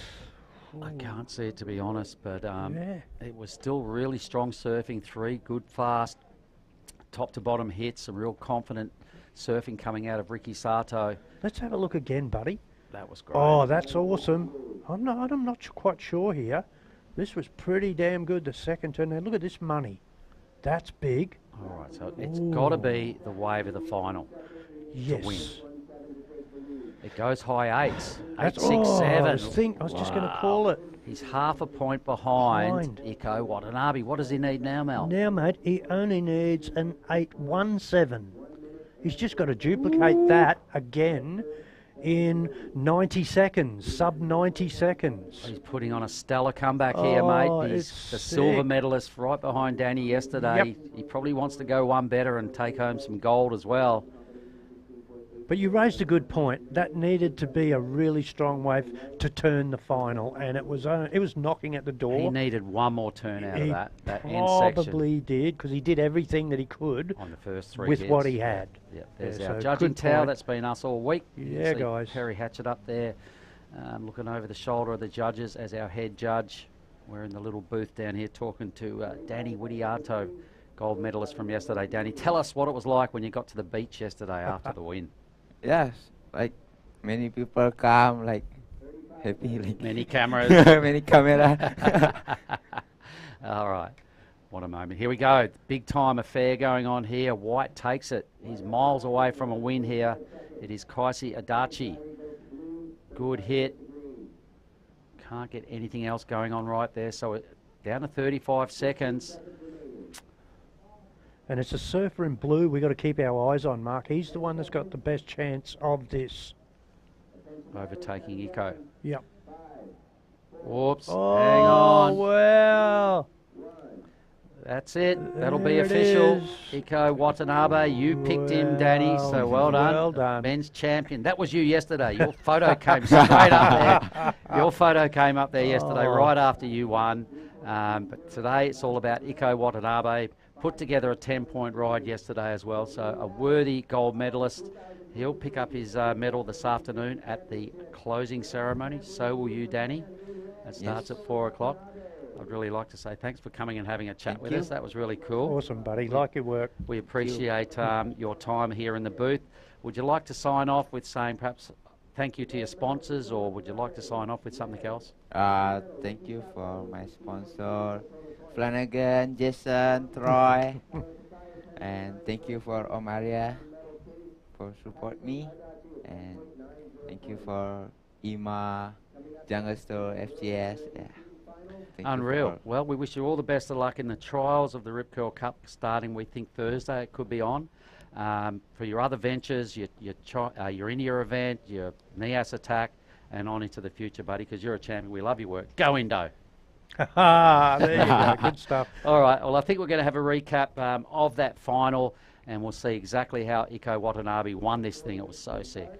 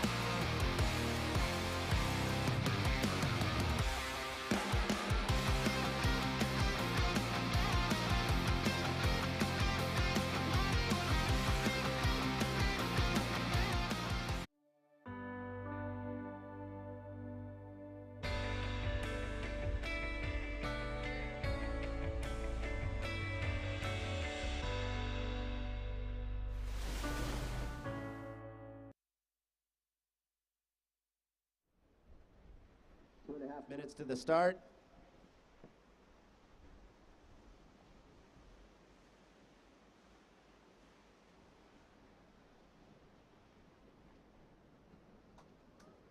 And there we have our boys under 18 champion, Iko Watanabe for Team Japan.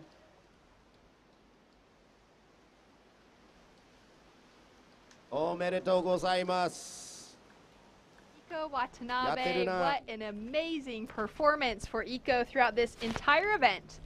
He has really been one of the standouts, and to peak on finals day is always an important thing to do. Took out the win over Ricky Sato, who was so close behind in that second place silver medal position. Taro Takai from Japan as well in that third place bronze medal position, and Kaisei Adachi in that fourth place position with the copper medal. So incredible performance from all four Japanese surfers, but it's Iko with the win, Shannon and Afri here in the booth. And it's amazing to see that not only is Iko able to surf the traditional way, the conservative approach that you know from all the Japanese surfers, that clean technique being sharp and on point, but Iko is also able to do the progressive maneuvers, more unconventional stuff, and that made him win the medal in the sub-18s boys division Asian Surfing Championship, your gold medalist from Team Japan, and also, as we already heard, silver, bronze and copper going to Team Japan. So the boys from Japan are dominating this division. It's a well, incredible future ahead for Team Japan. Not only Iko but his whole crew having this level of performance already in that young an early stage of their career. Next up, finals of the women, of the girls, sub-18 Asian Surfing Championship. 3 Japanese surfers in blue, white and green. Sumomo Sato, Mirai Ikeda and Kanoa Takashi. Also from China in red, Ziqi Yang, being as composed as she was in the first couple of heats that she surfed in this Asian Surfing Championship. So, here we go. The heat is about to start for the finals of the girls. That's right. Really exciting times for Team Japan to have 7 out of 8 finalists competing in the under-18 boys and under-18 girls division, with the sole competitor for a different nation being that of Ziqi Yang for Team China. So really impressive start and finish for Team Japan, especially to be backing up the results that they had out of the 2019 Asian Surfing Championships back in China. Right. And it's the East Asians in this Surfing Championships, as it was already in 2019. But make no mistake, the other regions of Asia are coming. We saw Team India doing huge steps in their surfing development. Maldives being able to save a bronze medal in the men's division, also in the Aloha Cup, becoming 3rd.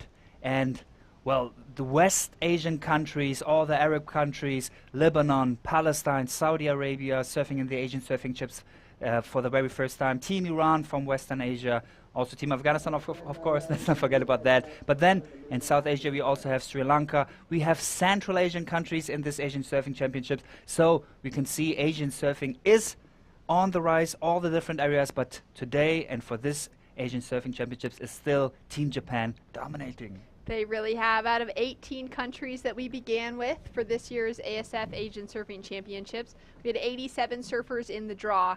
And it's been such a fun week here on the island of Thulusdhoo in the Maldives.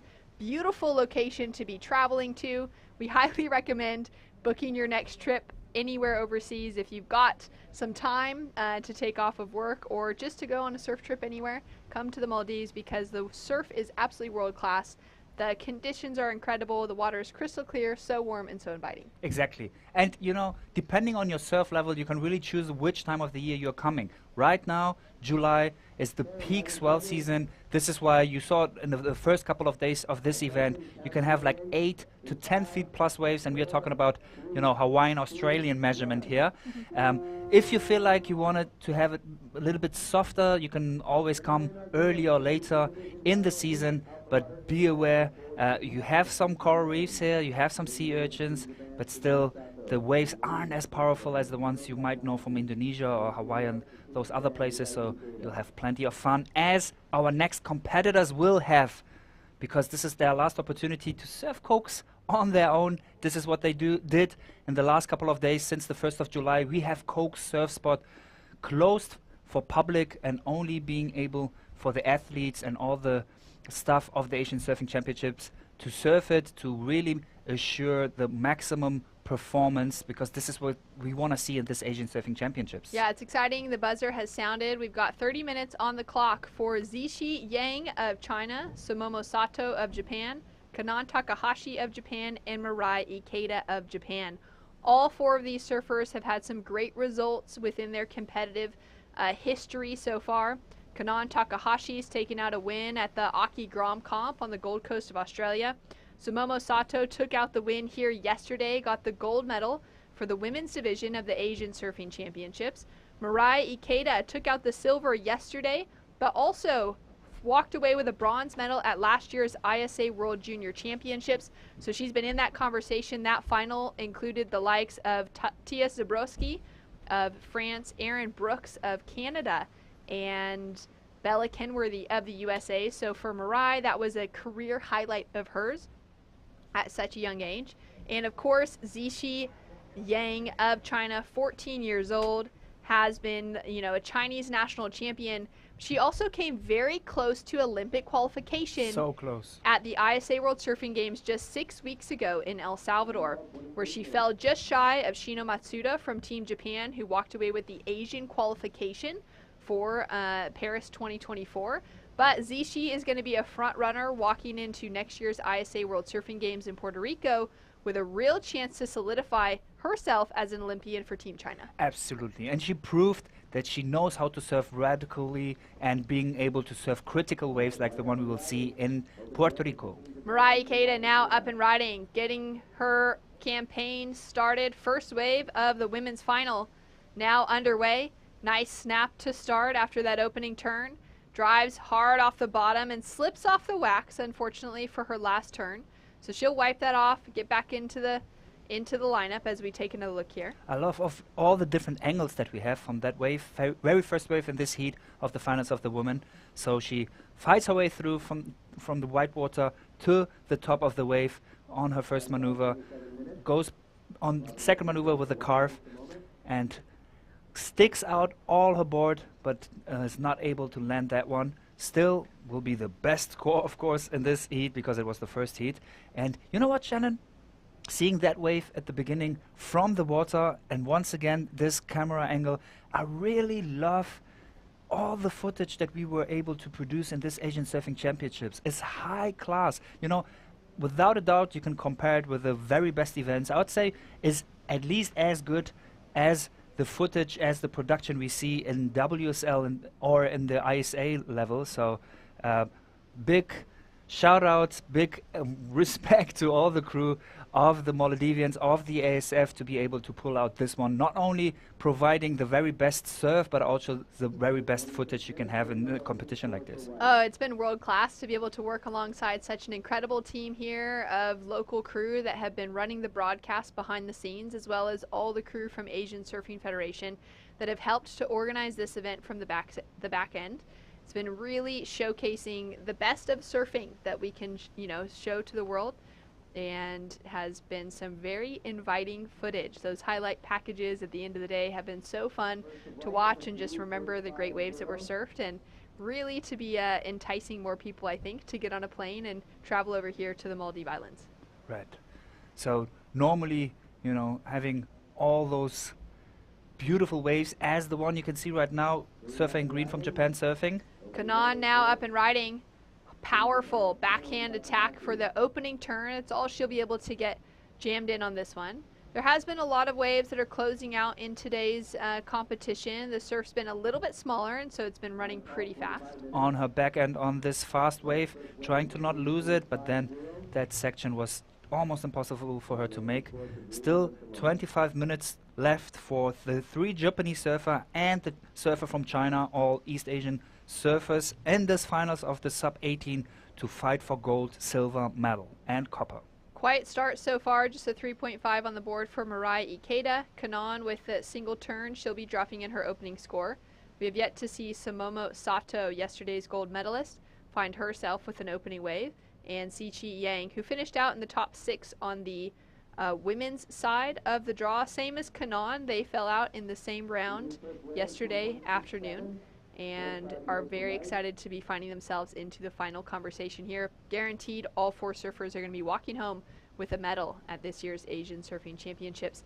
And those medals will be handed out and placed on each of the surfers at our closing ceremonies. For those of you that are tuning in online, and for those of you that are walking around the contest site listening in, the closing ceremonies will be at 4 o'clock local time. It's currently 2:30 p.m., so in about an hour and a half, we're going to be gathering everybody together for some great closing ceremonies to be able to see each one of our finalists across the 4 divisions this week represented, and our Aloha Cup finalists as well. Exactly. So we have 5 different categories here where the surfers will get their medals. The men's division, women's division, sub-18 male, and the finals that you can see right now. Also here, obviously, we'll have medals in the sub-18 female division, and as you already said, Aloha Cup. And I can't believe it, this is already the last heat. It's incredible. Though we saw 9 days of surfing, all of a sudden it feels like, time just passed away so quickly. Live action now as Kanan is up and riding. Really impressive re-entry to start things off with. I don't know how she pulled that one off, but she was able to. She's got a 2.67 on the board so far. Big turn there, and I love that though it looked like a finishing move, nevertheless once she landed, she saw a little bit of an opportunity there to continue. She was straight trying to pump her way through, but the wave was just too fast. Nevertheless, second wave for Kanan, we are waiting for the scores, so she's pretty active at the beginning of this heat.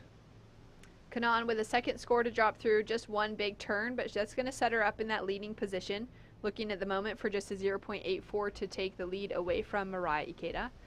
I would expect that by the end of this heat, with 22 minutes remaining, that we're going to see some scores going into that excellent range. The surfing has been world-class from these 4 women throughout the entire event.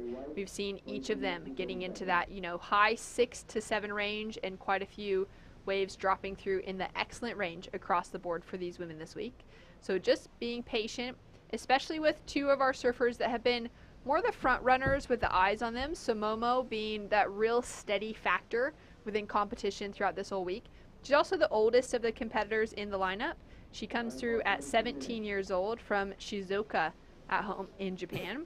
Mirai comes through as our second oldest and at 15 years old, and both Kanan and Zichi are just 14. So for Sumomo, it's been maybe that a couple years ahead of the pack, a little bit more experience under her belt amongst the rest of them, competing back at home and now competing on the qualifying series internationally as well. That's given her that real consistency within competition this week. And then for Zichi Yang, she's been that threat that's come in relatively unknown to some of the names in this conversation. Of course, we've seen her competing at the ISA World Surfing Games for the last couple years. We also know that she walked away with the bronze medal at the 2019 Asian Surfing Championships. So she's once again found herself in the finals of the juniors division. But she's been one of those surfers between Zichi and Sumomo that we would expect to be waiting out the right wave to come through, because they know they can score in that excellent range. They've been doing it consistently throughout the event, and they want to take advantage of every single wave that comes through to maximize on the best points they can find. Exactly. And it's great to see that all the focus and support that both teams, Team China and Japan, put into their surfing finally paid off.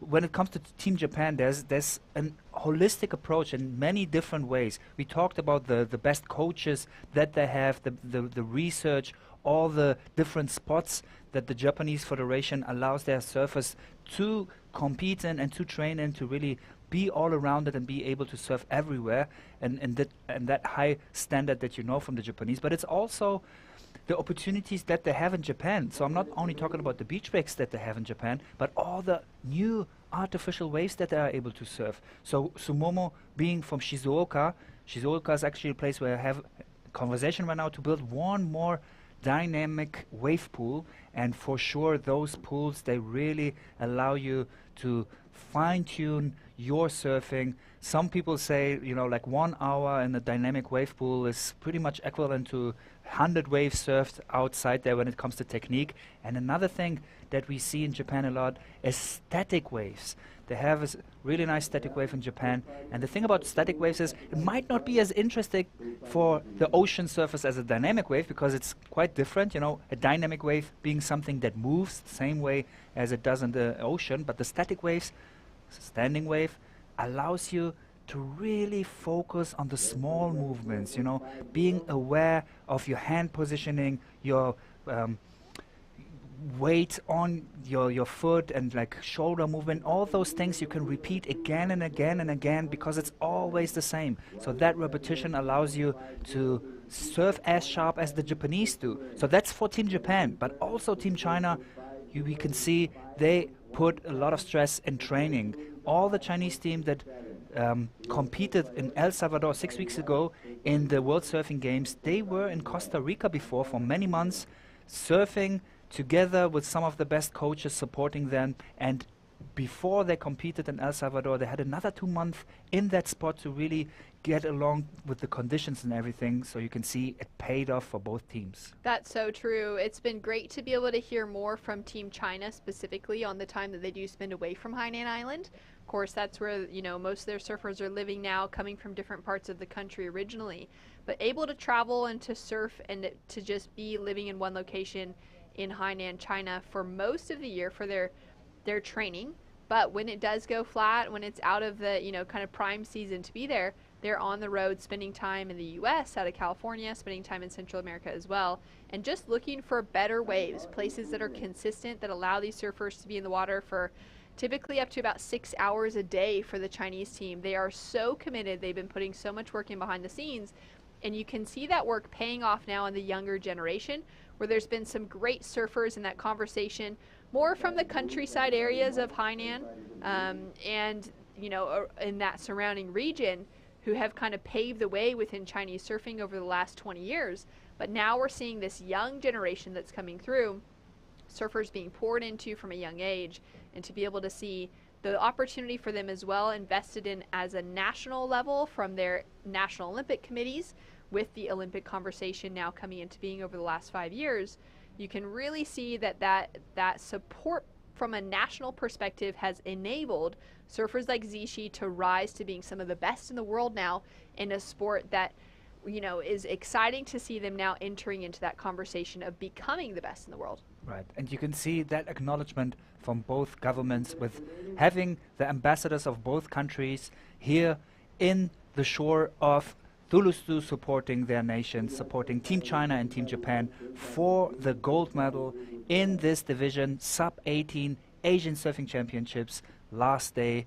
So it is interesting. It is an East Asian final, so to speak, but it's still not clear who will make the gold medal. And it's not only about the nations. Obviously, each surfer is not only representing their home country, but they surf for themselves for the medals. As we take a look here at Sumomo Sato, I would say it's an individual race at this moment in the heat. Still 16 minutes to go.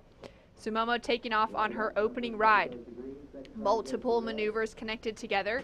She's not going to be able to hold on to that finishing turn, unfortunately. Now Mirai pushes hard through the tail of that last one, ditches the fins out the back as well. Dynamic and risky surfing to finish off with. So we're down to 16 minutes on the clock, nearly halfway on the mark, and Sumomo getting going on her opening ride. First wave for yesterday's gold medal winner in the women's division, and she is going for the conservative approach here. Can't finish. Oh, well, yes, no, yes, no, yes, no. It was a no. But Mirai, silver medal winner from yesterday's division, goes on a bigger wave with more opportunities and is able to land her wave. So that will be a good score for Mirai Ikeda on her second wave to back up her score that she already has, a 3.50. Currently in a lead, Kanoa Takahashi with a total of 5.67, followed by Mirai Ikeda, who's still waiting for her second score that might be higher than the one she already had, the 3.50. CG Young on a 0.50. I'm sure she is not even close to be satisfied with that score yet, but still plenty of time left. 15 minutes to go for gold. Yeah, we saw Zishi with a quick in and out, just fell off the takeoff, unfortunately. She is now sitting in she's in second priority. Kanan is sitting in first priority on the board. So she's in a good position now, just waiting out that next set, but we'll really need to capitalize on it, especially off the strength of that last exchange between Sumomo and Mirai. Now Mirai Ikeda dropped in that 8.5 in her repecharge round 4 to be advancing into the finals, and she was really patient with her wave selection in that heat. She had that 3.33 that she opened with. Took her a really long time to get into a second wave, but when she did, she found an excellent score out of it, so that was really impressive. And I wouldn't be surprised to see her doing the same thing again. For sure. This last score to drop through, still waiting on the judges, as well as the last of Sumomo. She might only be a junior yet, but she's definitely an expert in wave selection. She is patient. She has the confidence to just wait, even though the clock is ticking, but she knows she has the capability, she has the nerves to produce some of those excellent scores that is needed on the final day, on the final heat of this Asian Surfing Championship. Down to 14 minutes on the clock, scores to drop in what you said was our final heat of the event. We've got the closing ceremonies coming up around 4 p.m. this afternoon. And scores are in for the opening wave of Sumomo Sato, a 6. Mirai drops in a 7. So Mirai Ikeda currently sitting in the gold medal position. Sumomo Sato currently sitting in silver. And Kanan Takahashi down into bronze with Zishi Yang currently sitting in the copper position. Still plenty of time to go on the clock. Let's go down to the beach to catch up with Kayla Moore and Team Japan. Under 18 boys division, all from Team Japan, and Iko Watanabe taking the win. How are you feeling in this exact moment? みんな日本人4人で決勝を戦ったわけだけど、1校が優勝して、で今どんな心境ですか？嬉しいです。とても嬉しいけど、こうやってみんなでファイナル残れたことがとても嬉しく思います。みんな金メダルです。I'm very happy, but the most happiest thing is that four of us were able to compete in the finals. So I feel everybody is a gold medal. Amazing. Smiles all around for Team Japan because each and every one of them got to advance and surf that final heat together. How was it being out there, Ricky, with your teammates? チームメイト3人と最後ヒートを戦ったけどどう感じてましたか？そうですね。やっぱなんかこのファイナルの前に何回か4人では当たってないんですけど3人で当たったりしてて、まあその時はちょっとまあ協力し合いながらって感じだったんですけど、このファイナルはもう最後の順位がつく試合だったので、もうみんな結構ガチでやってて、もうまあみんなと戦えたことが嬉しいです。As on the way to get to the finals, there's a couple of heats that I surf with the other Japanese surfers, three men on the same heat. And but the finals I was on, and I was just trying to win the contest. But I'm very happy to be with everybody in the same heat. Yes, that was a close heat between you and Iko. And for you, Taro, Takai, what was it like for you to be out there with your fellow teammates? みんなと一緒にサーフィンしてどう思いますか？まあとても楽しかったです。みんなでファイナル4人でやれたことが一番自分にとって嬉しいし、まあ一番楽しい試合でした。It was very much fun. I had a fun, but the most fun thing was that I was able to surf with other three Japanese, and I had enjoyed the final so much. Amazing. And Team Japan just taking the win across the board. Kaisei, Adachi, what will you all be doing in celebration tonight? Oh, sorry.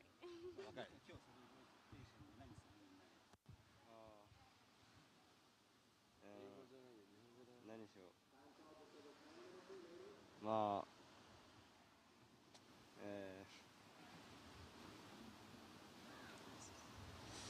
何がいいかな。今日のセレブレーショ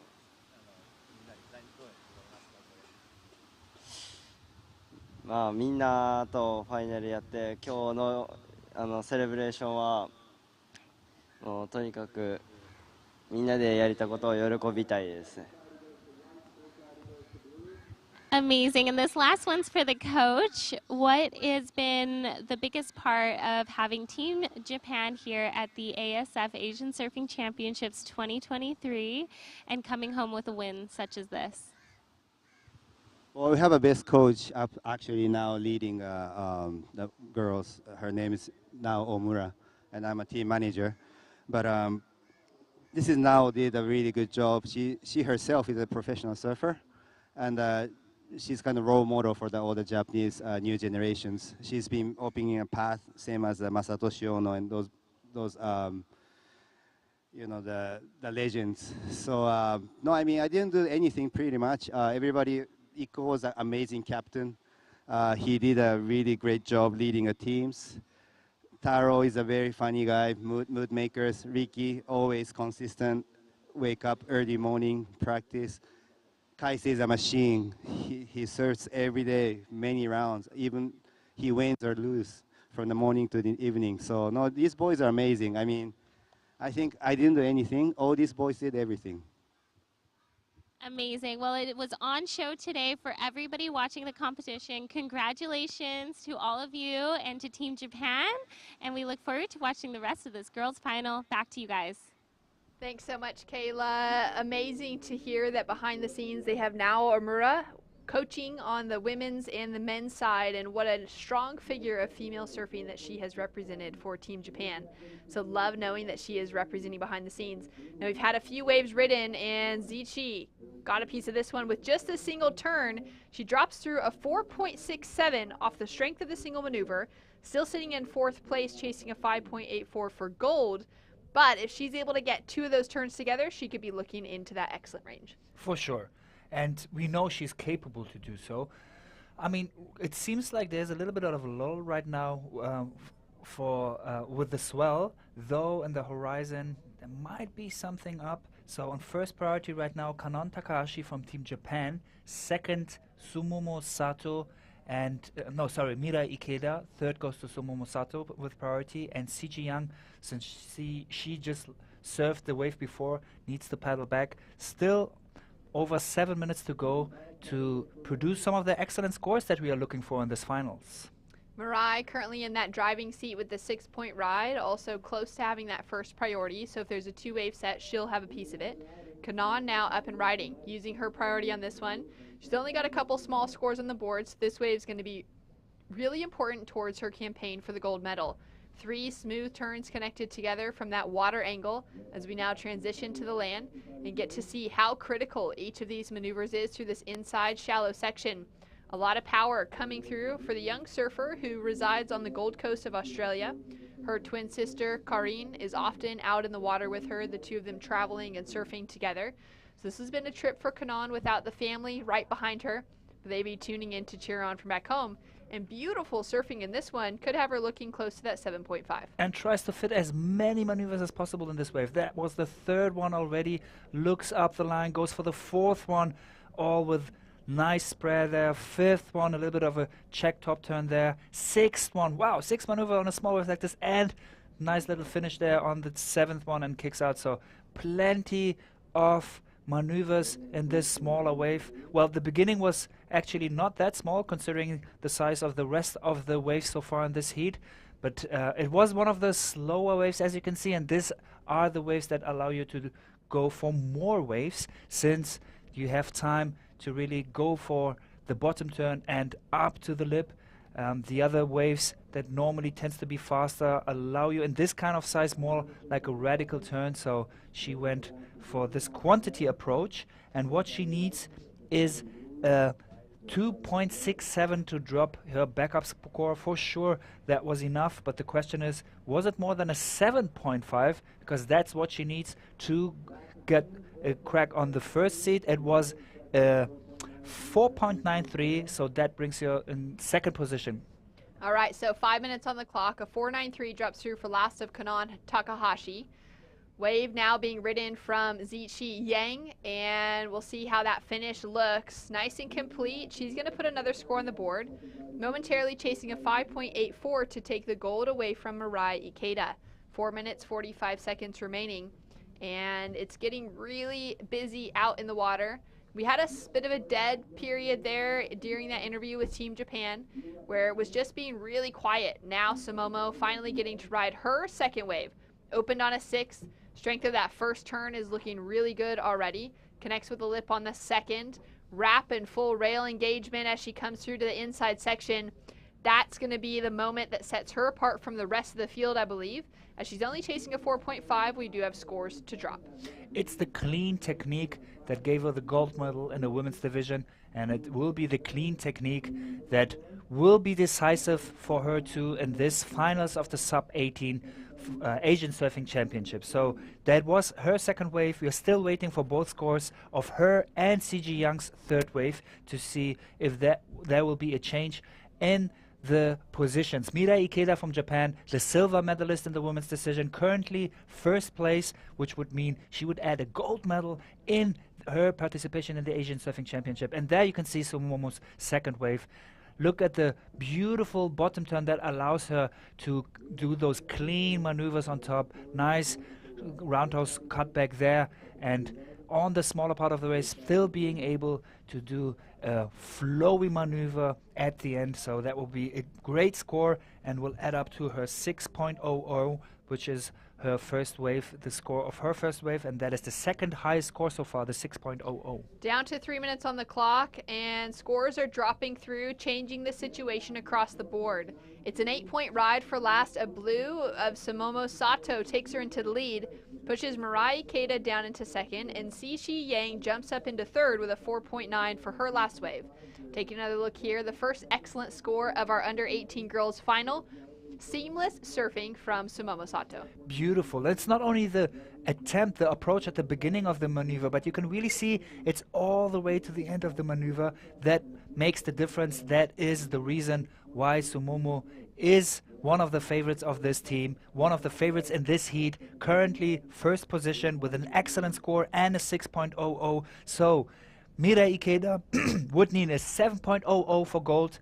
Sichi Yang 9.00, so already 9.07, already needs an excellent score to be able to get gold medal in the remaining 2 minutes and 10 seconds of this final heat of the girls under 18. And Kanon Takahashi from Japan would need an 8.83 to get the gold medal in this heat. So 2 minutes to go, and the pressure is now mounting on our bottom three surfers with big requirements because of the strength of two waves from Sumomo Sato.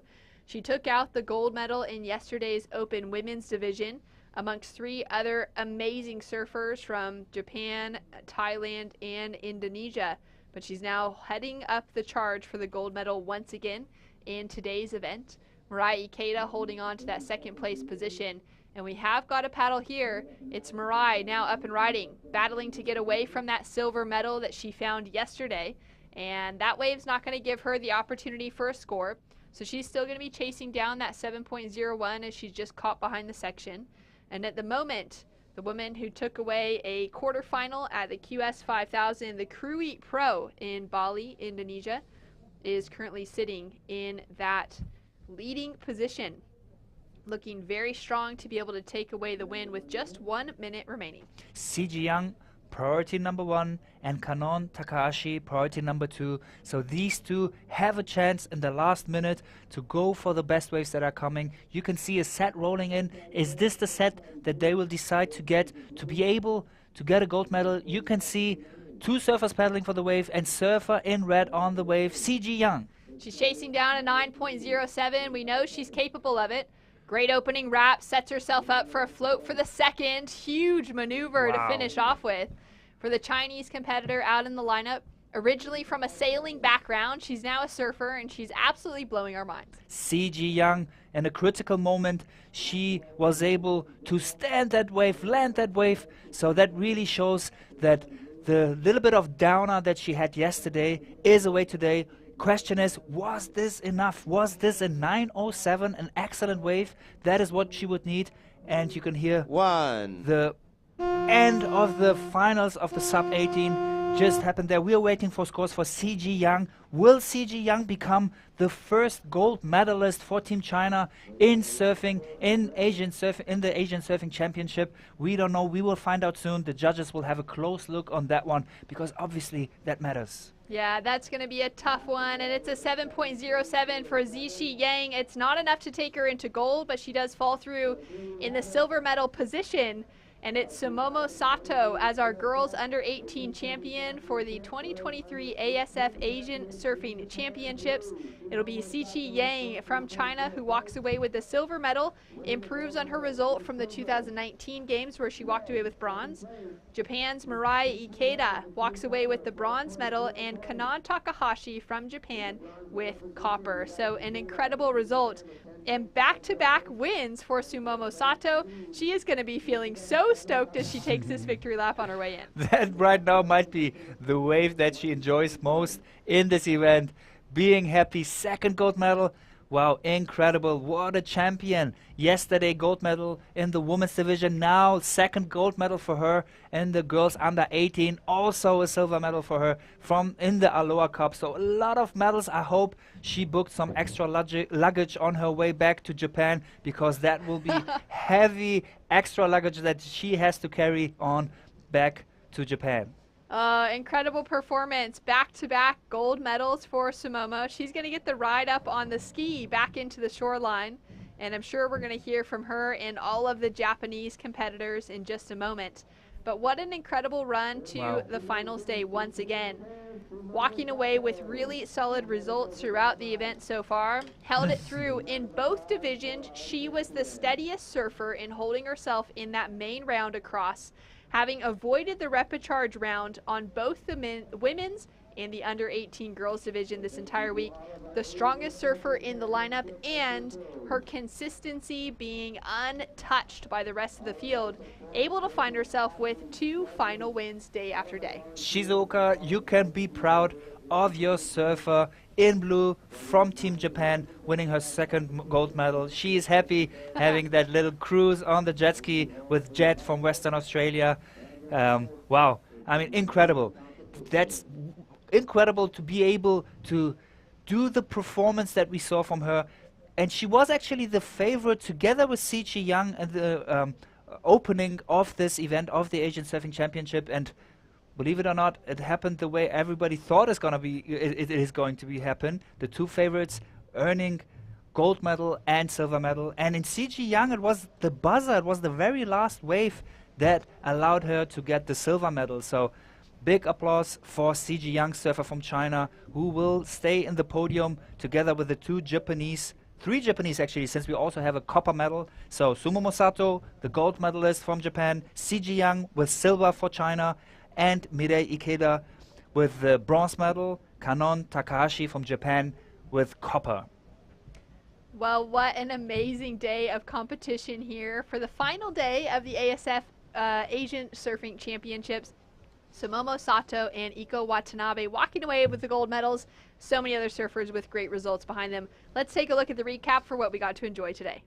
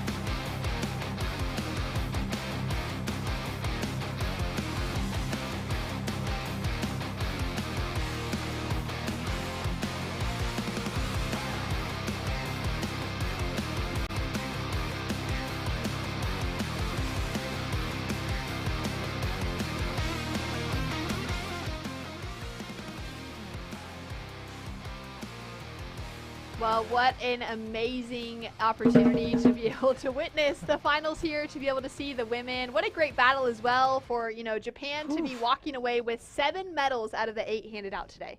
Yeah, right. It could have been even more, but Sichi Yang from China on her last wave, almost a buzzer beater, being able to secure silver for herself and for China, the first silver medal in such an important moment in the Asian Surfing Championship for China. So big applause for all the surfers, for the gold medalists, silver, bronze, and copper. There you can see them getting the Japanese flags once again. So great surfing from Asians.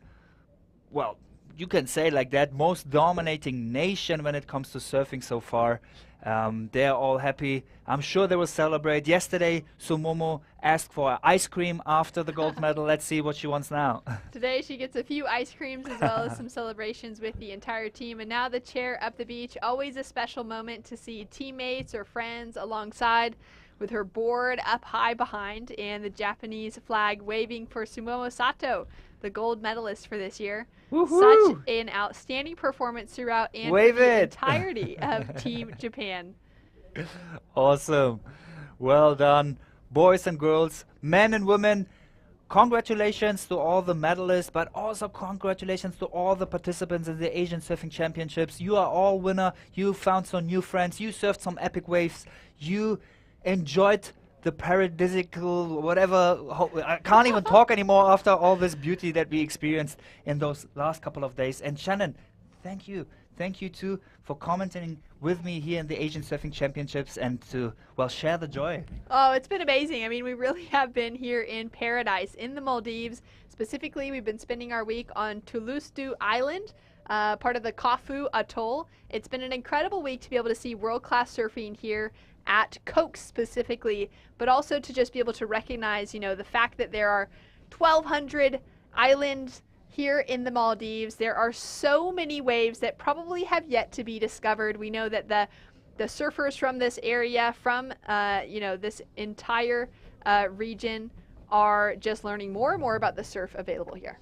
And there you can see Japanese ambassador and president of the ASF talking to the Japanese team, giving them their respect, telling them how much they love to see Team Japan surfing beautiful here, producing excellent scores, excellent surfing. So thank you to the Japanese surfer. Thank you to all the other surfers. There is Vice President of the ASF, Ali Rostami from Iran, together with Sakai-san from Japan, the President of the ASF, with the Ambassador from Japan.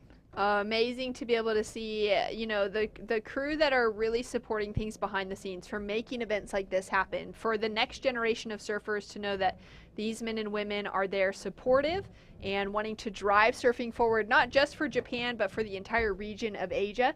But I do feel like with the strength of Japan's performances year after year at the Asian Surfing Championships, that they're a nation that has modeled well how to run through the development side to get the next generation of surfers to be absolutely world class, and are setting an incredible example of what is possible with Asian surfing. For sure. The Japanese being the first country that hosts the Olympic surfing in Tokyo 2020, that gave the already existing big community of Japanese surfers another boost to focus on surfing. And now it's not only the Japanese, but so many other countries, China, Maldives, Sri Lanka, and many, many other countries in Asia focusing on surfing. And let's be honest, in the Olympic Games, surfing is still one of the coolest sports, isn't it? Oh, it's amazing. It's so great to see that our sport that we love so much, one that just has such a connection to nature as well, for something that we can care so much for our oceans and protecting them, but allows us to have so much fun just riding waves and being in the sun, has made it into the Olympic conversation. It's really incredible. These are surfers as well that we are no doubt going to see being qualified for the Olympics in years to come. For Japan specifically, hosting at Tokyo 2020, it was really special for them to have two of their surfers on the men's and women's side both win Olympic medals, with Kanoa Igarashi in the silver and Amuro Suzuki, who took away the bronze medal at Tokyo, and really to be able to see them rising to that occasion. And now we look forward to the Paris 2024 Olympics. Which won't be in Paris and won't be in mainland France, but in Kaafu. So a reef break that is super sharp, crystal clear waters, and you know what? We had the same thing going on in here. Beautiful waves in Cokes, Thulusdhoo, Maldives, on a crystal clear water. So let's keep it that way. Well, let's go down to the beach now and catch up with our champion, Sumomo Sato. I'm here with the gold medalist for Team Japan under 18 girls division, Sumomo Sato. Omedetou. You did amazing out there. Tell me what it feels like to have back-to-back wins. That's speechless. I'm so happy. Yeah, I'm so happy. And you are one of the sweetest girls around the event. Yesterday when I interviewed you for your win, I said, what did you want? And you were like, ice cream. Were you able to get some ice cream yesterday, or are you going to be having twice the amount today? Today too. And I also want to give you the opportunity to say hello to your friends and family watching back at home who just witnessed you win back-to-back gold medals for Team Japan. Is there anything you want to say to them? Can you say in Japanese? 今回たくさんいい波乗れて、優勝も2回できてすごく嬉しいです。いつも応援してくれてる皆さんに少し恩返しできたと思います。これからも頑張るのでよろしくお願いします。Amazing. And I have one last question for you. What's your favorite flavor of ice cream? What is your pick of choice? Caramel. Nice. That's actually surprisingly my sister's favorite as well. There's very similar storylines there. Congratulations. Have fun celebrating tonight with Team Japan. And I'll send it back to you, Afri and Shannon in the booth. Well, so fun to hear from Sumomo. Incredible performance. That caramel ice cream getting her to surf just like the 5-time world champion in Chris Moore. Every surfer out there, female surfer, if you want to become a world champion or an Asian surfing champion, you should start to eat caramel ice cream. Not a bad way to go. Well, thank you so much for tuning in. It's been an incredible week here at the Asian Surfing Championships. We have really enjoyed our time. I can say that from everyone behind the scenes that's been putting things together, as well as from every single surfer here getting to enjoy the incredible waves here that Cokes has had on offer. It's been a great week. Afri, thanks so much for everything to you. Shannon, we have 1 more hour where we can eat as much caramel ice cream as we want or get barreled in Cokes before the final ceremony, the closing ceremony that will take place in? That's right. It's going to be at 4 o'clock, so stay tuned for that. You'll be able to tune in for those of you watching around the world. And also take a look at the daily recap.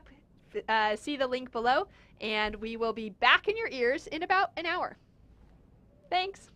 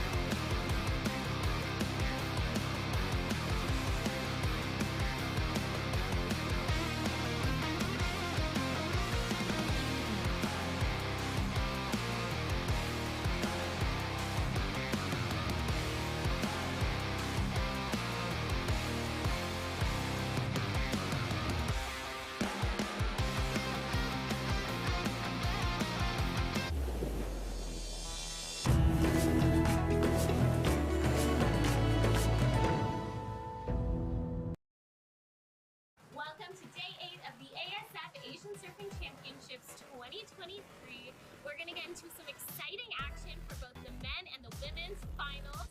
So tune in and watch now. Red up and riding, opening ride to Team Japan, Kaafu. Team Maldives, Smile Me Love. First wave to Team Maldives. Second party goes to white.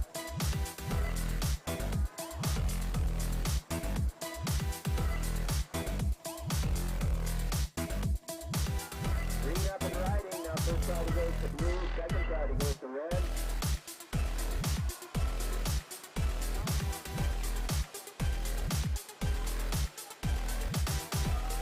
Blue out the back, first party now goes to red. Your last wave, 10.0.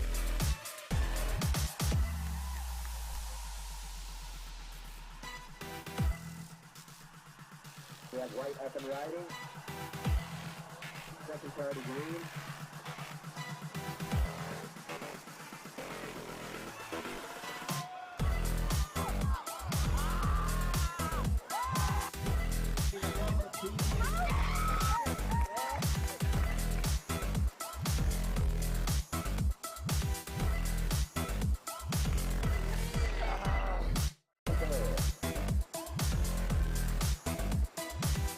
First party blue, second party green. Waiting on the opening score for 8 minutes and 45 seconds. Fighting. Now.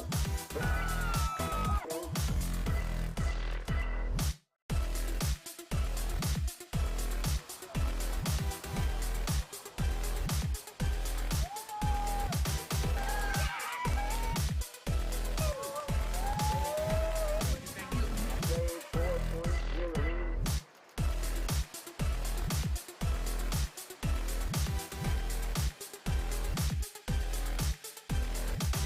Blue, your last wave, 2.8.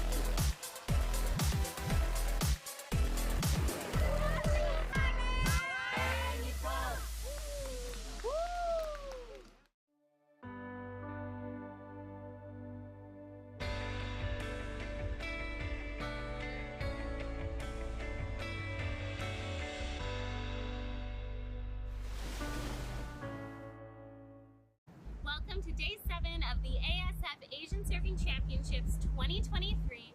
We get to witness some more exciting heats of competition, so tune in.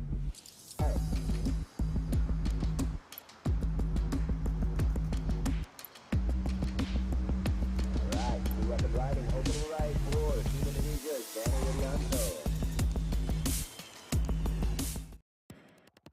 Welcome to day 1 of the ASF Asian Surfing Championships here at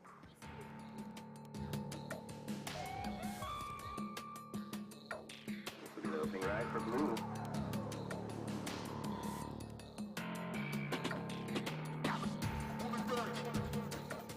This will be his fourth wave.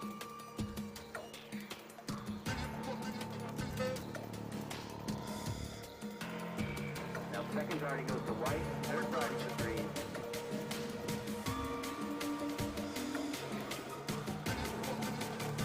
Blue up and riding, fourth wave.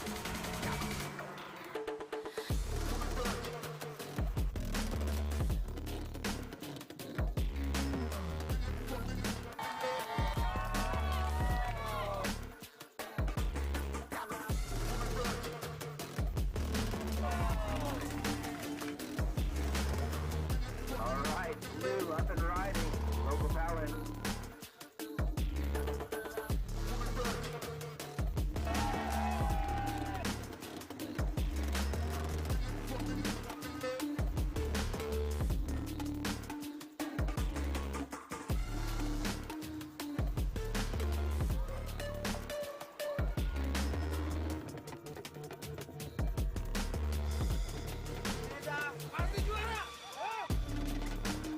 Now blue has first priority.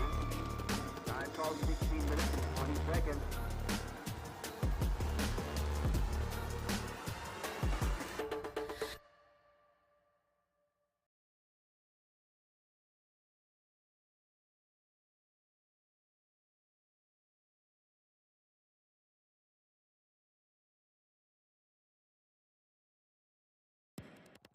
Welcome to day 1 of the ASF Asian Surfing Championships here at Thulusdhoo.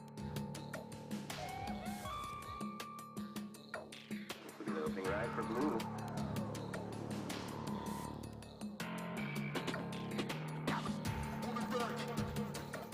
This will be his fourth wave.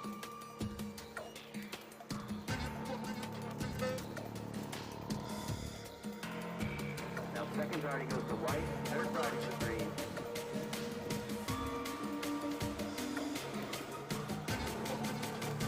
Blue up and riding, fourth wave.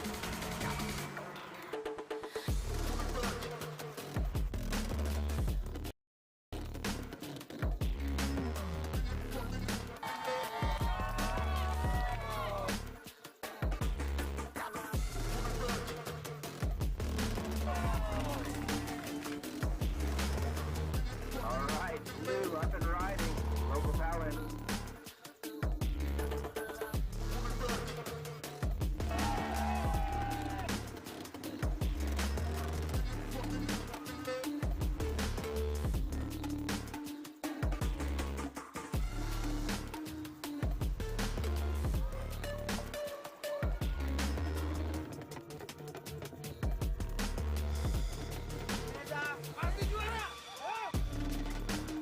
Now blue has first priority.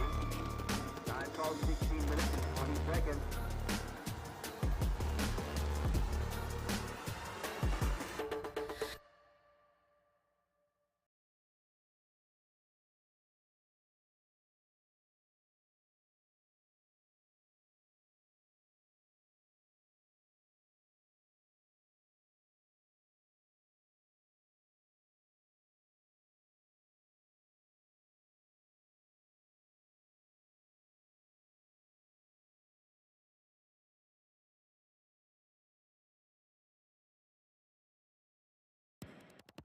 Welcome to day one of the ASF Asian Surfing Championships here at Thulusdhoo.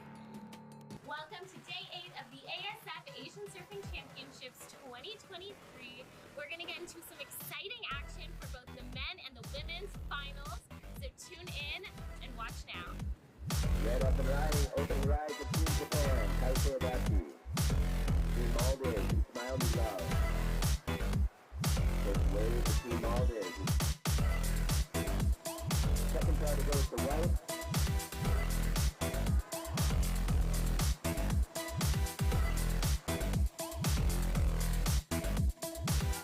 Green up and riding, now first priority goes to blue, second priority goes to red.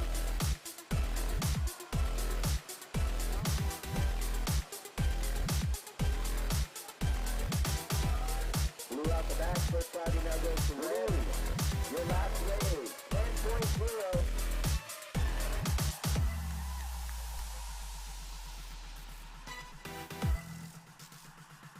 We have white up and riding.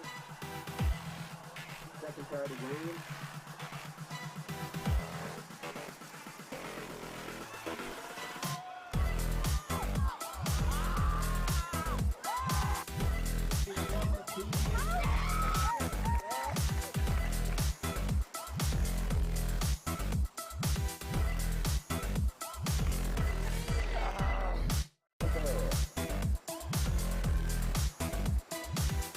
First priority blue, second priority green.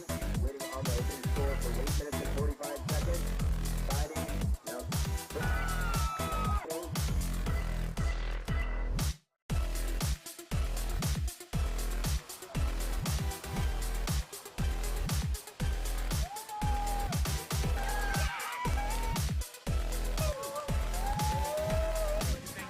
Wave 4.0.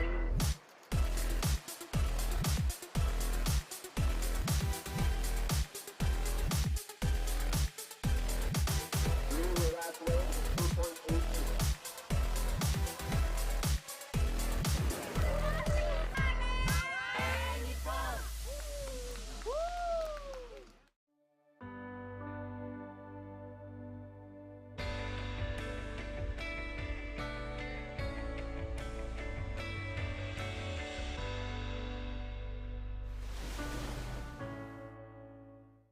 Welcome to day 7 of the ASF Asian Surfing Championships 2023.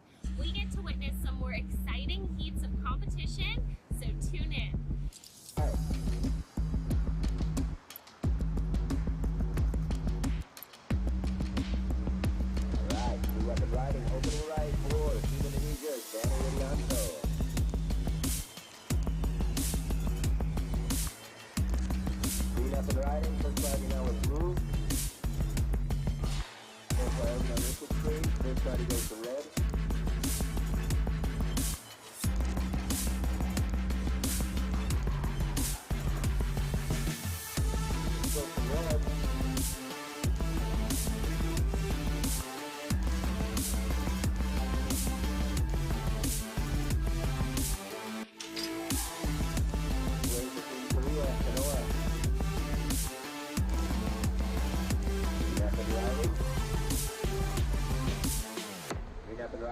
First party goes to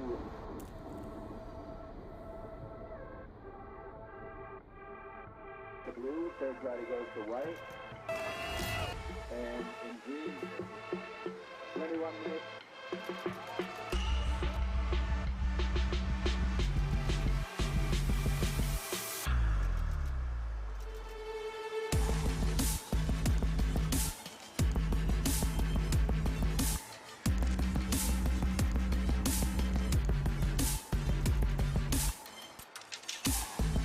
They're waiting on scores.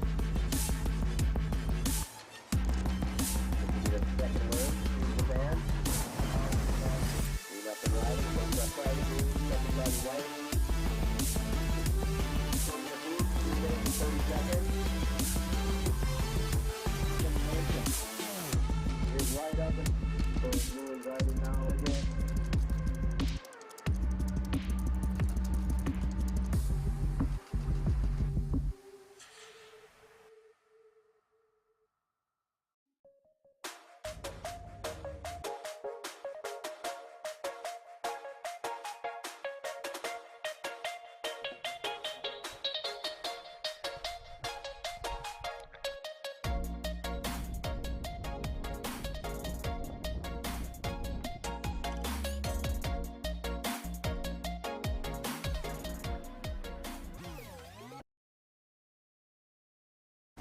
Welcome to day 6 of the ASF Asian Surfing Championships 2023.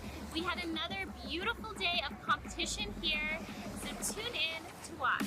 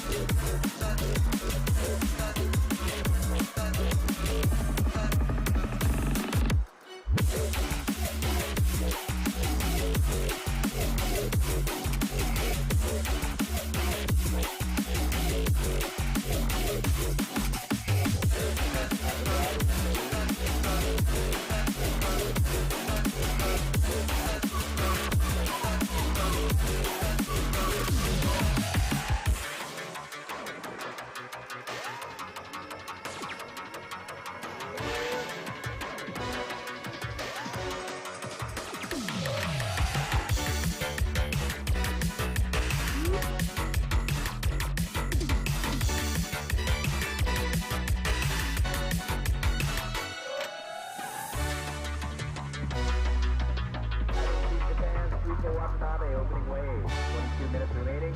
First party green, waiting on the first floor of blue.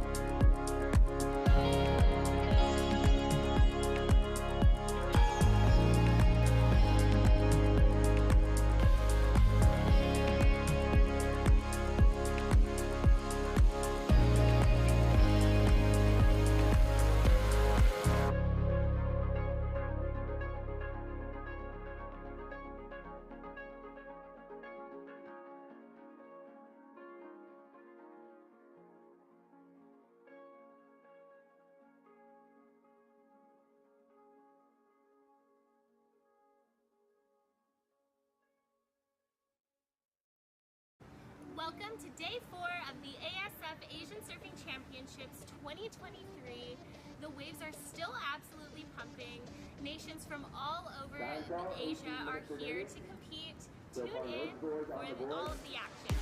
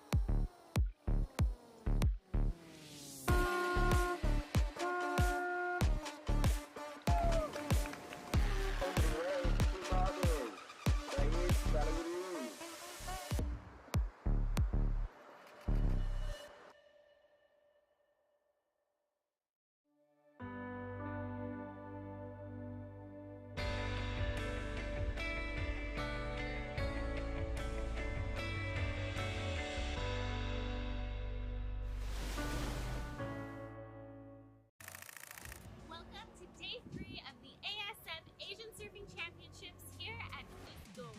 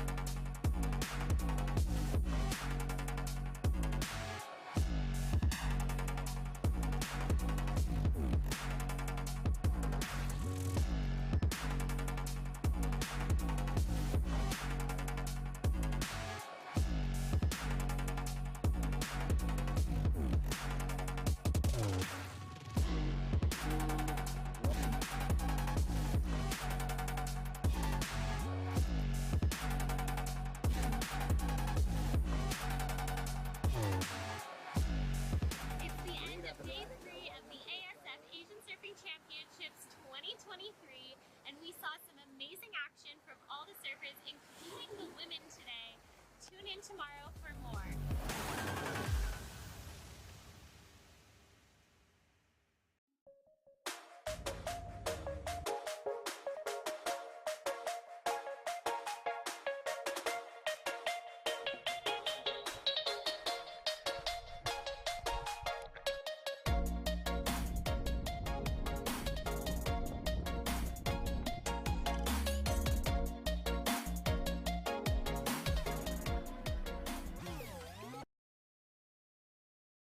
Welcome to day 2 of the ASF Asian Surfing Championships.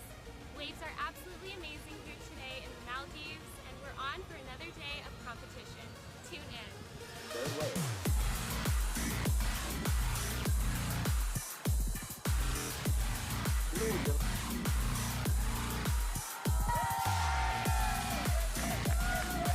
Flag goes to green. Flag goes to green. Second flag goes to red.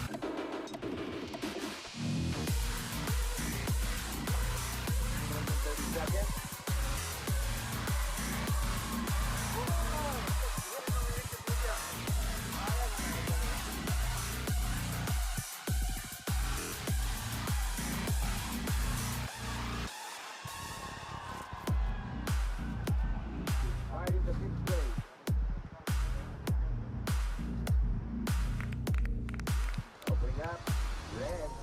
ride.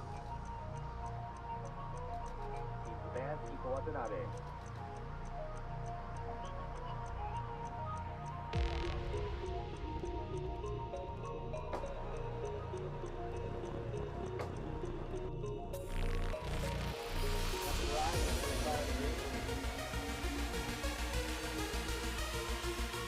Third party goes to blue. Time stop.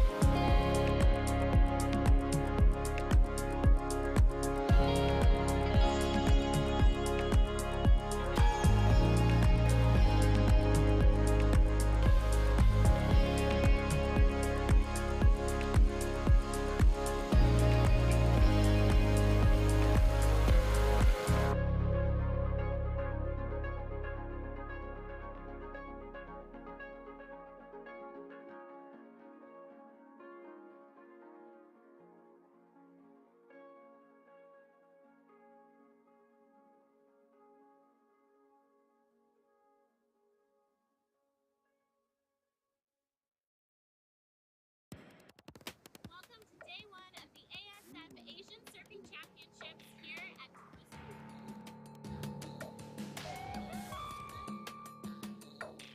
Look at the opening ride for blue.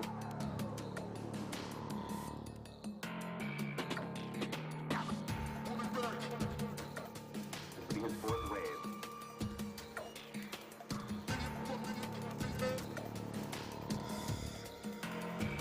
Now second party goes to white, third party to green.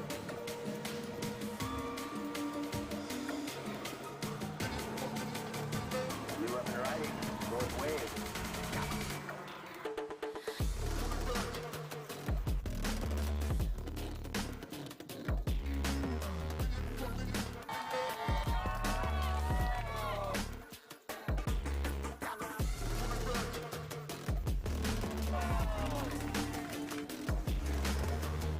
All right, blue up and riding, local talent.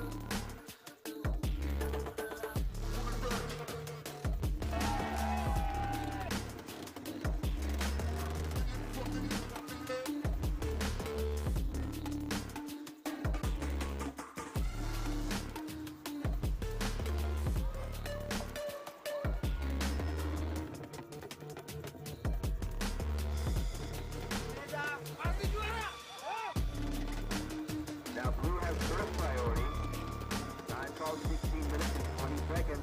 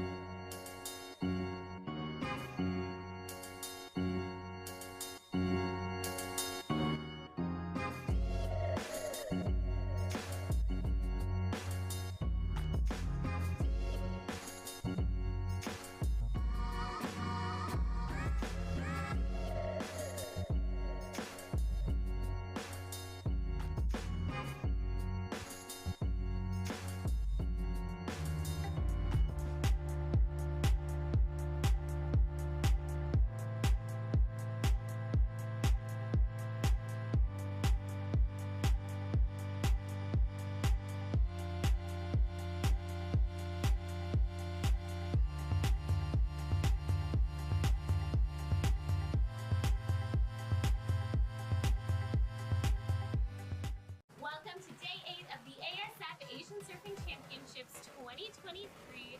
We're going to get into some exciting action for both the men and the women's finals. So tune in and watch now. Red up and riding, open ride to Team Japan, Kaafu Team Maldives, you smile, you love. First wave to Team Maldives. Second party goes to white.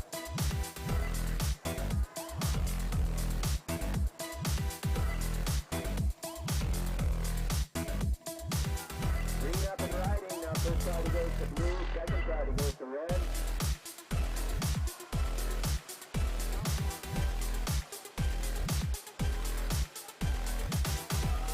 Blue out the back, first party now goes to red. Your last wave, 10.0.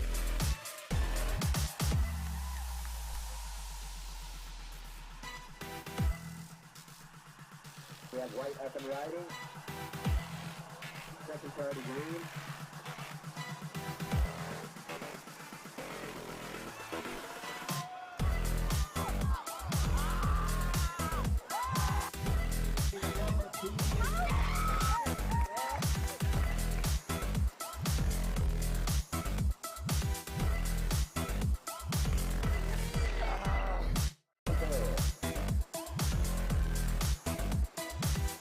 First party blue, second party green. Waiting on the opening score for 8 minutes and 45 seconds. Fighting. Now. Wave 4.0.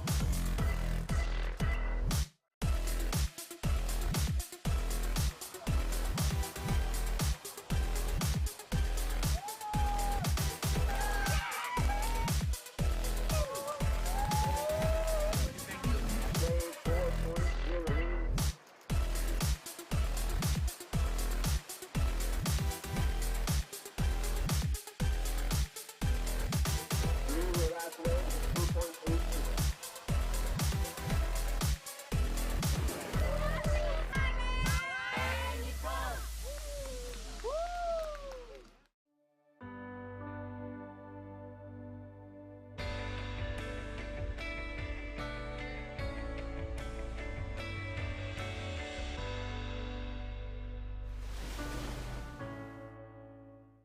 Welcome to day 7 of the ASF Asian Surfing Championships 2023. We get to witness some more exciting heats of competition, so tune in. Alright,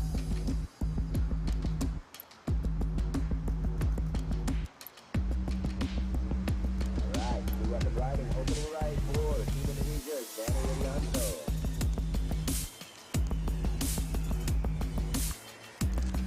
Green up and riding, first party now with blue.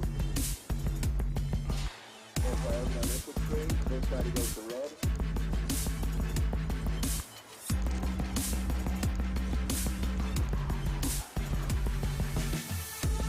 Goes to red.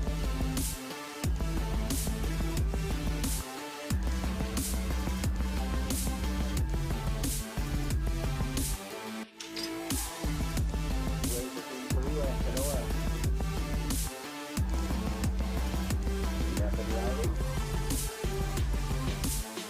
Green up and riding. Now first party goes to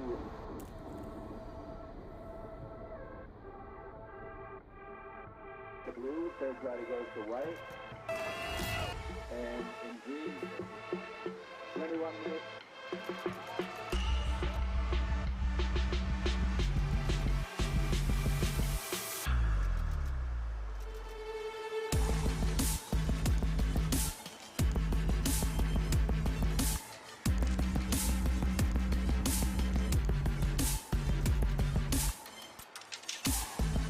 They're waiting on scores. This will be the second wave. Team Japan. Green up and riding. First